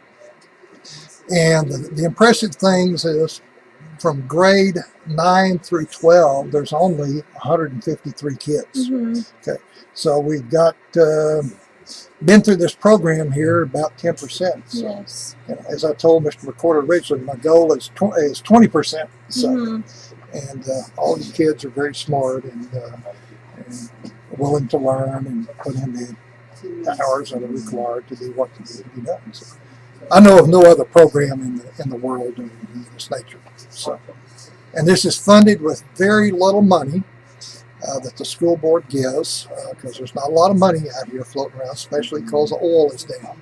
And also the donations from the hams around the nation that's been kind enough to donate equipment and stuff to this program. Yes. Most of the equipment that we receive is from donations. Donations. So here at you've told them about, you have HF here at the school. Yes. Okay. And of course, you have HF in the ambulance. The ambulance has been donated, which is now the chase vehicle. And in the ambulance, have HF, have 2 meter, 100 watt GE 2 meter radio, 100 watt UHF GE radio, and that 128 channels on each one. So pretty well set up. So. Yes. You explained to them about the antenna and stuff for the hamlets and the camera? I believe Noah did. Okay. Next step is to finish putting the other antenna on the parabolic antenna and the Pelco pan tilt mount on top of the Hamlets. And with that, there'll also be a Bosch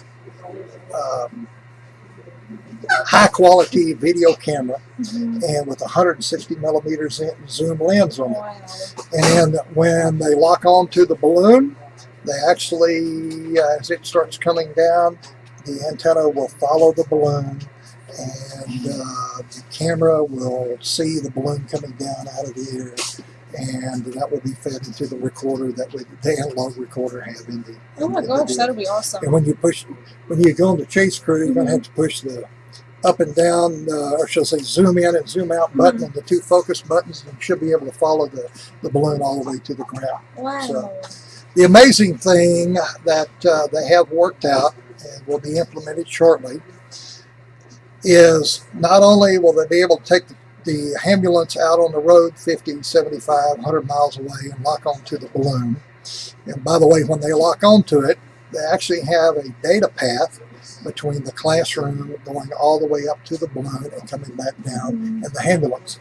So they've got several megabit worth of data path back and forth, and actually let's call it a repeater that's in the sky that's 120,000 feet. So it's like you have a 120,000 foot 2-meter repeater in your backyard, so they can communicate back and forth. But the amazing thing will be they've worked out the algorithm. The kids have worked out the algorithm for the programming of the little computers, and not only will they be able to stop and lock onto the balloon, but they'll be able to start driving down the road, and the antenna will keep locked onto the balloon. And as they go to the right, they turn to the left, and go up the hill and down the hill, it will automatically, the antenna or the pan tilt mount will automatically move up and down and left and right to compensate for the direction that the ambulance is going. So, and that is, in my opinion, a miraculous thing.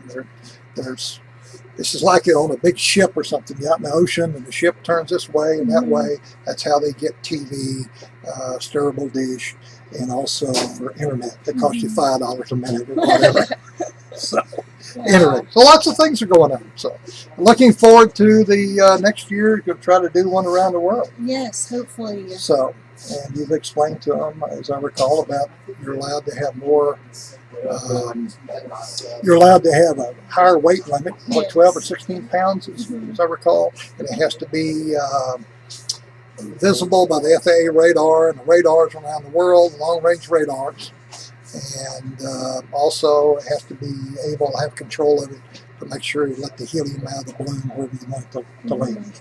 So yes, that will be a miraculous thing also. Yeah, I'm really excited to see what all they will accomplish next year with Austin being a senior. Austin be a senior. You'll be in college at the University of Texas. Right? And you're majoring in? Have you Business. told them? Hopefully business. Business. I knew that. I'm just joshing you. You need to be in the engineering program. I know. I know. So, at any rate, I guess you told them about QST Magazine. Okay. Yes, we talked a little bit about it. You wrote the article last year, submitted it to QST Magazine on the last day of the school year. Yes. You sent it in by FedEx, and you heard from them, what was it, November? That would be published in a future edition. Yes. Okay, and it was published in a future edition, and of course, there's a copy of it right there. Yeah, I sent Austin, Albin, and Noah Sorrells were actually on the cover. They're on the cover, and the only problem was there was no picture of you. I know, and that was our main goal, I believe. I don't know why they didn't have a picture of you, but a few weeks ago they said they were going to use your picture on the front cover of issue of QST Magazine. Yes. Okay. And this is a photo shoot of Chase on, happens to be a 300-foot tower that I own. And oh, by the way, make sure that you look. She is clamped on right here. Okay, she has a hook here. She has a hook under the bottom. This is not lifting her. This is just strictly a tag rope back there. So everybody, make sure that you look at the picture before you make any complaints. Yes. I'm not dangling from the You're not dangling, and you were at no time in danger.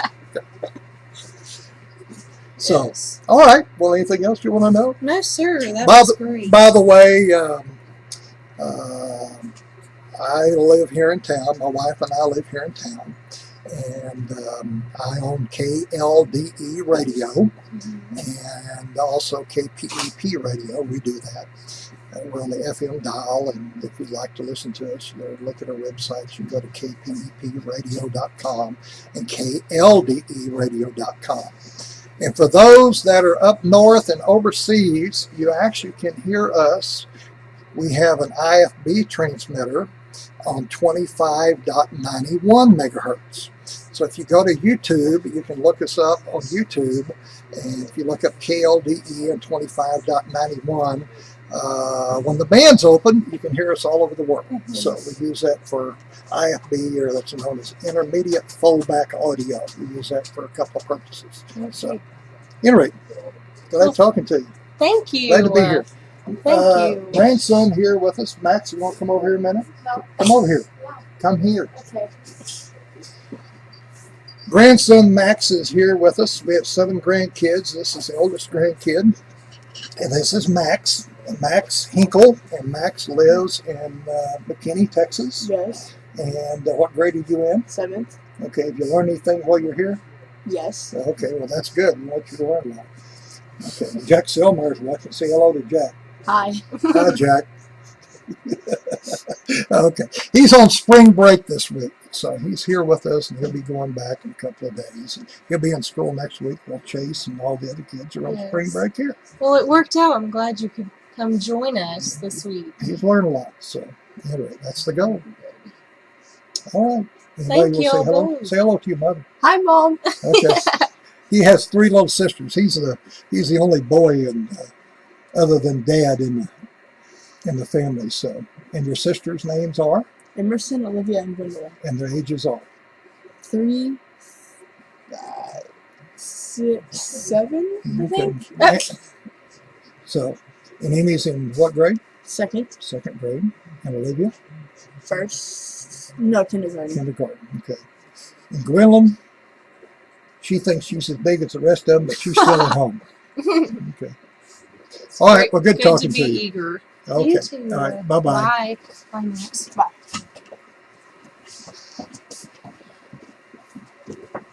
Okay, Noah. I'm back. Okay.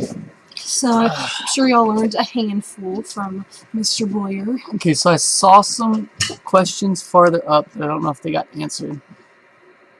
So Eric Sanchez asked, will y'all ever strap a rocket on so you can go even higher? So the problem with a rocket is that it doesn't go as high. Like if you made an actual rocket, it probably could. But with the helium balloon, it actually does go higher than a normal like rocket that you can go buy at the store and shoot off. So, and plus you can fit more stuff on this instead. Where else was I? Well, this. Yeah, don't worry.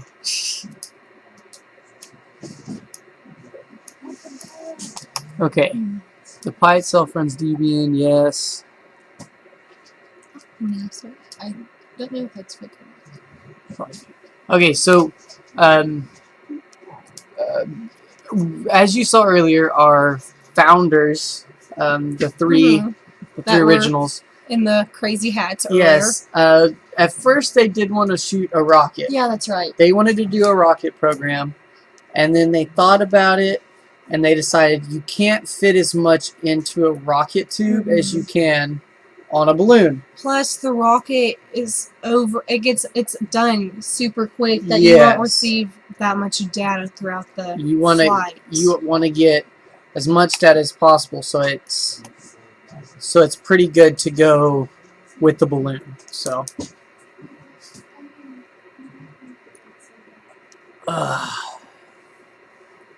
So, Brazil says hello. Shout out to hi. Brazil.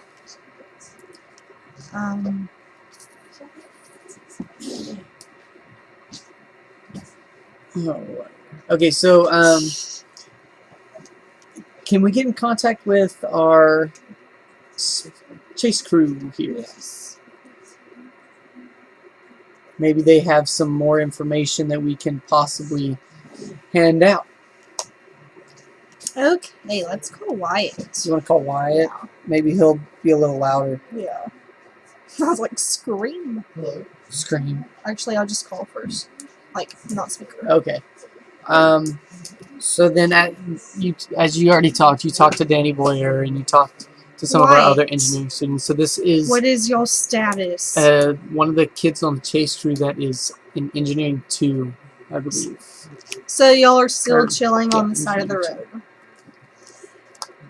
road. Have y'all seen any side of the package?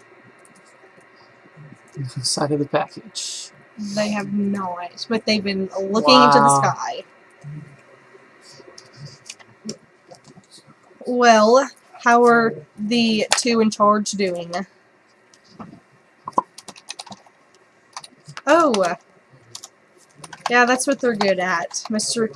Gibson and Coach Graves are good at bossing. Okay, well, y'all keep sending pictures of anything, because we're kind of running low on things to talk about, but... Shout out to Belgium. just- Thanks for joining in. Yeah. Thank you for all the nice comments. No, we haven't had any signal since, I guess, about 45 minutes after lunch. Yeah. And what was gosh, that? what are you doing? Oh, well, oh, are y'all just standing outside? Oh. Yeah, they're standing on the side of the road like hitchhikers. But yes, Wow. we have we have not received any points from Spot Gen, so when we receive our first point, we will send it to y'all, but yeah. We'll keep y'all updated, then y'all do the same. Alrighty, y'all have fun. Bye. Okay, so operating system.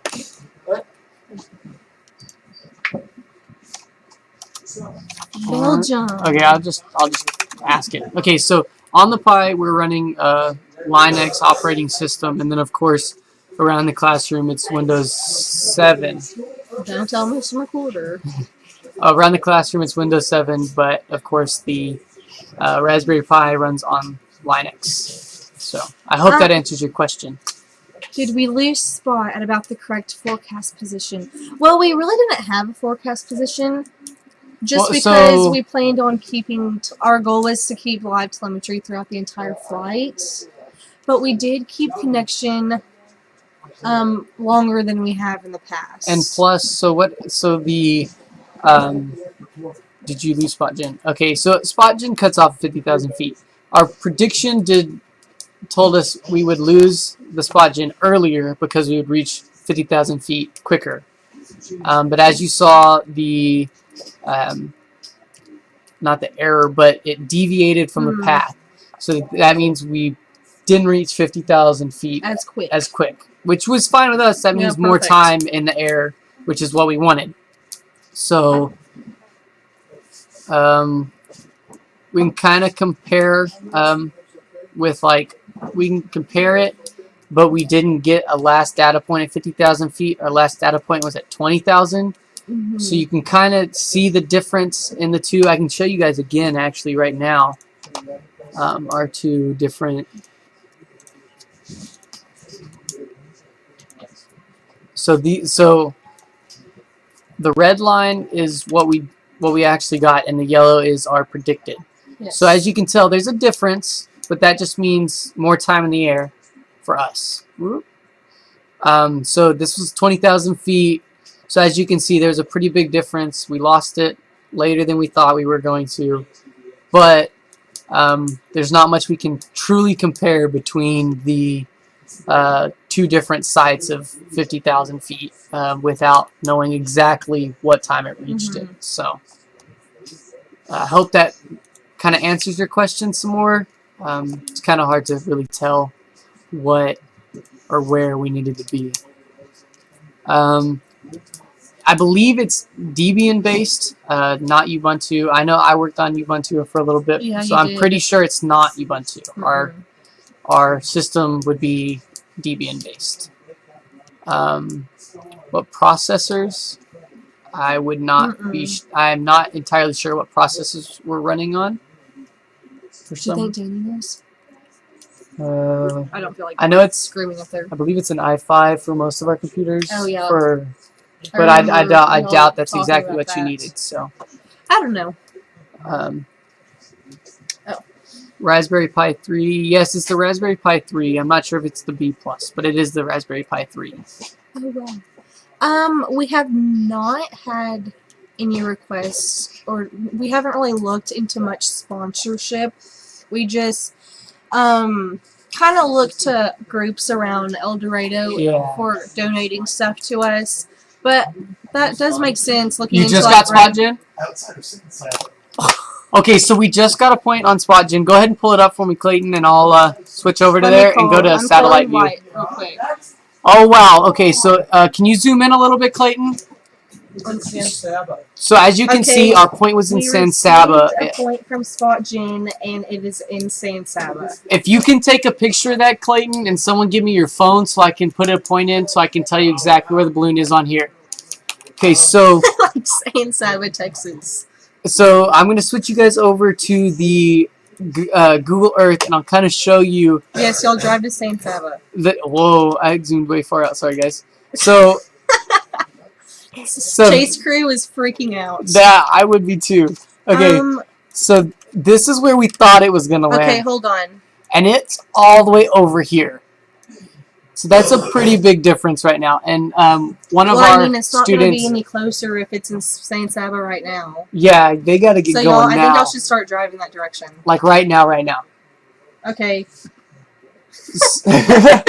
Okay. So I'm glad we finally know where it is. Okay, so cool. I'll keep y'all updated. So the point's over here. So it went way farther than what we thought. I was closer than you were.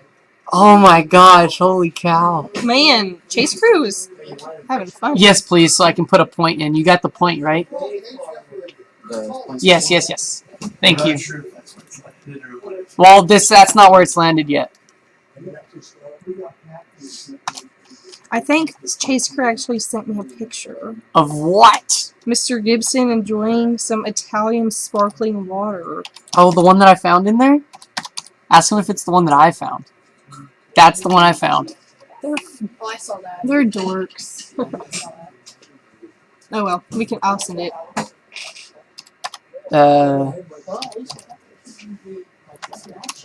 Okay, so that's where the package is right now. I need to call my dad. He's gonna be pumped. He is. Okay.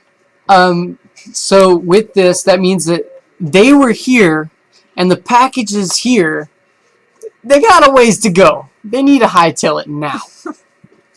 Are you sending this to? Are you gonna send that to him, or? Mr. McCorder said to tell them to put the lights and sirens on. Oh. Okay, I'm working on it. Sorry. Okay, so that's really intense knowing that it's gotten that far. So so I'm gonna assume it's gonna land over here. Then it'll be landing in this area, nowhere close to where we thought.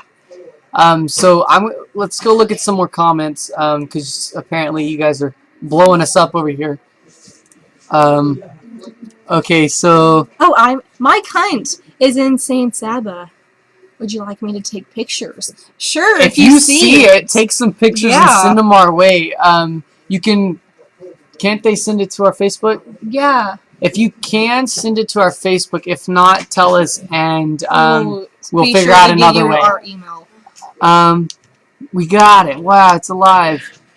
And yes, it might be an error on the GPS, but normally it does not. And even if we knew it was going to be kind of past Brady, so I think it's better for them to start heading that direction now especially if the SpotGen makes an error, it does not make an error that big. No. It may make an error 10, 15 feet away, but it will not be like miles wide. And since it updates every 10 minutes, it's pretty simple. If they start going and it's not there, they just turn around. They're 10 minutes down the road. It wasn't that far.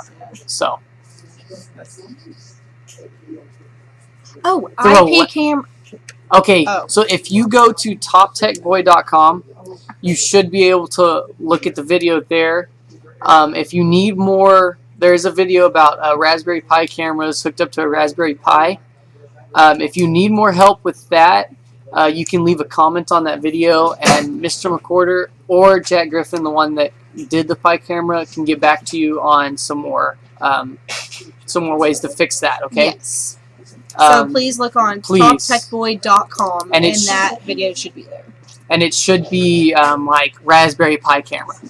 Yes, So. and like Joe Christian just said, he has used SpotGen for years when flying, and it has never had an error for him on power up. I've never seen an error in the 6 flights, well, 5 other flights other than this one that we've had. Yeah. So I'm pretty confident that that's where it's going to land. I'm ready for another point. Man, that was intense. When did that point come in? Okay, so at 12:03 we should be seeing a new point. So 5 minutes. a couple more minutes and we'll be there. Wow. Did you hear that?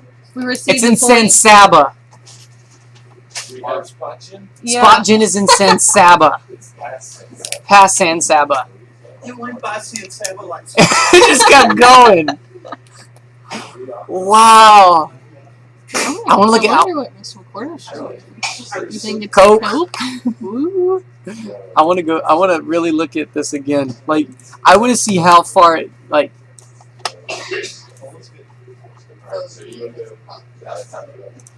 I mean, this won't be exact, but. Holy cow, 60 extra miles at least downrange? Oh, well, I bet they're having a great time in Chase Crew. Man, if we kept contact with that, my needle would have been done. There's no way it would have gotten that far. Oh, yeah, your, I'll show you guys what is right it now. called? My meter. My downrange meter only goes to 100 miles downrange. So it would not have got anywhere near this, because this is like 140 miles downrange or more at that point. So I would not have gotten close with my meters if we kept up with it. That's insane. Is the space crew on the way? Yes. They are. They just left. They got a They're ways to calling drive. Holy cow. I'm a little concerned. I'm not. What's over here? Okay, so if it land, There doesn't look to be any water, unless is that a river? So it Oh, landed that's a here. river. Where? Right there. Right there. If it's not landed yet, there's no way. So it's still going. I'm saying it's gonna land over here, like land past this area. Oh my gosh. I didn't realize it was that far on the other side. Oh my gosh, that's insane.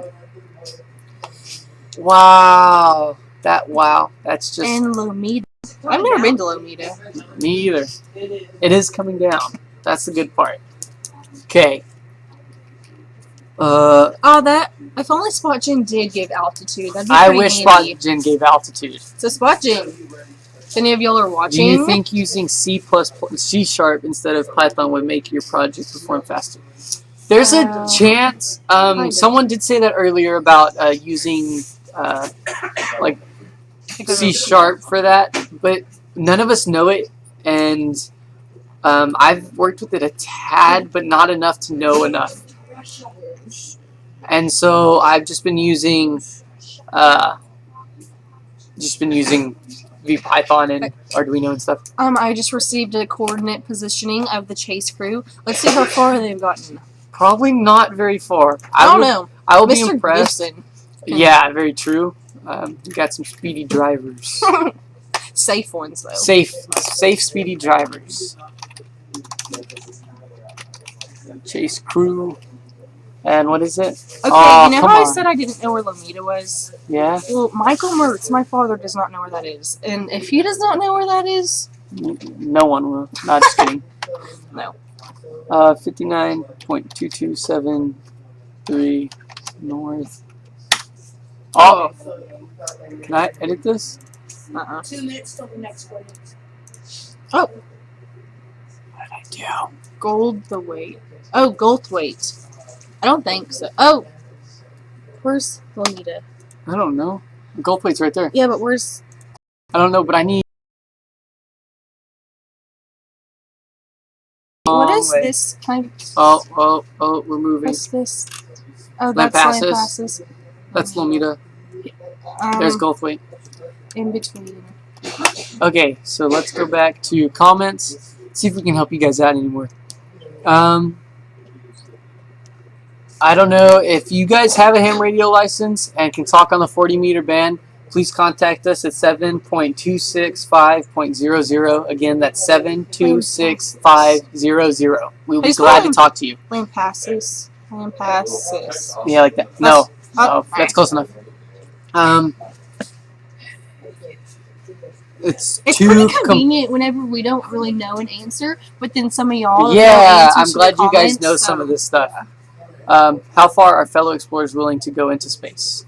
I don't know any fellow space explorers. I'm sure they're willing to go as far as they can get because it's really cool being able to take pictures like the one behind us. Yeah, and we always try to get in, like Eagle 7, our next launch, which we plan to do at the end of this year, is try to get a record altitude. Right. Oh, thanks! He will dive into the river to secure the balloon if needed.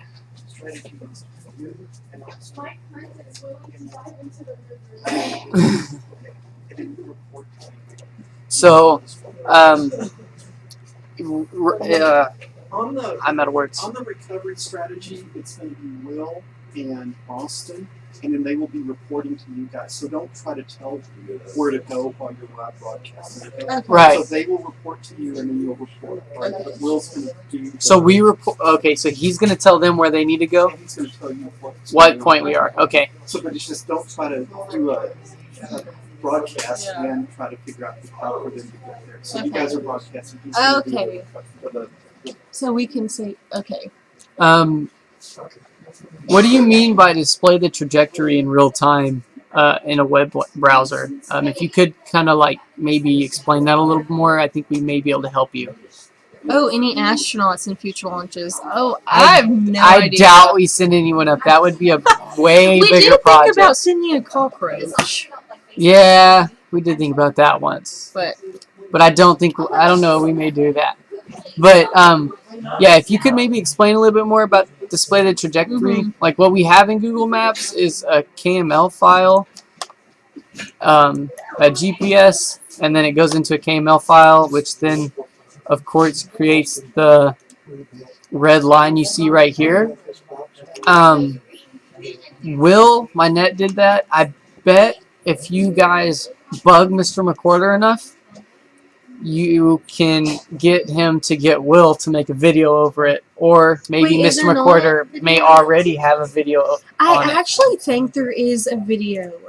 So if you want to, you can go ahead and check out toptechboy.com for a video, and if you don't see one, bug him enough about it, and I bet you can get him one. And request to have Will. Yeah, make sure you say, I want Will my net to do it this year. If you don't say Will my net, it's going to be one of us, and he's the one that really knows it. James says, if you know the descent rates and the lat long when it crossed 50,000 feet on the way down, would it be possible to write a program to predict the landing location? I think I bet you can do it. The problem with it is you don't know the exact descent rate. Yes, you can say that you know it about what it's going to be, but if the parachute doesn't fully open all the way, then the descent rate's going to change. Yeah. If it does open all the way, it's going to change. Like, there's just the different things that could... There's just so much deviation. Yeah, there's so many possible errors that I'm not sure if you could get an exact prediction. Yes. I'm not sure if it's possible to do it automatically. If you did follow the tutorial, then that's possibly all we know. Oh, to take the NMEA. Did it in the video? Did it take it directly out of a file to put it in? If you could maybe tell us that, maybe I can say some more. I'm not sure. And yes, on animals or any insects of some type would be honored to go. The one thing is we didn't really know how to keep a box with oxygen to the it. problem is you got to figure out how to keep oxygen in the box and totally supply the oxygen, and it's kind of hard. We couldn't figure it out at the moment. Along with not getting it to freeze. I'm not sure if you could. I'm not sure if you could update a website like that. You would probably have to keep looking into it. Possibly message Mr. McWhorter online, because I don't know enough about that to answer you correctly, and I wouldn't want to lead you astray, and because that could potentially mess you up in the further. So please message Mr. McWhorter, and he would be glad to help you out.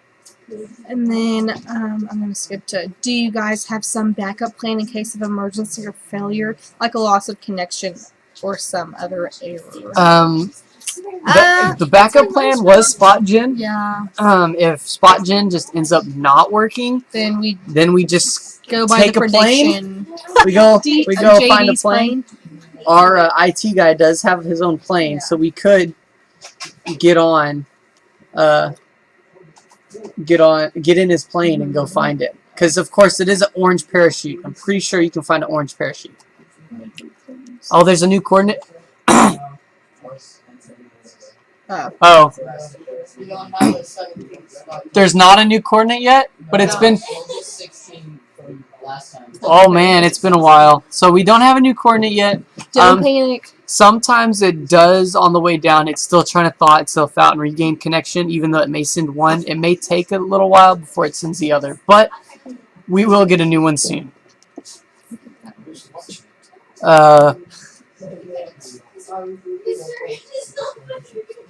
We have not received any SpotGen points. Yeah, no more SpotGen points.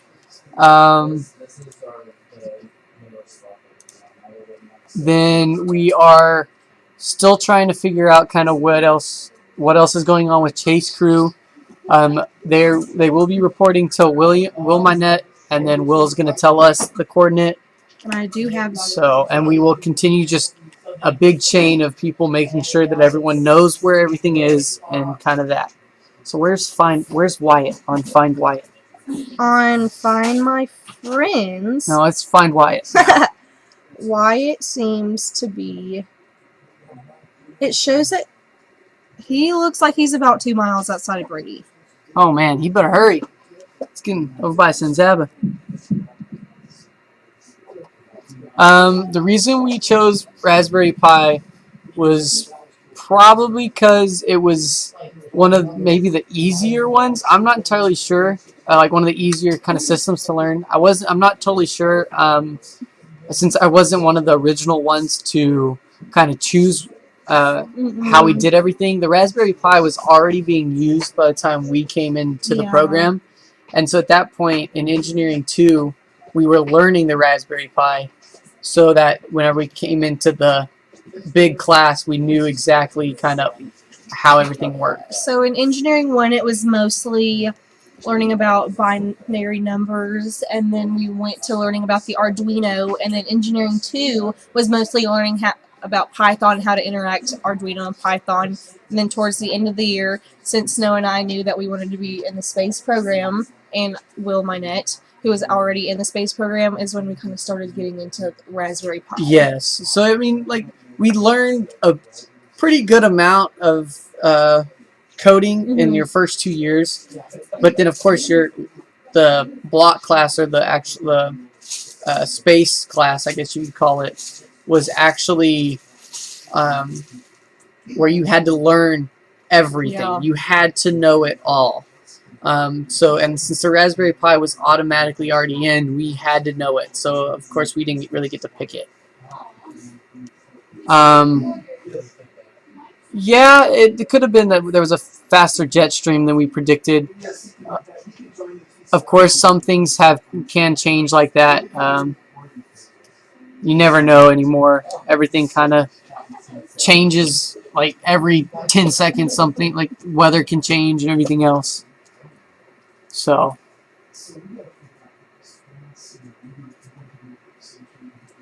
Yeah, and as you can, if you're not reading the comments, we also think that we lost helium while we were filling the balloon. Our targeted ascent rate was 5.8, and it looked like we were getting about 2.4. Yeah, 2, 3.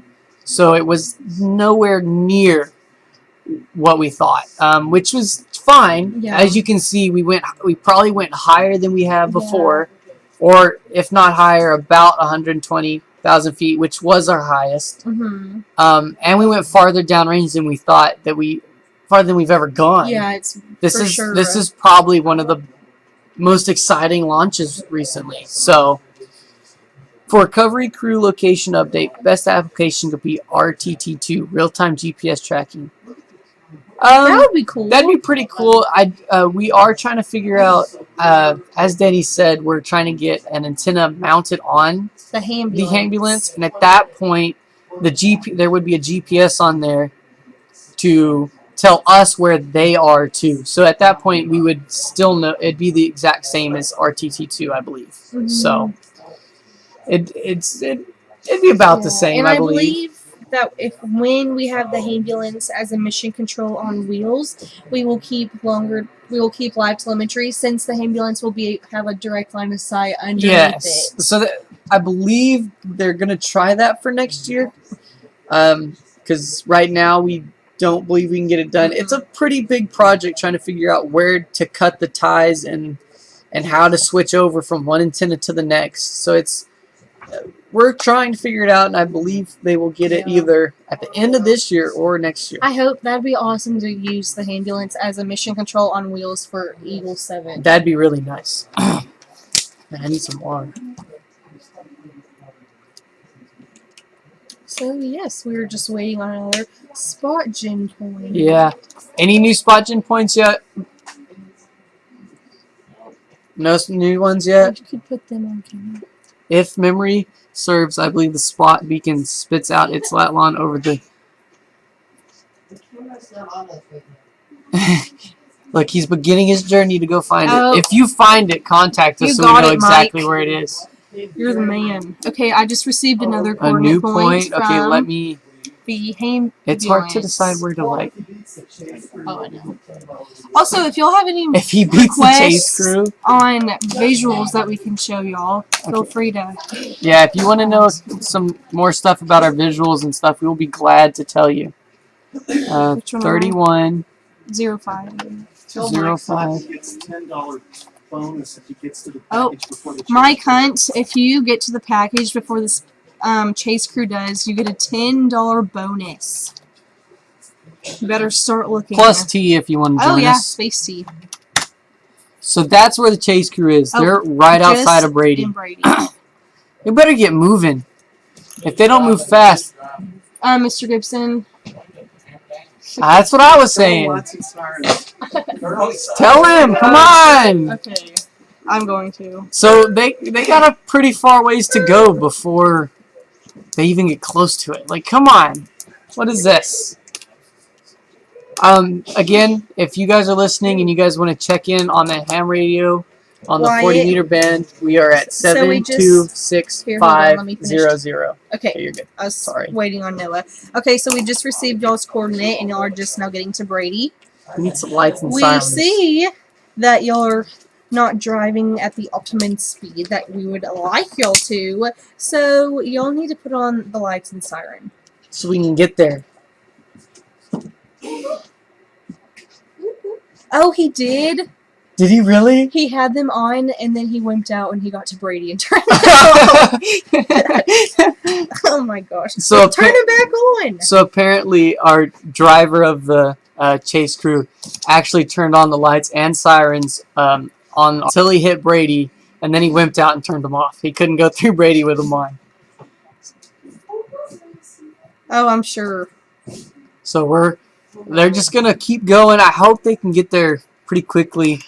I mean, I really would like it if like people joined in to go find it, but you know, I don't really want to pay $10, but you know, if you guys want to and you guys beat us, I don't know. go for it. Thank you. Okay. Sounds good. They better not be stopping. Bye. Okay. Yeah. They better not be stopping. She said they're stopping at McDonald's. Don't tell Mr. McCord. Originally went with the Pi with the internet of running an IP camera that we could control and stream in real time, I'm pretty sure. Okay. That's cool. So that's kind of like what. Oh, that's Michael. That is Michael. So he helped us out. So what we're reading, if you can't see the comments, is actually one of the original Space Cowboys kind of watching us and commenting as we go. Or, yeah, commenting some questions that we may not know. So it's kind of nice seeing him And he here. said originally they went with the Pi with the intention of running an IP camera that they would be able to use to control and stream in real time. So, and that's kind of what we have now. Just We really got that, accomplished. yeah.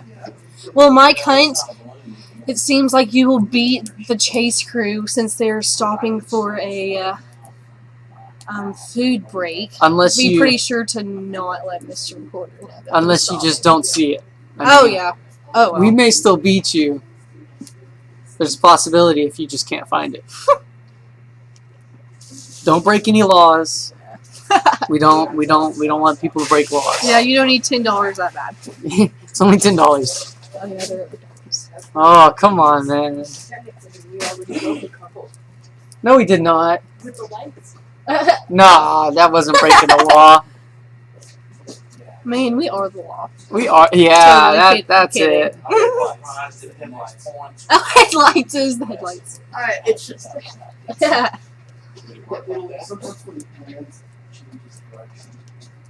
Man, I hope it changes direction and comes back. Well, it should with the southeast wind. Oh, there's a southeast wind. I'm kind of hoping we get a point package pretty should quick. come back towards us before landing. That'd be pretty nice. Yeah, I'm really waiting for this next point right now. Ain't got anything. Hurry up! No, just kidding. Where are they inside? Go through the drive-through. The antenna wouldn't fit. Big pretty Joey. Oh man, this is kind of nerve-wracking not having that last point. You know what I just realized? We haven't gotten a comment in a while. Yeah. Yeah. Well, guess what? We're gonna show Yeah, this. I hope y'all aren't getting bored with us. Yeah, I It's mean- just getting exciting. Well, It nerve-wracking was. and exciting. So this again is our mission control. Danny Boyer's still up front with Andy Morris checking out our Facebook posts and everything, and then there's the little corner right here. They're working on getting new points, and then the corner over where Mr. Recorder just came from is working on getting new points. And they're trying to Trying to point the figure- antenna. Yeah. Curriculum we have. It's kind of however Mr. Recorder wants to do it kind of thing. There's not much of like a set curriculum. And it's not really like that we're being taught. This isn't really class. I mean, obviously you learn as you go, but it's not like a set lesson each day. It's pretty much you work on your own projects, and he grades you on how far you Yeah, so like he get may with say, okay, you need to use a color sensor. Okay, do you care what I do with it? No. He just wants you to use a color sensor to do, he wants you to learn the color sensor and then make something cool with it. Unique, It's nothing that you have to do. There's nothing like, I have to get, like, I have to do this certain thing with the color sensor. There's nothing like that. So there's no really set curriculum. Yeah. Of course, I think he has, like, lesson plans out from, like, the last 3 years, but just kind of Yeah. whatever you want to do kind of as thing. long as you're learning and making progress. But, so yeah, we pretty much like we add on to projects that we've already accomplished. Yeah. Make them better. I told her, I said, if this project over at Texas, that put the nuclear engineering. No, what happened? Well, okay. Okay, Ooh. so Noah, Yes. being in engineering. Sorry, I have an itch in my eye. It's Okay. all good. Taking engineering classes for 3 or 4 years now, How do you think these skills will help you in the future? It's taught me that when you want something that is maybe a little hard to get, that you have to work for it. There's no goal that you can't reach, and if you set the goal so high that you can't reach it, then you shoot for it anyways, and you get close enough that you reach some other expectation that you wouldn't think you could get. Like our first one was skydiving. I'll just use that one as an example. We thought we couldn't go skydiving. We did it anyways. Like this one, sending Chump to space. How we want to go to the White House. We're doing it anyways, even though we're not guaranteed to go to the White House. There's no like there's no like reason that we need to set our goals low, because if we set it low, we can achieve it. You want to set something high to where when you achieve it, or if you achieve it, then it's some amazing feat that you didn't think was possible. Yes, that is completely correct. And even if like you shoot for the greatest you can achieve, like going to the White House, well, if you don't achieve it, well, then you go to the one right under it. Like we were going to send Mr. Abbott to space, so then we might get invited to the Capitol. You just shoot as high as you can, because you never know if you can achieve it or not. Right. If you don't try, then you will never know. And that's pretty much what this whole class has taught us, is there are no boundaries. As long as you put your mind to it and have people who push you, you pretty much achieve anything you want to. Right. Like, space is not even the sky is the limit for us, so we keep trying to keep achieving new things with engineering. That also teaches us with life. Yes.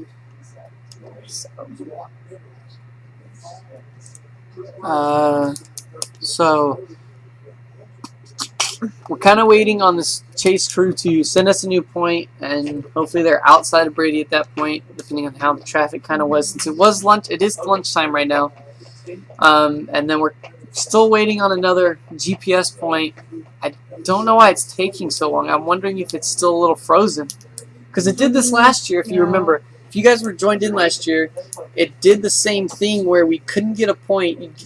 You get a point when it first came out of the first dropped under 50,000 feet, and then it would take a while till it gave us the next point. And then took a while, and then it would give us like 4 or 5 points in succession, like in 40 minutes, and then that's when you knew, okay, it's almost to the ground. And then you'd wait, and there'd be another point about, I don't know, 10, 12 feet away, and you're like, that's where it is. There's no way it moved.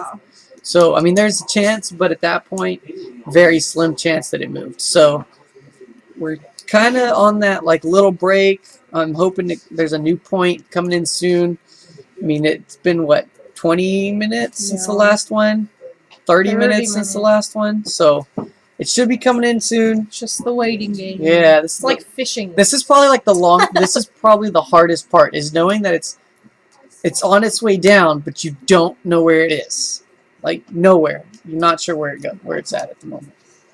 So, please, if you have any more questions, continue to ask.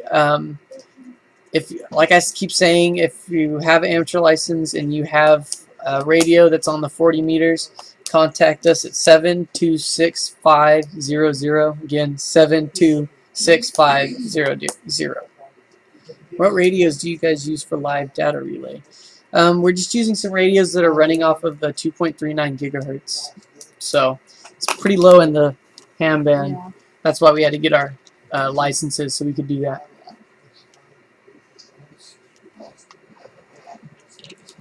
Oh. What? New point? Who's that? Wyatt. Yes. Are they on the road now? Ah. Okay, they are pulling out of McDonald's, trying to say that as quiet as possible, and they are running lights and sirens on their way to Santa Fe. Dang. They better hurry. Alrighty, well, y'all keep us updated. Okay, bye. I almost said my call sign talking on the phone. Oh my gosh. And then if you guys want to know our call signs, Chase, go ahead and say yours. My call sign is KG5KKX. And mine's KG5KKV. Again, that's Kilo Golf 5 Kilo Kilo Victor. Also, you can look us up on QR. QRZ, I believe. Oh, QRZ. Whoops. Wrong letter. Yeah, if you go to QRZ, you can look us up by our call signs on there if you want to. So like right now, I guess I can go ahead and show them your page. Yeah. I don't think you really care since No. we've said our names already. Like 4 times. Oh, probably should make it small. So go ahead and... Oh, well, this is my page. If y'all saw earlier a picture of me on the cover of a QST magazine, this was one of the pictures that was taken. I don't know, it's my favorite just because I'm That's a pretty good laughing. one. So, I don't know. Laughing is kind of my favorite thing. And then, this is just the page about, this is my team, and then kind of what has gone on throughout the program, and pictures of what we have done in the past. And this is actually Noah and I during our live cast last year.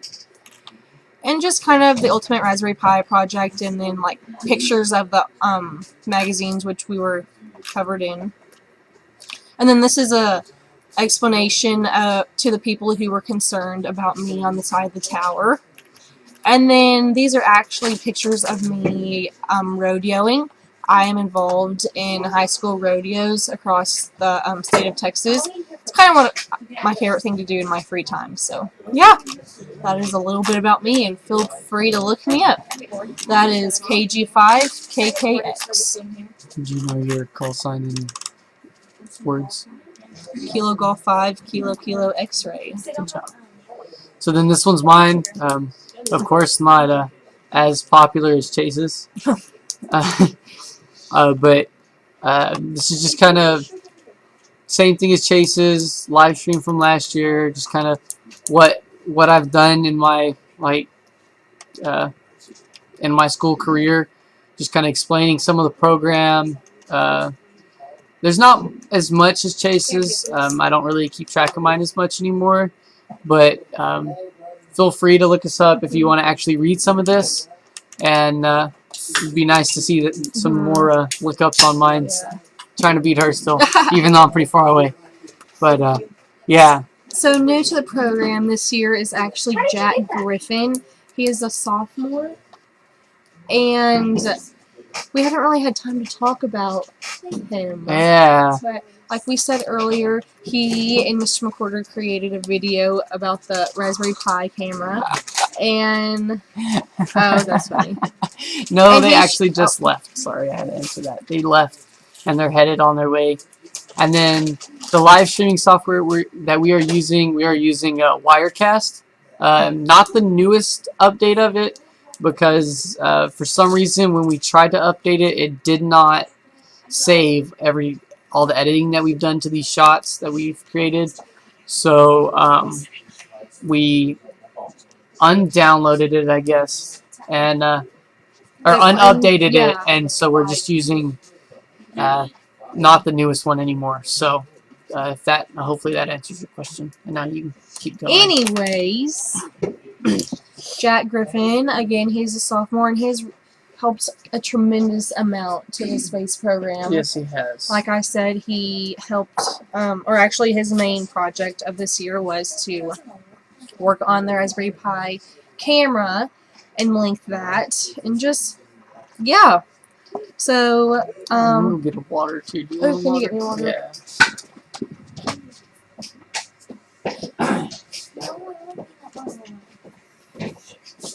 In past flights, I'm not sure how long it took in order to gain the first point from SpotGen, just because I was helping with the launches in previous years, but I just wasn't as into it as I am now. Noah? Yes. Do you remember in past flights how long it took for the first decent SpotGen point?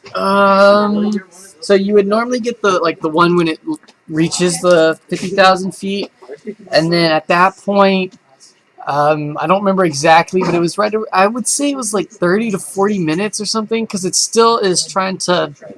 I said that it was always still trying to fall, not that it was face down or anything. Because if it's face down, it's not going to transmit. No. Um, Oh yeah, that would be if terrible. it lands face down, it's not going to transmit. So that's why we have it as a. That's why it's a triangle shape, because that's one of the least probable shapes to land face down. Yes. So I still want to say maybe like 30 to 40 minutes or so. I'm not entirely sure.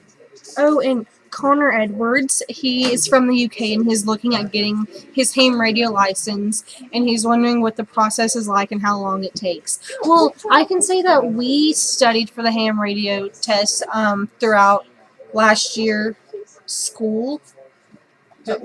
And we studied for about 2-3 months. If you study every day for like an hour, maybe 2 hours, you can get your ham radio license in a month. Month That's and a half, all you need. maybe. Yeah. If you can take tests every day on, what is that? There's a site. You can use, I believe, QRZ has one. I think so. But Let yes, me look. we there's a packet that you can print off of, or download off of the internet, that has all of the possible questions that the test can give you, and so you can print that off and study them, and then you can take practice tests every single day, and you could honestly get your ham license in a month. You can pretty much, if you go to YouTube, you can look up ham radio practice tests, and it'll be like the first link or something. And there's it works also fairly an well. app on your phone. Yes. The only thing with the app, make sure whichever test you're taking that it says that in the name. Because if it doesn't, then you're taking the wrong test. Don't want to take the wrong test. I'm going on a lunch run. Do you guys want anything? I'm good for now. Thank you. I'm kind of chilling with some water and some coffee. Thank you. Thanks, Isaac. And JD, thank you for offering your Cokes or Dr. Pepper. I think we'll be fine for now. Yes. Very generous. Very, very generous. Is there any new points on Spot Gen? No new points on Spot Gen, so we're still waiting. What? I bet it is too. Upside down? If it's upside down, it's not going to transmit. Oh. No, it won't. You sure? I'm pretty sure that's why we made it into a triangle, so that it won't fall down upside down, because I don't think Spot Gen transmits without a... Triangle's just so like if it lands on the hill. Same thing, but it was for both of them, I thought. Oh, Okay, well, if any of y'all know if Spot Gen works if it's flipped upside down, oh my please gosh. answer. Look at that, JD. There's a few people that would like drinks. Oh, man. Come on, guys. This is a professional stream. We don't need no Cokes. Mr. Quarter giving a In JD the UK, just Google RSGB. Their website has a getting started page. Okay. There you go, Connor. Thank you, Wes, for answering Connor for us. So we're still waiting on that, on the updates. Let's see where Do you know Chase where Chase Crew is? Like, actual data points, though. I need an actual point, not just... I think you can get the point from here. Not just, where's Wyatt? We don't need just a where's Wyatt.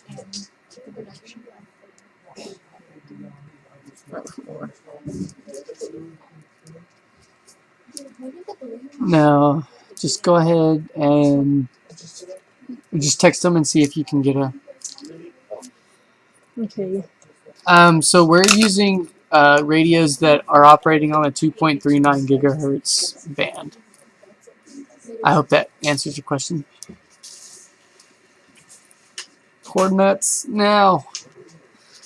Any fellow Mikesters? Mikesters? Huh? Is he talking about like people's name Mike? My dad's name is Michael. I don't know. He's in here actually. Some people call him Mike. Is they really? I haven't heard anyone call him Mike. I don't know. Yeah, I think so. Oh, radios are we using again? Yeah, I already answered. Oh. You're slow.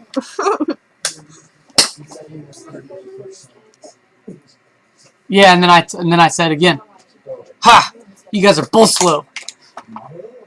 You know, if you're watching the stream, you'd know.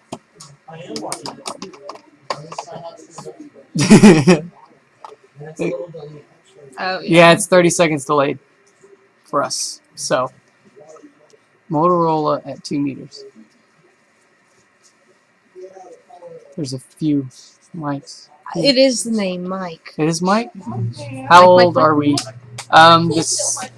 So, the 4, 5, how many of us are there? 4, 5? There's 5 Space Cowboys.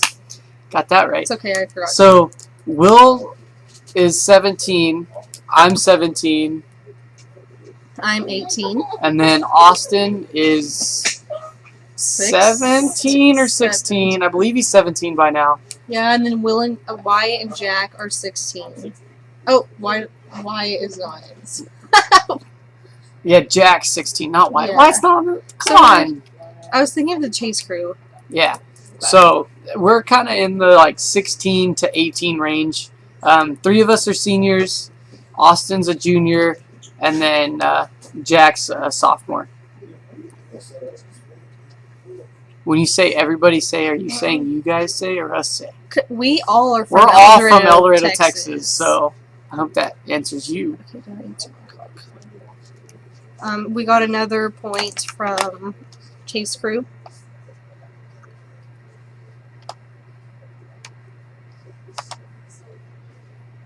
Are you saying that we should be worn out from talking? Because I can still No, go. I think drink he's talking like about running. I don't know. I can still run for 5 hours right now. I'm pretty hyper on this coffee. No, this is like our third. Yeah, it's like our 3rd cup. I think we need to stop.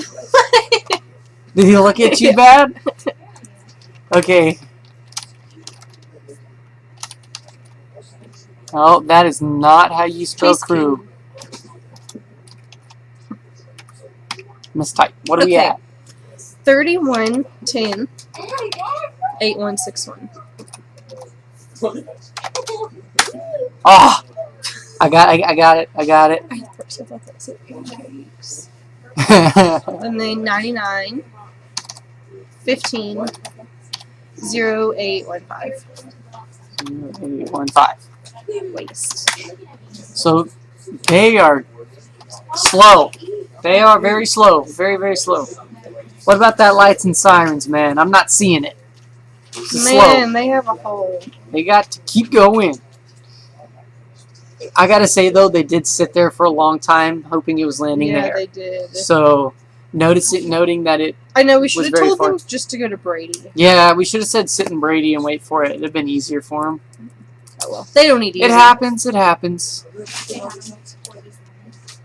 So, let's go back to here. Wow, that was went really. fast. That was fast. It didn't even slide in. Okay.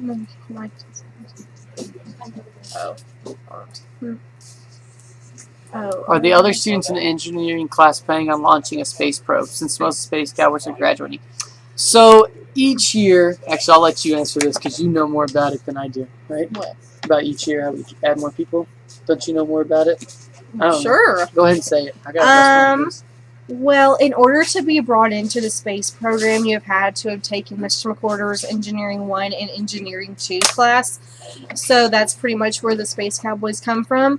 And pretty much each year, whoever the Space Cowboys are, they get to choose what project they want to. And just over the years, we've always wanted to make the space launches better and just greater and make more, how do I say this? I don't, What? I'm sorry, I was reading comments. I've like lost my So train of thought. I guess each we year, wanted to. we tried to get students that kind of like support our program and should But we try further to it make goal like achieve and where they new want to like goals. achieve a Okay. new goal. So even though there's 3 of us leaving, there will be 2, 3, 4 people that are gonna want to join. So then at that point, me, Chase, or I guess all the Space Cowboys interview them and decide, will they really be helping us, Yeah. or will they just be, or are they Fear not part ready? of it. So Yeah, and like I was mentioned earlier, people in the space program, it's not really who are the best programmers. I mean, throughout the year, they end up being more so the better yes, programmers in the school, but it's the ones who are the most dedicated because, I mean, you learn more by being the most dedicated. But I believe that next year, Space Cowboys who will be here next year, Austin and Jack, have already decided that they want to circumnavigate the globe. yes. So whether or not that happens, I'm not sure if they have another idea, but I'm pretty sure that's what they want to do next year. So, Connor, you asked, do you think there'll be a version with Pi Zero? I believe when they circumnavigate the globe, I believe they want to use a Pi Zero because I believe that one's one of the cheaper ones. So when we do lose it, because when you circumnavigate, there's no really big chance of you getting it back. So at that point, it wouldn't be that big of a loss. But I am thinking that we're going to try. Yes, I'll put it in a second. I do believe we're going to try to use the Pi Zero in the next couple launches. We have not gotten a new point yet. We're still waiting. Joe, I'm glad you told me to look that up. I will look that up in 1 sec. We actually have a point to put in. I just want to make sure I'm answering everyone's questions real quick. So, yeah. So, yes, if you have any more questions, keep asking, and I'll be right back. I'm going to look that up and also put in this new point. So, a lot of stuff we got going here. Here to here to here. Bam. Okay, new point. Chase curve.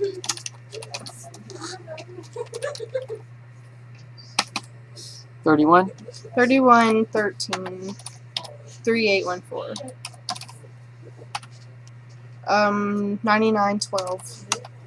75, 25.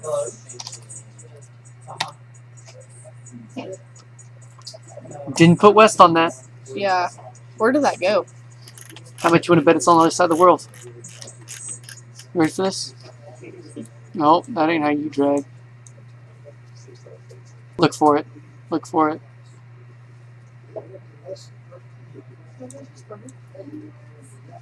I don't see it. It disappeared. You have no idea where it is. Well, I don't know where that went. We're going to have to redo that. Glad I don't know what I'm doing. Okay, new point again. Is everyone okay over there? Okay, 31. 13, 38, 14. North. Yeah, do that every time. Okay. 99, 12. 75, 25. West. They're not that far. They need to hurry up. Yeah, they're slow. Lights and sirens means you don't gotta go the speed limit. It's the free ticket out of here. So as you can see, they haven't gotten really far. Still waiting on the next point to see if it landed. So, or where it landed. Okay.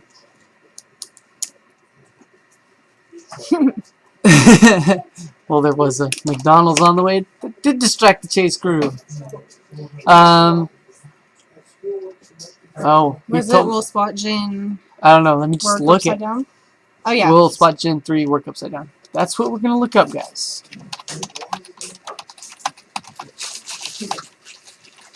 I don't know why I didn't look this up while I was saying. Again? Okay, so this, it's saying,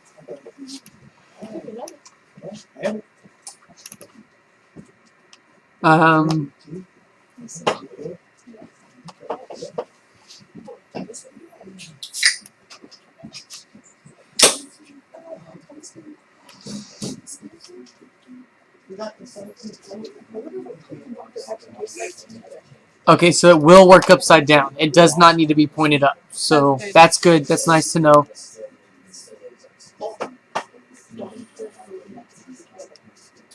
It says if it lands upside down, it still, in several of my flights, even though the spot tracker has been face down, the tracker has still been able to return location messages. So there's still the chance that it can transmit messages. So it can land upside down. I guess that's not that big of a deal.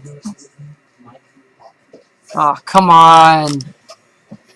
No granny driving. Let's go. I could not say that.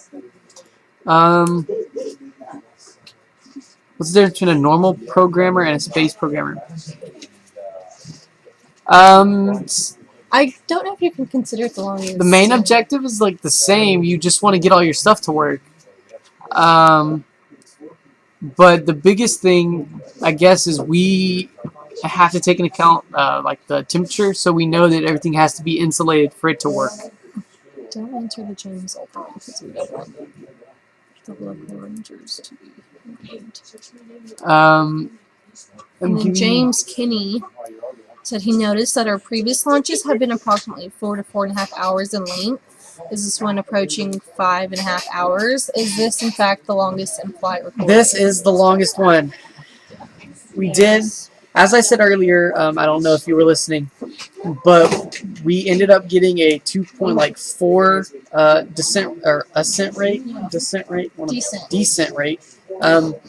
when we were supposed to be getting 4 or 5.8. So we did not get the amount of helium we were promised.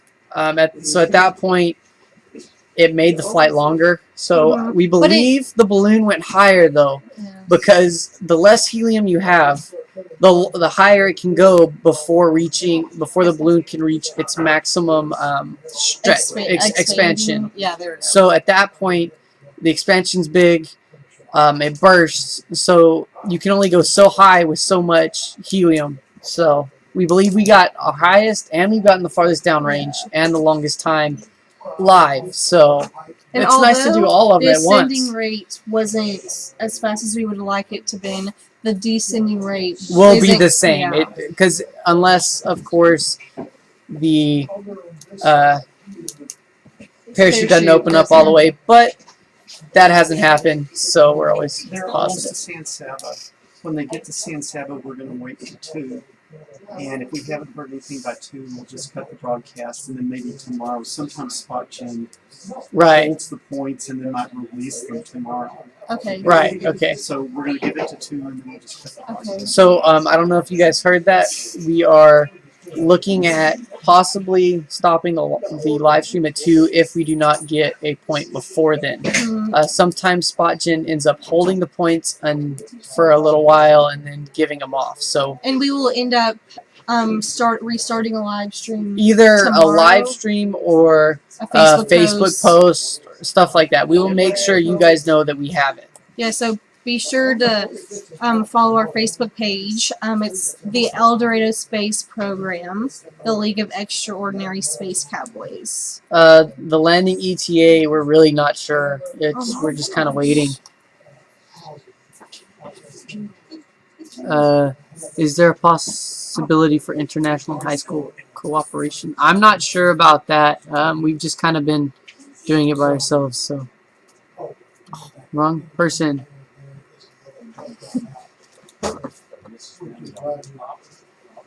Can you Yeah. I got it. This one. No, wrong guy. Nuh-uh. Wrong guy, Chase. No. You're really bad. Was unbanned. You unbanned that guy. That's good. I didn't try to. Of him? Yeah. Yeah, you did. I don't want No, it. I didn't. Why? I don't know. I thought you didn't want. I don't know. I don't know what we're doing. We're just gonna continue. Miss Task Class says hi. Hi, Miss Task Class. We'll just.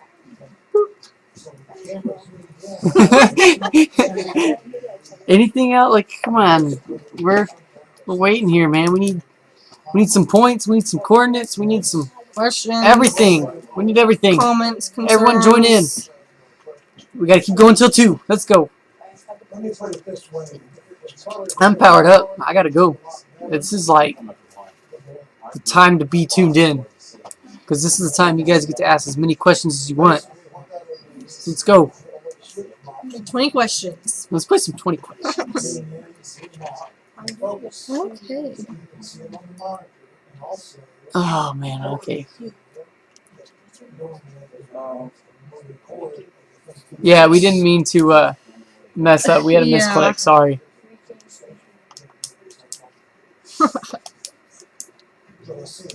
Misclicks happen.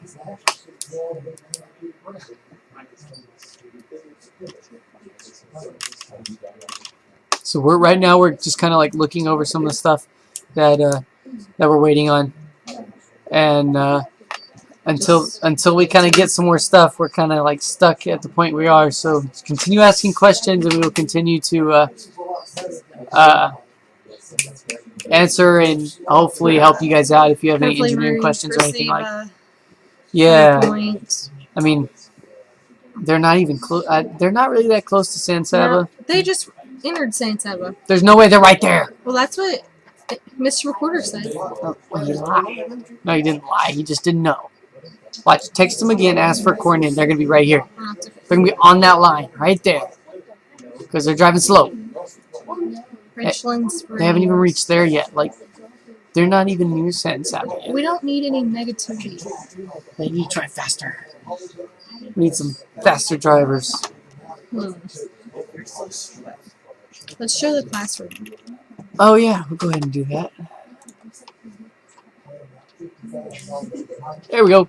So this is still the classroom. You know, everyone's kind of focused on the computer screens, trying to find out new points, trying to figure out where the team is and everything else. So we're just we're still waiting. There's 4 people updating spot gen every like 2 seconds, trying to get a new point. So we're all just on top of it. Oh, the scariest moment we've ever had on receiving the package was it the launch? Wait, Eagle 3? Possibly. Eagle 2? Whenever it caught on. Whenever the GoPro fell off? Yeah. Whenever it hit the ground? Yeah. Yeah. That one was a little weird. Because whenever they went to go pick it up, they went to find it, they found the package, and then they didn't see the GoPro. But the thing is that GoPro can't come off unless it hits the ground really, really hard. So it didn't air. No. So then at that point, they looked around. I think it was like 20 feet away or something. Your sister. Yeah.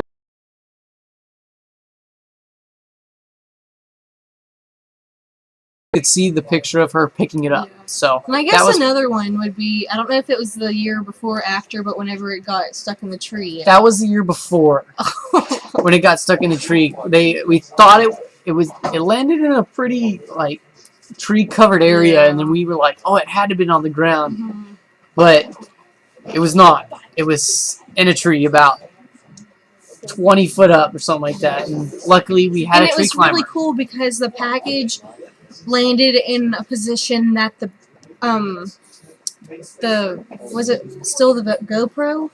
Yeah, the GoPro took a picture downwards. Yes. Of Reed Harriman climbing, wasn't he climbing? Or he was up the tree? Pulling a string that was so he was. Luckily, a string fell down from the tree and was like his height where he could able to pull it down, and that was pretty cool. Can you discuss the radio transmission and reception method? So we just have two. We have an antenna on the package, an antenna here, and they're just talking back and forth on the 2.39 gigahertz channel, and at that point it's just kind of, there's really nothing else like to say. They're just talking back and forth, passing data. I gotta say, I kind of do wish I was driving the ambulance because I'd be there now. I'd be there right now. Funniest thing. Funniest thing? Probably all the time that we kind of like, we're a really serious group. We get things done, but there's the moments that you have to joke around at to break the tension. Just to kind of like soften things up a little bit, you know. And at that point, those are probably the funniest because yes, we may be making kind of like fun of each other just a little bit, but it's not like to be rude. It's not to be rude. It's just fun. So, any creepy ranchers? No, all the rangers. All the rangers have been pretty nice actually. They've let us kind of that we'll call them up and be like, hey, can we come out and get it? And they're like, yeah, sure, let's go. Like, they're really excited. Yeah, they're kind of excited to see that a little town and high school kids are launching stuff like this. Jet streams are the biggest. Yes, they are the biggest hurdle. You really don't know how far it's going to go at that point. So they're probably one of the, maybe not the biggest hurdle, but it's a pretty like scary one. And then how long it took to build Eagle 6. Well, I guess Eagle 6 came from working on it since Eagle 1, which was 4 years ago. So I guess it's easy to say that to build Eagle 6 took 4 years. Would you say that was an accurate statement? Yes, I mean, we've all been working hard.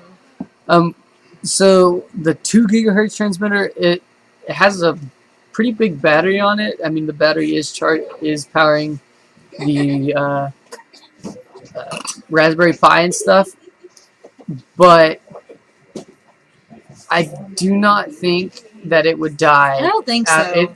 It can probably last every bit of probably 8 hours. It's a pretty I don't know. I've hefty never battery. really thought about it dying. None of us have really. I mean, there's been times where we had a smaller one in it, and by the time we got to the package, it was dead. But this is kind of a bigger one because we knew we needed to power it longer, so we're not really worried about the batteries going dead. No. So how did y'all end up getting the ambulance? You answer that one. Well, the ambulance was actually donated to us from our local sheriff's department. She already answered it. Oh, there you go, Ivy Kate. So shout out to Mr. David Doran for helping us get the ambulance. Yes. So, I don't know. So yes. It's been a very kind of neat project being able to work on all this stuff. It's awesome. Never ever did I think I would be a part of a space program. You should interview your dad. Oh no. Yes. What did he say? I don't know. Interview your dad. It's always good. No, it's okay. Mr. Mert. Yes, lots of potential. You want to get interviewed? You've been in here for 3 years, man. You got 4 years. Come on. Come on. Yeah. No, I'm not going to interview. Come on. Oh well. It's He just informed us that he gets paid to be on TV. Yeah. Oh yeah, I'm not paying It's nobody. my father. So. No, Andy, you need to get interviewed. Oh yeah, Andy. Okay, I'm gonna go to the restaurant. Where are you going? You suck.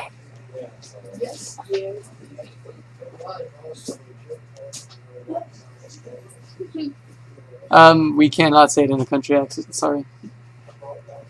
Okay, so this is Andy Morris. Kind of explain, I guess. Kind of go off. I don't know. Okay, well, I have been a part of the engineering program since my sophomore year. I started out by taking Mr. McGorder's online courses. This year I actually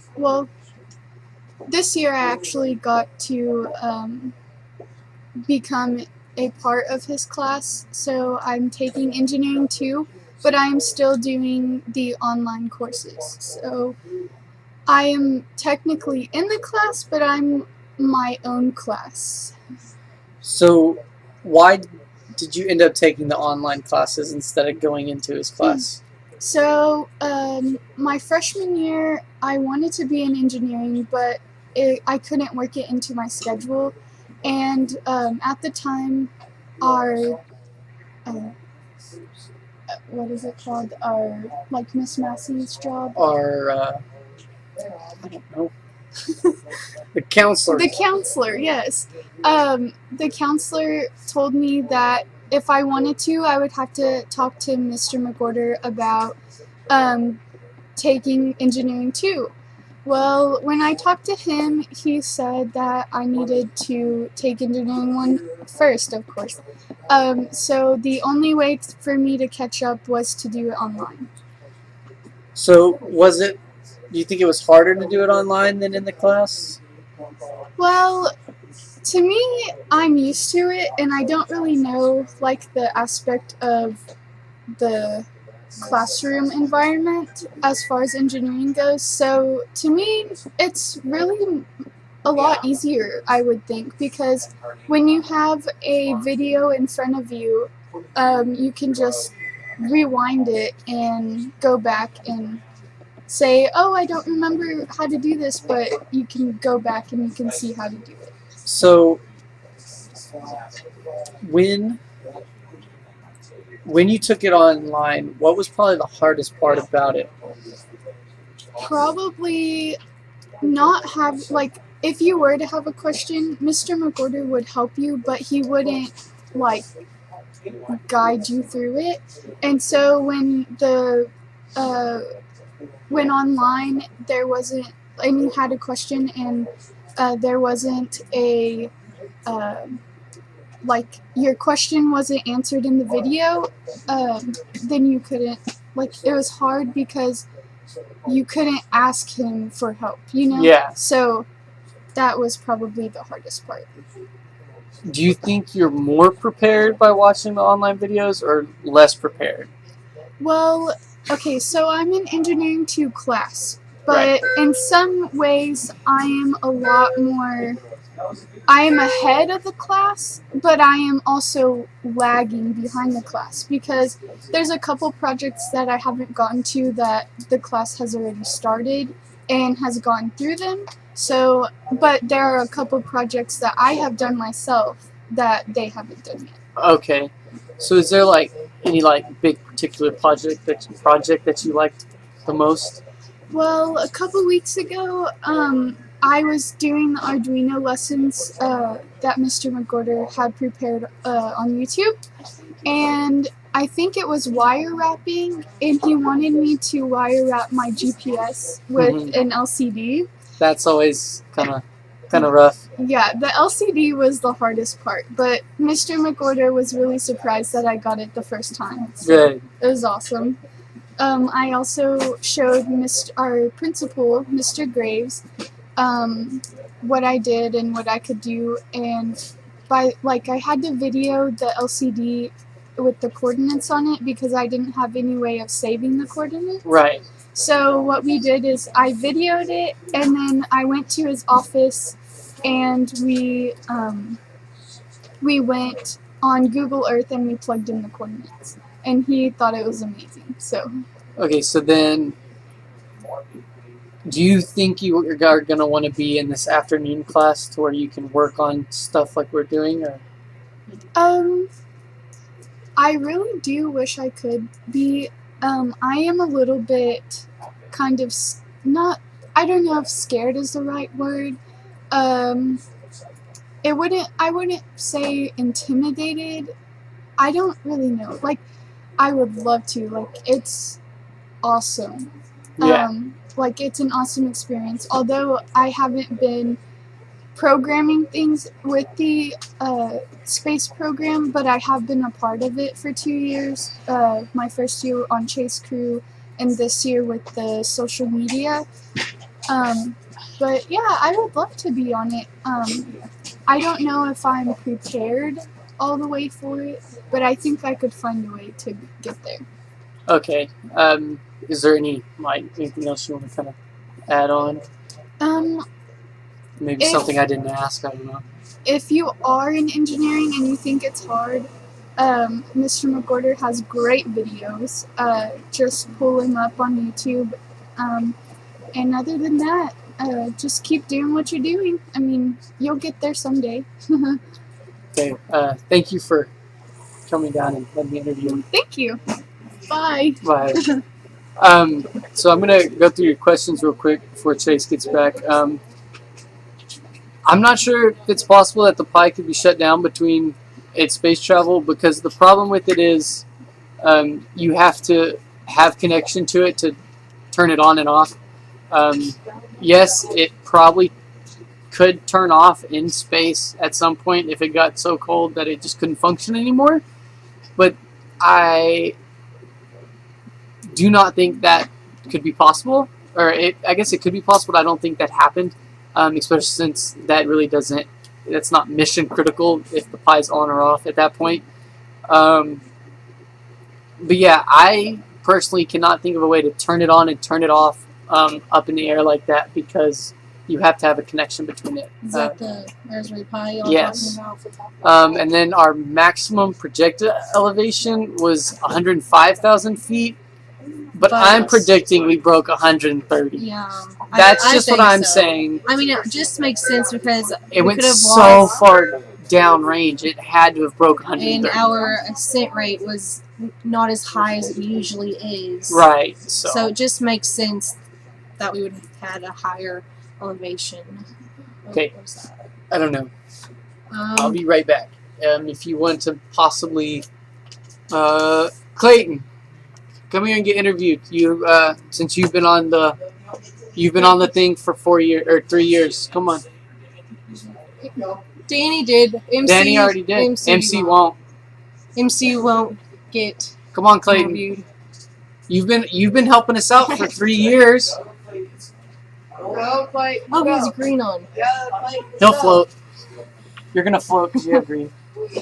Wonderful. Okay, Hey, grab a lab coat. Grab a lab coat. No, go, just be a floating head. Be a floating head. It'll make it more entertaining. All right, entertainment. Okay, Like this is Clayton Arndt, and he has been a part of the space program for a couple of years now, and he's floating because his shirt is actually the same color, green, like our green screen. So, Clayton, how do you feel about the space program as of right now? I think it's going pretty well, actually.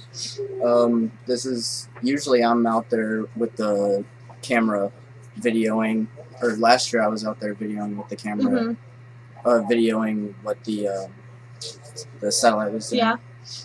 Yeah. And this year you were on the launch site, and you're actually videoing Wyatt and the launch crew. So, you were in programming, but when you're in this classroom, what do you mostly work on? I mostly work on Blender, 3D print, 3D modeling programs. So you're really interested into that.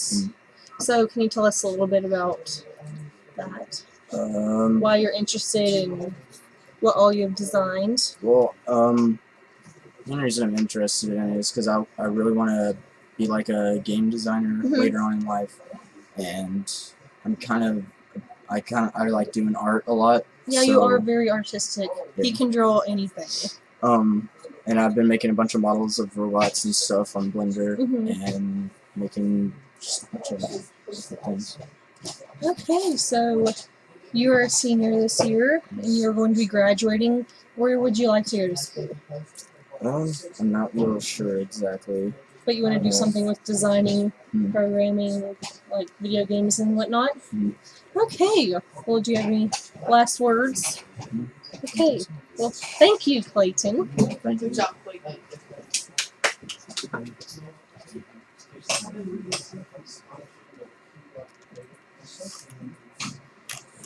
Okay. I've not received any data points from the chase crew, but I believe they are on their way. Actually, they've made it through San Saba, and so they're on their way. No. Sneak back in, I guess. Yeah. Okay. Oh, Bubba. Yeah, that's Casey. Oh, hi, Casey. So we were reading up while I was gone. It looks like SpotGen can queue up a bunch of data points and then dump them up to like a day to a week later. So like I said earlier, we're gonna cut off the stream at 2 if we don't retrieve it at that point. But whenever we do, we will be posting all over Facebook. We may even get on here and make a short little video saying we have it, just so you know. Yeah. They just have to make sure everything's clear with the landowner, and then we just kind of go out and get the balloon.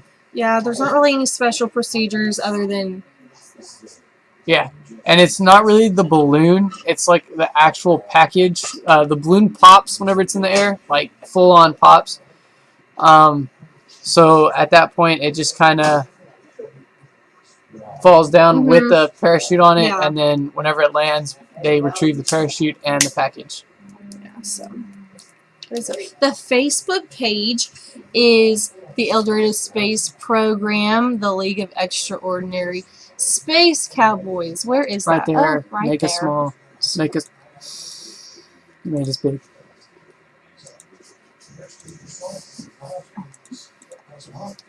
Why is it taking so Because long? you didn't click on it. Oh. There you go. All right, right there. This is the Facebook page. page. So just follow us on here, and you will be getting updates about when we retrieve it. And then of course, I bet we can make a video on YouTube for the people that don't have a Facebook or don't want to follow us. Then you guys can look on his YouTube and see a video. I actually think we will make a video Of what? of us saying that we retrieved it. Just a short, like maybe a 5-minute video saying that we got it, everything was good, and just kind of like saying kind of how it did. So, but yes, we'll make after sure we the get that done. launch, I believe on Facebook we will have posting of retrieving the package and pictures of Mr. President Donald Trump on Trying to go back. Facebook. So I'm just kind of be sure to follow our Facebook page. So it looks like the sheriff's office was actually watching our stream. Shout out to you guys for tuning in. I'm glad I'm glad that you guys got to see it. So yeah. What is that second one? Oh, that wasn't today. That was this one. But one of Will's cousins joined in too. Thank you for tuning in. Yeah, that's what it said. Okay. What is the Facebook? Thank you much, guys. Wow, I don't even know what he said. Look at Sniper There's no waterproofing done on the Pi. That's one thing is it's kind of hard to do water protection. Of course, there's a box on top of it, but nowhere near waterproof. So of course, if it landed in a lake or a river, it would be done. Yeah. So. Is there any way that we could waterproof it? I don't know, because the box would have to be completely suction tight in order to. Yeah, we kind of like tried to think of a way to do it, and we just haven't figured it out yet. So I'm not sure if we ever will, but it does. We haven't landed in any body of water yet, and there's a fairly slim chance in Texas. So just saying. Yeah, and the reason that the balloon bursts at the certain altitude is because when it ascends, the helium inside of the lifting envelope expands, and we actually do modeling. Yeah, keep going. In which takes into account all of that. So I don't know how to. So really, the balloon pops because when it gets to a certain altitude, the helium expands, and the balloon can only take so much that eventually it pops, which then is when it starts descending. It's like if you blow up a balloon with just air, and then you step on it. It can only stretch so much before it pops. So.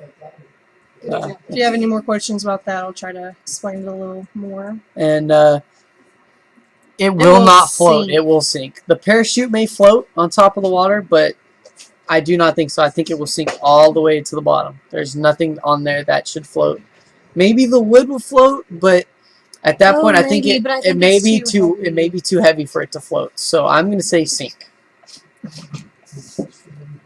And at that point, we're diving in. I believe the 3.9 pounds will cause the wood to I don't sink. think it'll hold that much weight. So my guess is sink down to the bottom.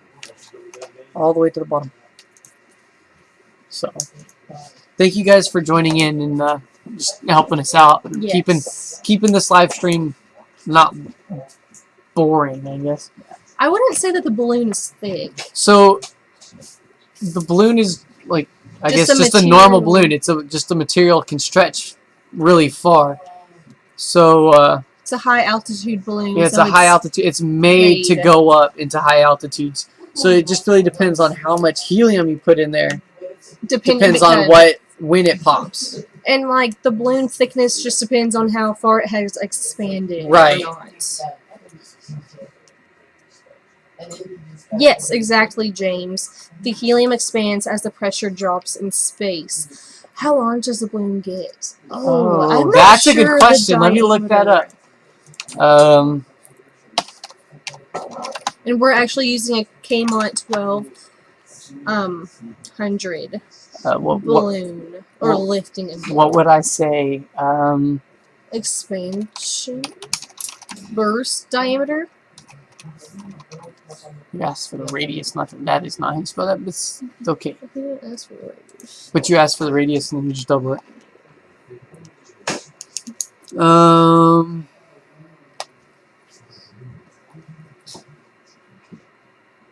It's not saying. It all just kind of depends on like how much helium you put in there. So. But it gets pretty large. Okay, so. Oh, they don't give us. Oh, go down. The diameter is 28 feet. Oh yeah, the diameter of a Kmont 12,000 is 28 feet at the burst. It may be. It will be 28 feet, but it doesn't matter. It could be at a lower altitude depending on how much helium you put in. So, hope that answers everyone's questions. Wow, that's cool. I didn't know that. Charlie Bradley. Yes. It's not a balloon. It's a package, man. Oh. It is a package. Charlie Bradley is actually our county judge, but I'm not familiar with the Michael Reed bin. Dover. Yeah, I don't know that, man. Do y'all know a Michael Reed bin Dover? I think it's just don't even. Just don't even. Did you get yes, that? we do have a live camera feed at the beginning of the launch. If you want to go back to that, it came from the package. But right now, of course, since we don't have connection, we do not have a live feed except for this live stream right now. Oh my gosh. You need to... Yeah, I'm about to. Just. Oh, good for me. Yeah, you didn't notice that I knew. No, but their name.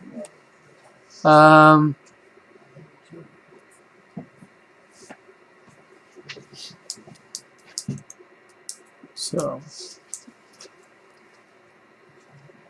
Yeah. Oh, wow. What? We will be releasing either pictures or I really want to do a video possibly showing some of the pictures. I want to show some of the pictures and then kind of want to say like we got it and after how long did it, how long it stayed up, kind of stuff like that. I would like to release a video like that on this channel and then also post pictures to Facebook, so please follow us on there. Thank you guys for all watching. I know it's been, I don't know, 5 hours, I guess. Cosmic radiation. Oh, yes, there will be a different type of balloon needed in order to circumnavigate the globe. Oh, yeah, sorry, I did not see that. Plus, at that point, you underinflate, and then you also drop your package weight so that it can do that. Cosmic radiation, I'm not so sure if cosmic radiation really affects the package at all. So,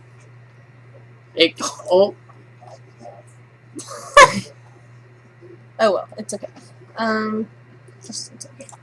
Whatever. So yeah, I'm not sure if it really does affect it or not. I doubt it though.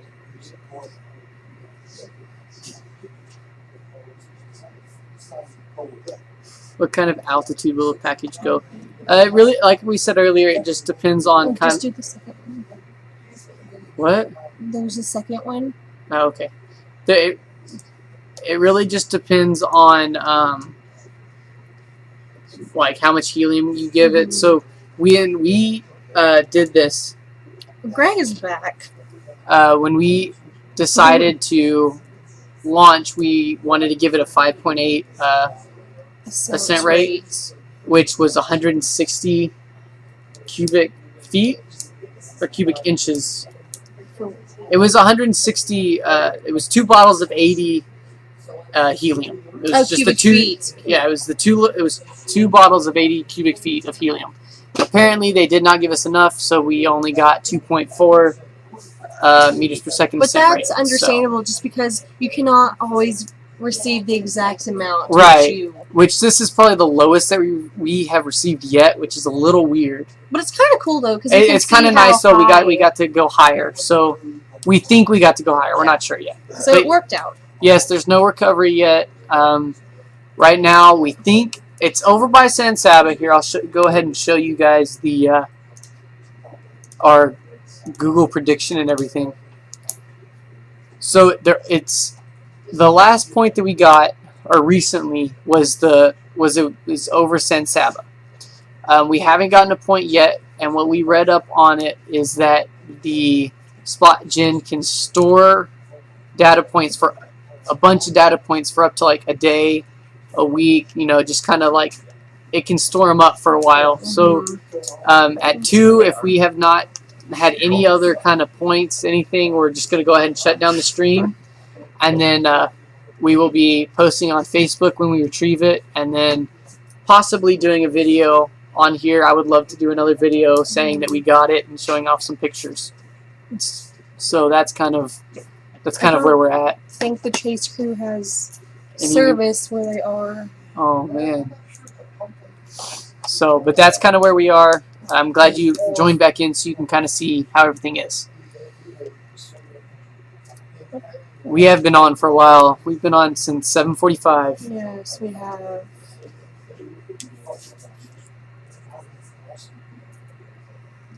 Thank you, Joe Christian. I hope we find it too. The chase crew, they do not have any service right now, so we are not quite sure where their positioning is. Yes, they. Last we really heard was they hit San Saba, and then after that, we haven't had any other updates from them, or updates from the Spot Gen. Yes. Oh yeah, waiting. All you ever do is wait. Hurry up and then wait. Yeah, hurry up and wait. So.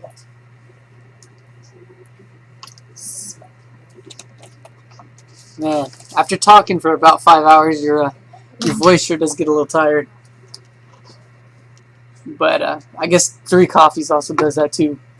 Coffee's not the best thing to drink whenever you're talking the whole time. Thank you, Greg, for joining in, and have a good day, I guess, since you're leaving. But if we're still on in a little bit, feel free to check in, and just keep checking Facebook. We're not really that hungry. 3 coffees and some water kind of holds you over for a pretty good time. Yeah, I mean, we also had some burritos this morning. Yeah, so. we ate we ate a burrito or 2 this morning, so we're not really. I'm not really feeling that hungry. I mean, I could eat. I could probably eat afterwards, but there's no point in stopping now. I mean, we got at least 30 more minutes until we get unless we get another point. So. Future projects. Well, since this is Eagle 6, we plan on launching Eagle 7 at the end of this year, which we're going for a record altitude. Yes. And then possibly since I'm going to college next year, I would kind of like to see if I can get something going like this at my college at Mary Hardin Baylor. I did talk to the head of engineering there, and I told him about kind of what we do. And I should have sent him a link to the stream. I don't know why I didn't. But he did say he liked what he heard about what we've done. So I may see if we can kind of do something like this. Maybe try to, one up this program since, of course, we are in college at that point. But it kind of makes me want to keep doing this, seeing what else we can achieve. I'm gonna study engineering. I'm not sure what my exact specific engineering is gonna be. They offer a general engineering, which is just kind of like you kind of learn all of it, but I can choose a specific if I feel like it. And I'm kind of stuck. I kind of like the mechanical side of everything, but I'm pretty good at the electrical and stuff. So I'm just kind of, it goes both ways. So That would be cool to have know a little bit from each. Yeah, that's section of engineering. It's cool to know a little bit about everything. So bulletproof coffee. Wait, what? Bulletproof coffee. I think that'd be pretty cool. Interesting. I mean, bulletproof coffee. What kind of burritos we had? What kind of burritos did you get? Sausage, egg, and cheese. Yeah, for sure the best. Oh, and then it says, does each mission have a specific objective? Yes. Like this mission, our specific objective was pretty much just to have, this is our first launch of the year, so to get a launch under our belt and just kind of make sure everything was working. And actually this is the first launch for us to have our new ground-based tracking antenna. So it's pretty cool to see how long that works. And so, yeah. Right. Awesome, Connor. I'm glad you're you're doing engineering too. Where are you going to school? If you don't mind me asking, I guess. Let's see. I guess they're still out of service, right? Yeah, I guess I can. I mean, kind of waiting on some more points here. And again, thank you all for joining in. I know it's been, 5 hours or more. I know you guys may not have stayed here all the time, but you guys still took the time out of your day to join in, and that's really helpful for us knowing that people actually care about what we're doing. So yeah, y'all are helping us make space great again. Of course, space needs to be great. Thanks to President Trump. Okay, let me contact the Chase crew. If you follow or if you subscribe to this channel and then also follow us on Facebook, you will always be notified of future launches and be notified about all the future events. Oh wow! So you're the guy that's from UK. I noticed that I read that earlier. I didn't know it was you. Congratulations, man! Thanks for tuning in. What is the guess on the trajectory of landing? Trajectory of landing, like straight down, sideways. I'm going to assume it's going to come in about 5 meters per second at an angle of about 45 degrees. Oh. Okay. It'll actually probably be an angle of like 60. So yeah, James has been watching since 8:30 Eastern time. Oh well, wow! I'm glad we've kept your attention for this long. Oh, the Chase crew's in San Saba. So they just got to San Saba, or are they waiting in San Saba? Sure. What is your guys' guess on the trajectory for landing? Thanks for tuning in from Germany. Oh, that's awesome. Bastion. I hope I said your name right. That's cool. I really hope I said your name right.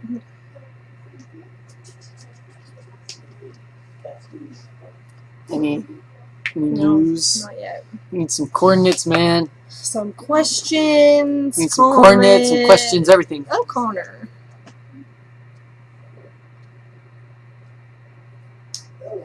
That's awesome. I'm glad you're kind of showing people, because we love it when people get to see like everyone, like our of we love it when people get to see kind of what we're doing, because it gets out that we're not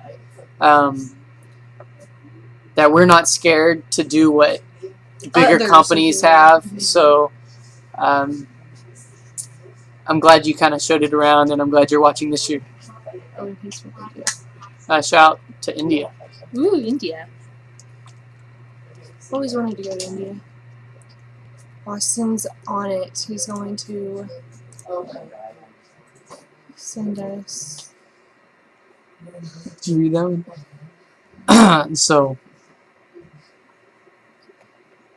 we're right now we're waiting on coordinates from the space crew. Space crew. Chase crew. We're waiting for coordinates from the Chase crew, That sounded like and they should be sending it in.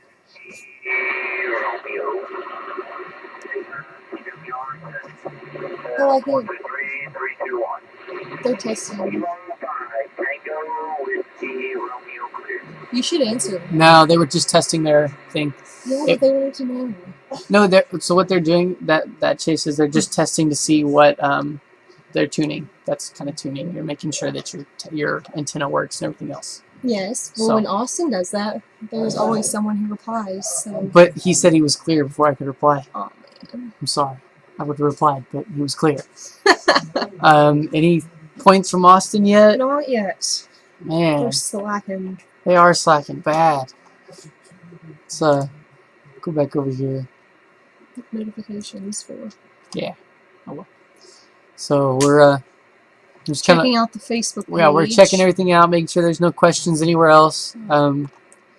Just kind of making sure everything's good. And let's go to here real quick. We'll show you the classroom again, mission control. And as you can see, not as many students as earlier, but we still have our team working hard in here, trying to get more points. So we're working hard still. And then Bastion asked how we convert the Ethernet signal into Wi-Fi signal. Just Ethernet. It's just over. Yeah, it's just an Ethernet over ham radio. So I'm not sure exactly how it converts, but it does. I'm sure you can go to Mr. McWhorter's website. I bet somewhere on his website it says. No, Ivy, we do not have any points from SpotGen. Our last one was over by San Saba. I don't know if you were in for that one. It's right here. We did read, though, that it can be storing points for up to a day or two before it sends them out. Yes. So at 2, we're going to cut off the stream and see. Continue again tomorrow. And hopefully. continue and just kind of see when we get it. And as soon as we get it, we'll be posting on Facebook. Possibly make another little short video on here saying we have found it and that it's headed home. So, but at the moment, it is not found. No more points have been added since this one, which was about an hour ago. Maybe longer. So it's been a while. We're just kind of waiting and seeing what's happening. Thank you for checking back, though.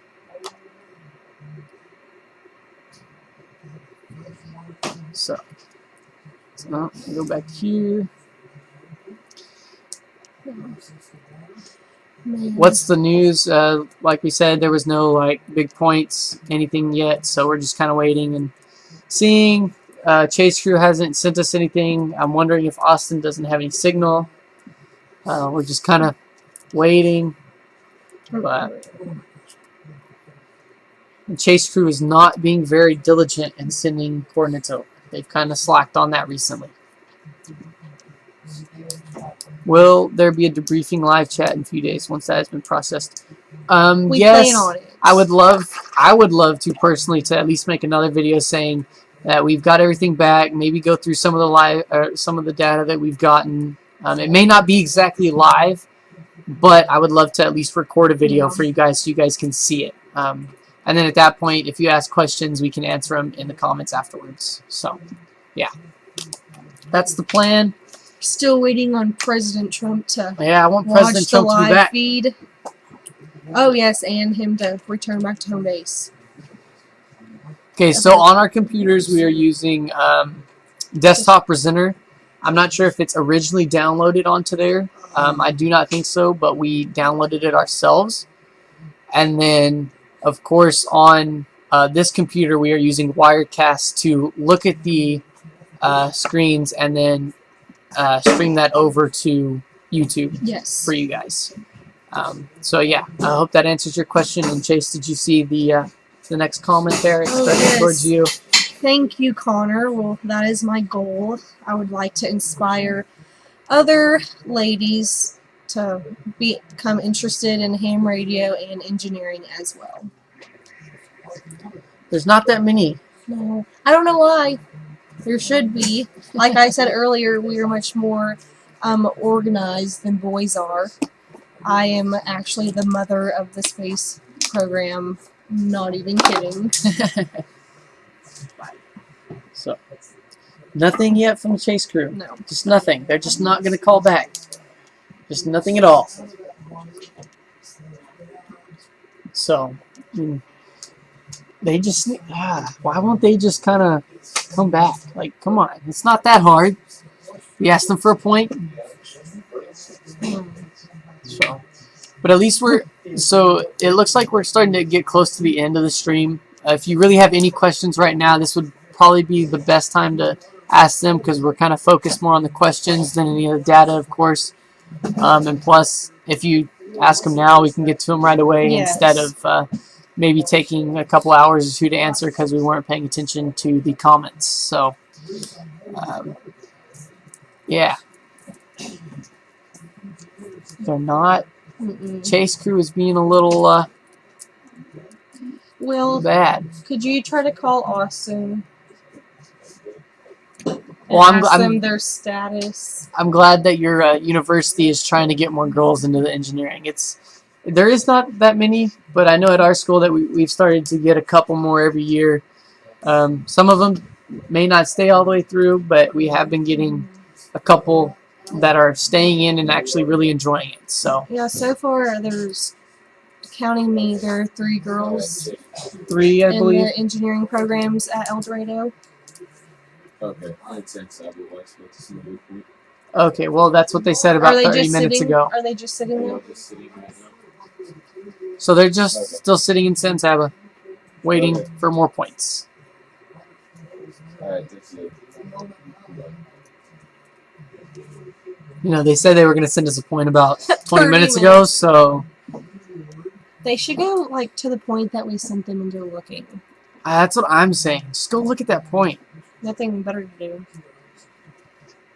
Maybe they will. Maybe they'll go look. Because I really think, I mean, if that's truthful, if they look at that point and then kind of look at how it was supposed to go, it may follow the same trajectory.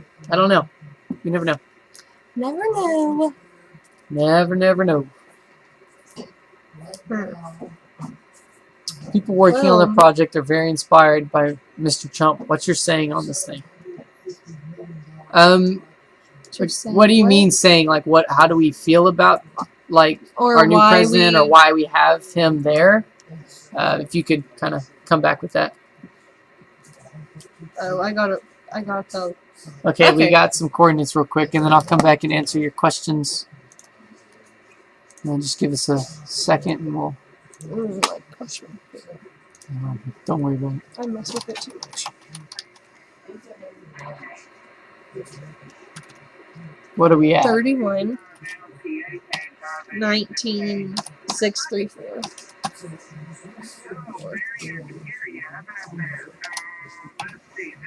Okay. 98. 71552.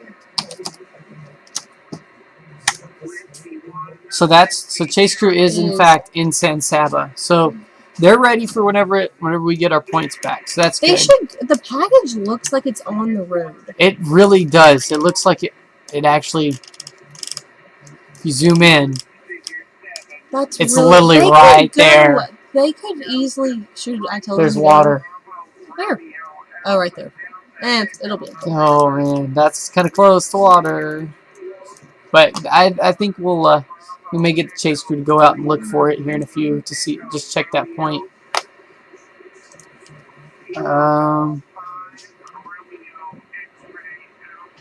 Sorry, I'm still thinking about Spot Gen. Is the reason it is keeping points but not sending them back to y'all because it got so cold?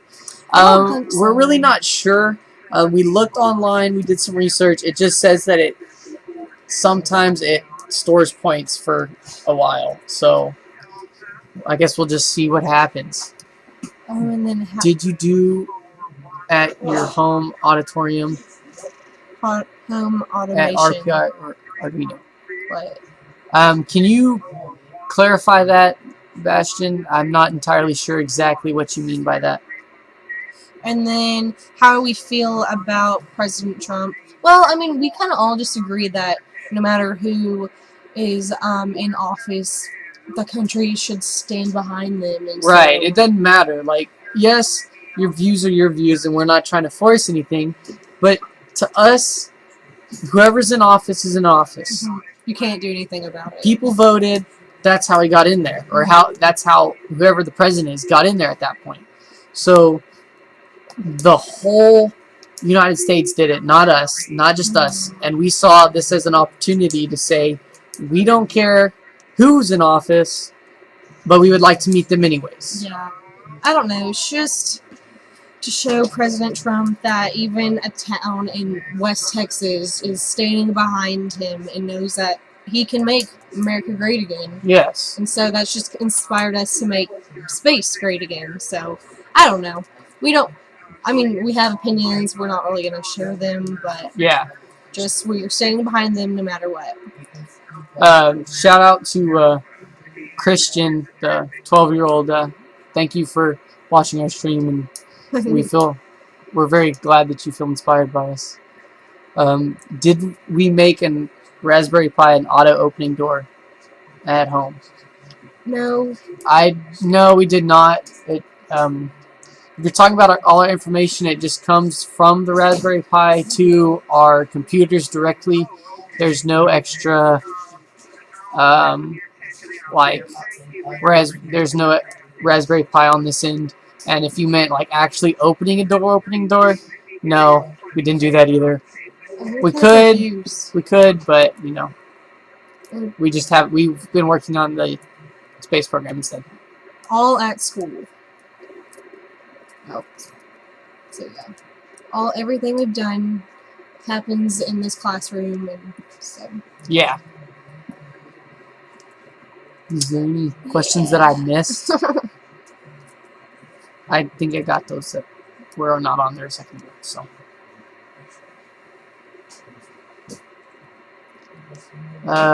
So there's no new coordinate. Kind of still waiting on spot gen. Like authorities, we have to make sure we follow FAA regulations and FCC regulations.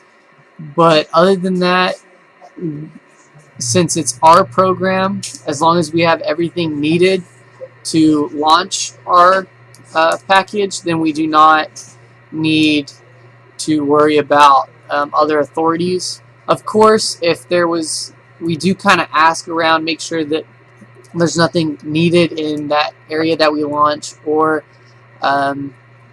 anything that's needing most of our Space Cowboys. So if there's not, then we go for it. If people are needed, then of course we don't. But there's no really like asking authorities. It's kind of our project. As long as we have everything ready, we can go for it. I don't really want to share my opinion about Trump on stream. I don't want to get into a big political argument on this video. So, but like we said, we're just backing Trump. Like, no matter what. No matter what, if some of us don't like him, if some of us do, we just want to show him that he got elected into office fair and square. Him. Like, we're just accepting him as the new president. And we will do the same whoever is elected in 4 years, and so on and so forth. Right.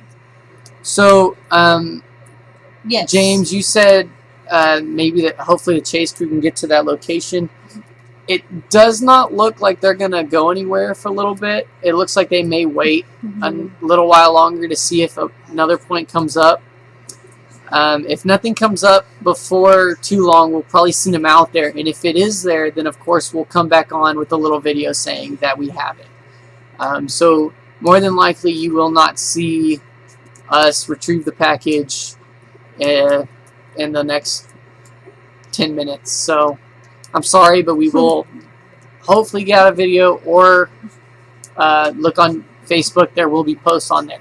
I really wish or hope that we would have retrieved the package well live. Yeah, that would have been nice, much more exciting. But since you know, spot gen kind of malfunctions, we're not really sure. And then chains. So the actual mission goal is to kind of just show that we're backing Trump and to kind of not show off, but show everyone like what we've changed this launch. That's really our biggest thing. Is every year we like to share with everyone what we've changed. So this year we miniaturized our flight computers. We did a new antenna, stuff like that. So, but really, it's safe to say that our mission was to make space great again. Which is why we sent President Trump into the blackness of space. I'm not entirely sure what our upload speed at our school is, but I know that it's pretty fast. Maybe JD is watching, and if our IT guy is watching, he will answer your question better than I can. But I know that we have a ton of computers hooked onto here, and I haven't ever had a problem with getting on the internet with all of us on at like the exact same time. So I'm really not. I'd say it's really fast though. I mean, if you're saying that the quality is really good, then it must be pretty fast. I mean, of course, it is kind of limited to our computer strength. We would be streaming at a higher quality, but our computer can't really take it. So we're streaming at about the highest quality we can, which I think is like 720. I think is what we're at, and we would love to stream at 1080, but computer can't take it. We tried it, and we did a couple test runs, and it messed up. So because we actually built this computer this year. Brand new. Our IT guy gave us a $2,000 budget, which was fun. That was fun. That was way more than I paid for my build. I think I built mine for $600, and it's close. It can almost outrun this, but not. You not like all to the think way. it can. I like to think that it can.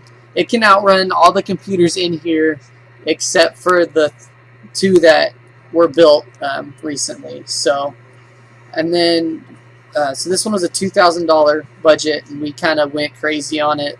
You know, got some of the best stuff. I think we got a GTX 1080 in there and everything else. That's pretty awesome. That's a graphics card, Chase. I've learned. It's one of the newer NVIDIA graphics cards. Now, if you would have told me that like a couple of years ago, you would have been talking foreign to me. Yeah, I've been around. So we made this computer pretty fast. It just can't handle what we wanted it to.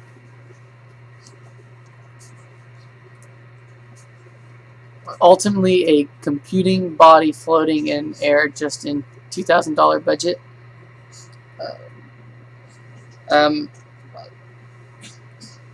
Sure. I'm not so sure what you mean by that giveaway, but yes, this was kind of like one of the kind of bigger things that we did today. Or not today. Biggest things we did this year was building a computer and kind of working on getting a really good one for this class. So. Just because this is the equipment that Noah and I use most throughout our live streams. So this has to be like one of the best setups that we have here. And how much did the entire project cost? It costs more and more every year. Yes, but a lot of the equipment comes from donations. Like our ham equipment has come from mostly donations. Of course, like the actual package has not been donations. We buy all that. But it's not too expensive. Yeah, it's not that expensive. Raspberry Pis are about, like, I think $30-50. Radios were donated. Some of the antenna stuff was donated.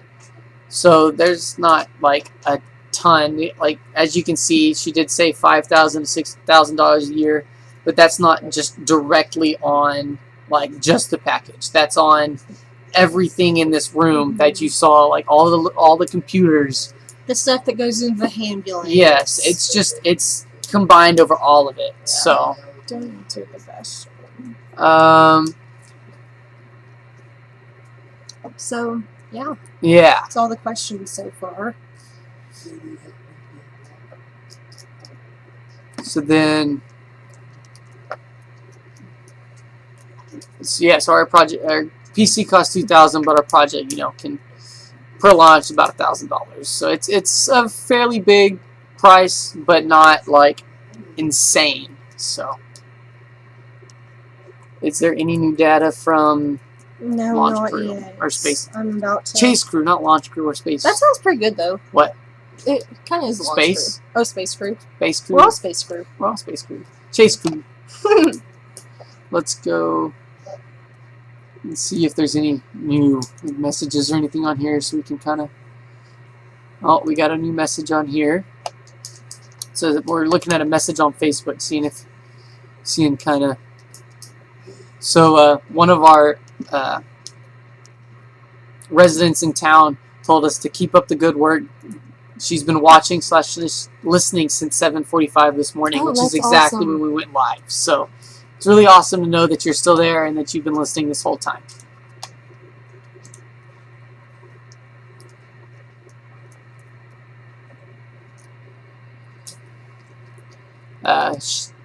Mr. Recorder, you just got a shout out on YouTube for being a kind sir. That's what he said. He's a big fan. He's a big fan of your tutorials, and he says they're really helpful. He says you're a kind sir. Many He says thanks. many thanks. So. Yes, we all love Mr. Recorder. Bye giveaway. Thanks for joining in. As you guys know, in about 6 minutes or so, we're going to be shutting off the live stream since we have not received any data points. We will be, of course, updating you guys either through video on here and on Facebook. Yes, definitely ask questions on Facebook. And or on the comments on here. I will gladly stay and watch all the comments on here so you guys can keep asking and I can answer for you. And we'll try to give an update tomorrow. Yes. We'll be giving an update tomorrow or whenever we receive the package. Just as time goes on, just keep looking on Facebook or looking on here. I would like and subscribe to this channel. Like and subscribe to this channel. I'm going to hopefully put another video on here once we receive it, and follow our Facebook page. Here it is again. I'll show you it. You can't miss it. We're skydiving. Yeah, we're skydiving. It's pretty easy to. This is our channel. Follow it, and we will have updates on here whenever we receive anything or hear anything else about it. So yes, in the next 5 minutes, please ask any more questions. Yes. Comments, concerns that you have. I don't know who it is. I'm not really sure who that is, Bastion. So We don't I really can't have really have an opinion about him. Yeah. But you can tell us your opinion. Yeah, if you really feel like it. I mean, why not? Thank you guys all for watching again. Yes, it means I know a lot it's been to us. I know it's been like 5 hours, and you guys are probably tired of hearing us talk the whole time. But it's very important to us that you guys stayed and kind of Yes. Pushed us along. Yeah, the first few hours of the stream were super exciting, And then now you're just kind of sitting there waiting. I know we're waiting. But as we're well. we're just trying to help. Like, we're just trying to make sure you guys don't have any questions and everything else. So it's kind of, I guess, our job. We answer, and if we don't answer, then we don't know what it is.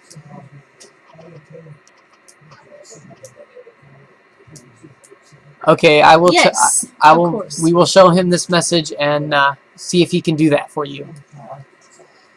Just look for future videos. Yes. I'm gonna write that down real quick. Upload a video on the Arduino base tracking system using GPS and GSM. Do we not already have one?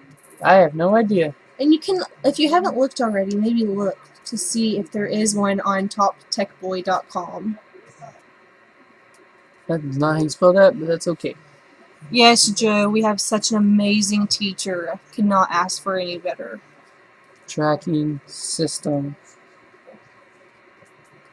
Now all the comments are about Mr. Reporter, as they should be. He's, like I said, an amazing teacher. GSM. Yes, and if we have a launch of Eagle 7 this year, please tune in again. Yes, we would love for you guys to tune in for further launches. Oh, Edward Snowden was an NSA hacker. Oh, I really don't have like an opinion on that. I'd have to read up more about it. We will read up on it and maybe get back to you with that. Oh, it was a data blogger. Okay, I will. I have it written down for him, and I'll make sure that he sees it. And that might be one of our new projects. Yeah. So I just wrote on his scroll sheet. I sent an email to Lady Ada. Expect to be contacted. Oh, Thank you. That's awesome, John. And I will, or we will, be looking out for that email. Yes.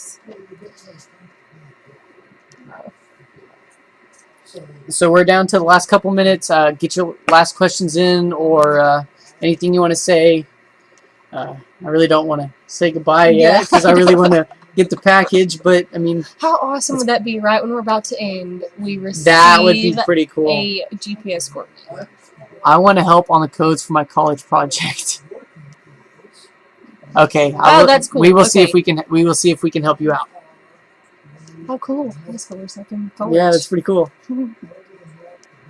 But I'm almost positive that MC will have. I bet we can figure out something for you. Have we gotten any other points yet? No. Nothing.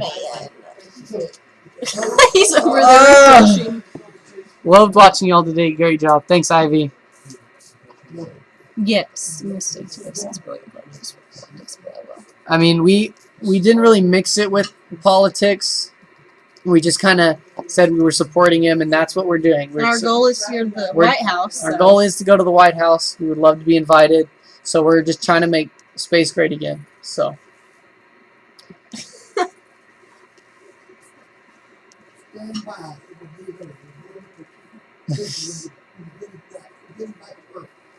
When we get him back, when we find the package and get it back to Mission Control, we will put a post on Facebook. So. Okay. Well, thank y'all so much for watching Noah and I live stream the launch of Eagle 6. Yes, it has been so fun, and we just wanted to make space great again, along with Mr. President Donald Trump making America great again, and just thank y'all so much for tuning in. Yes, and thank you for 5 hours or 6 hours. I don't know, however long this is. Thank you for being here with us. Yes, like, subscribe. We follow will us on update Facebook. Y'all on Facebook everywhere we can. So, see you guys later. Thank you. Have a nice day. Bye.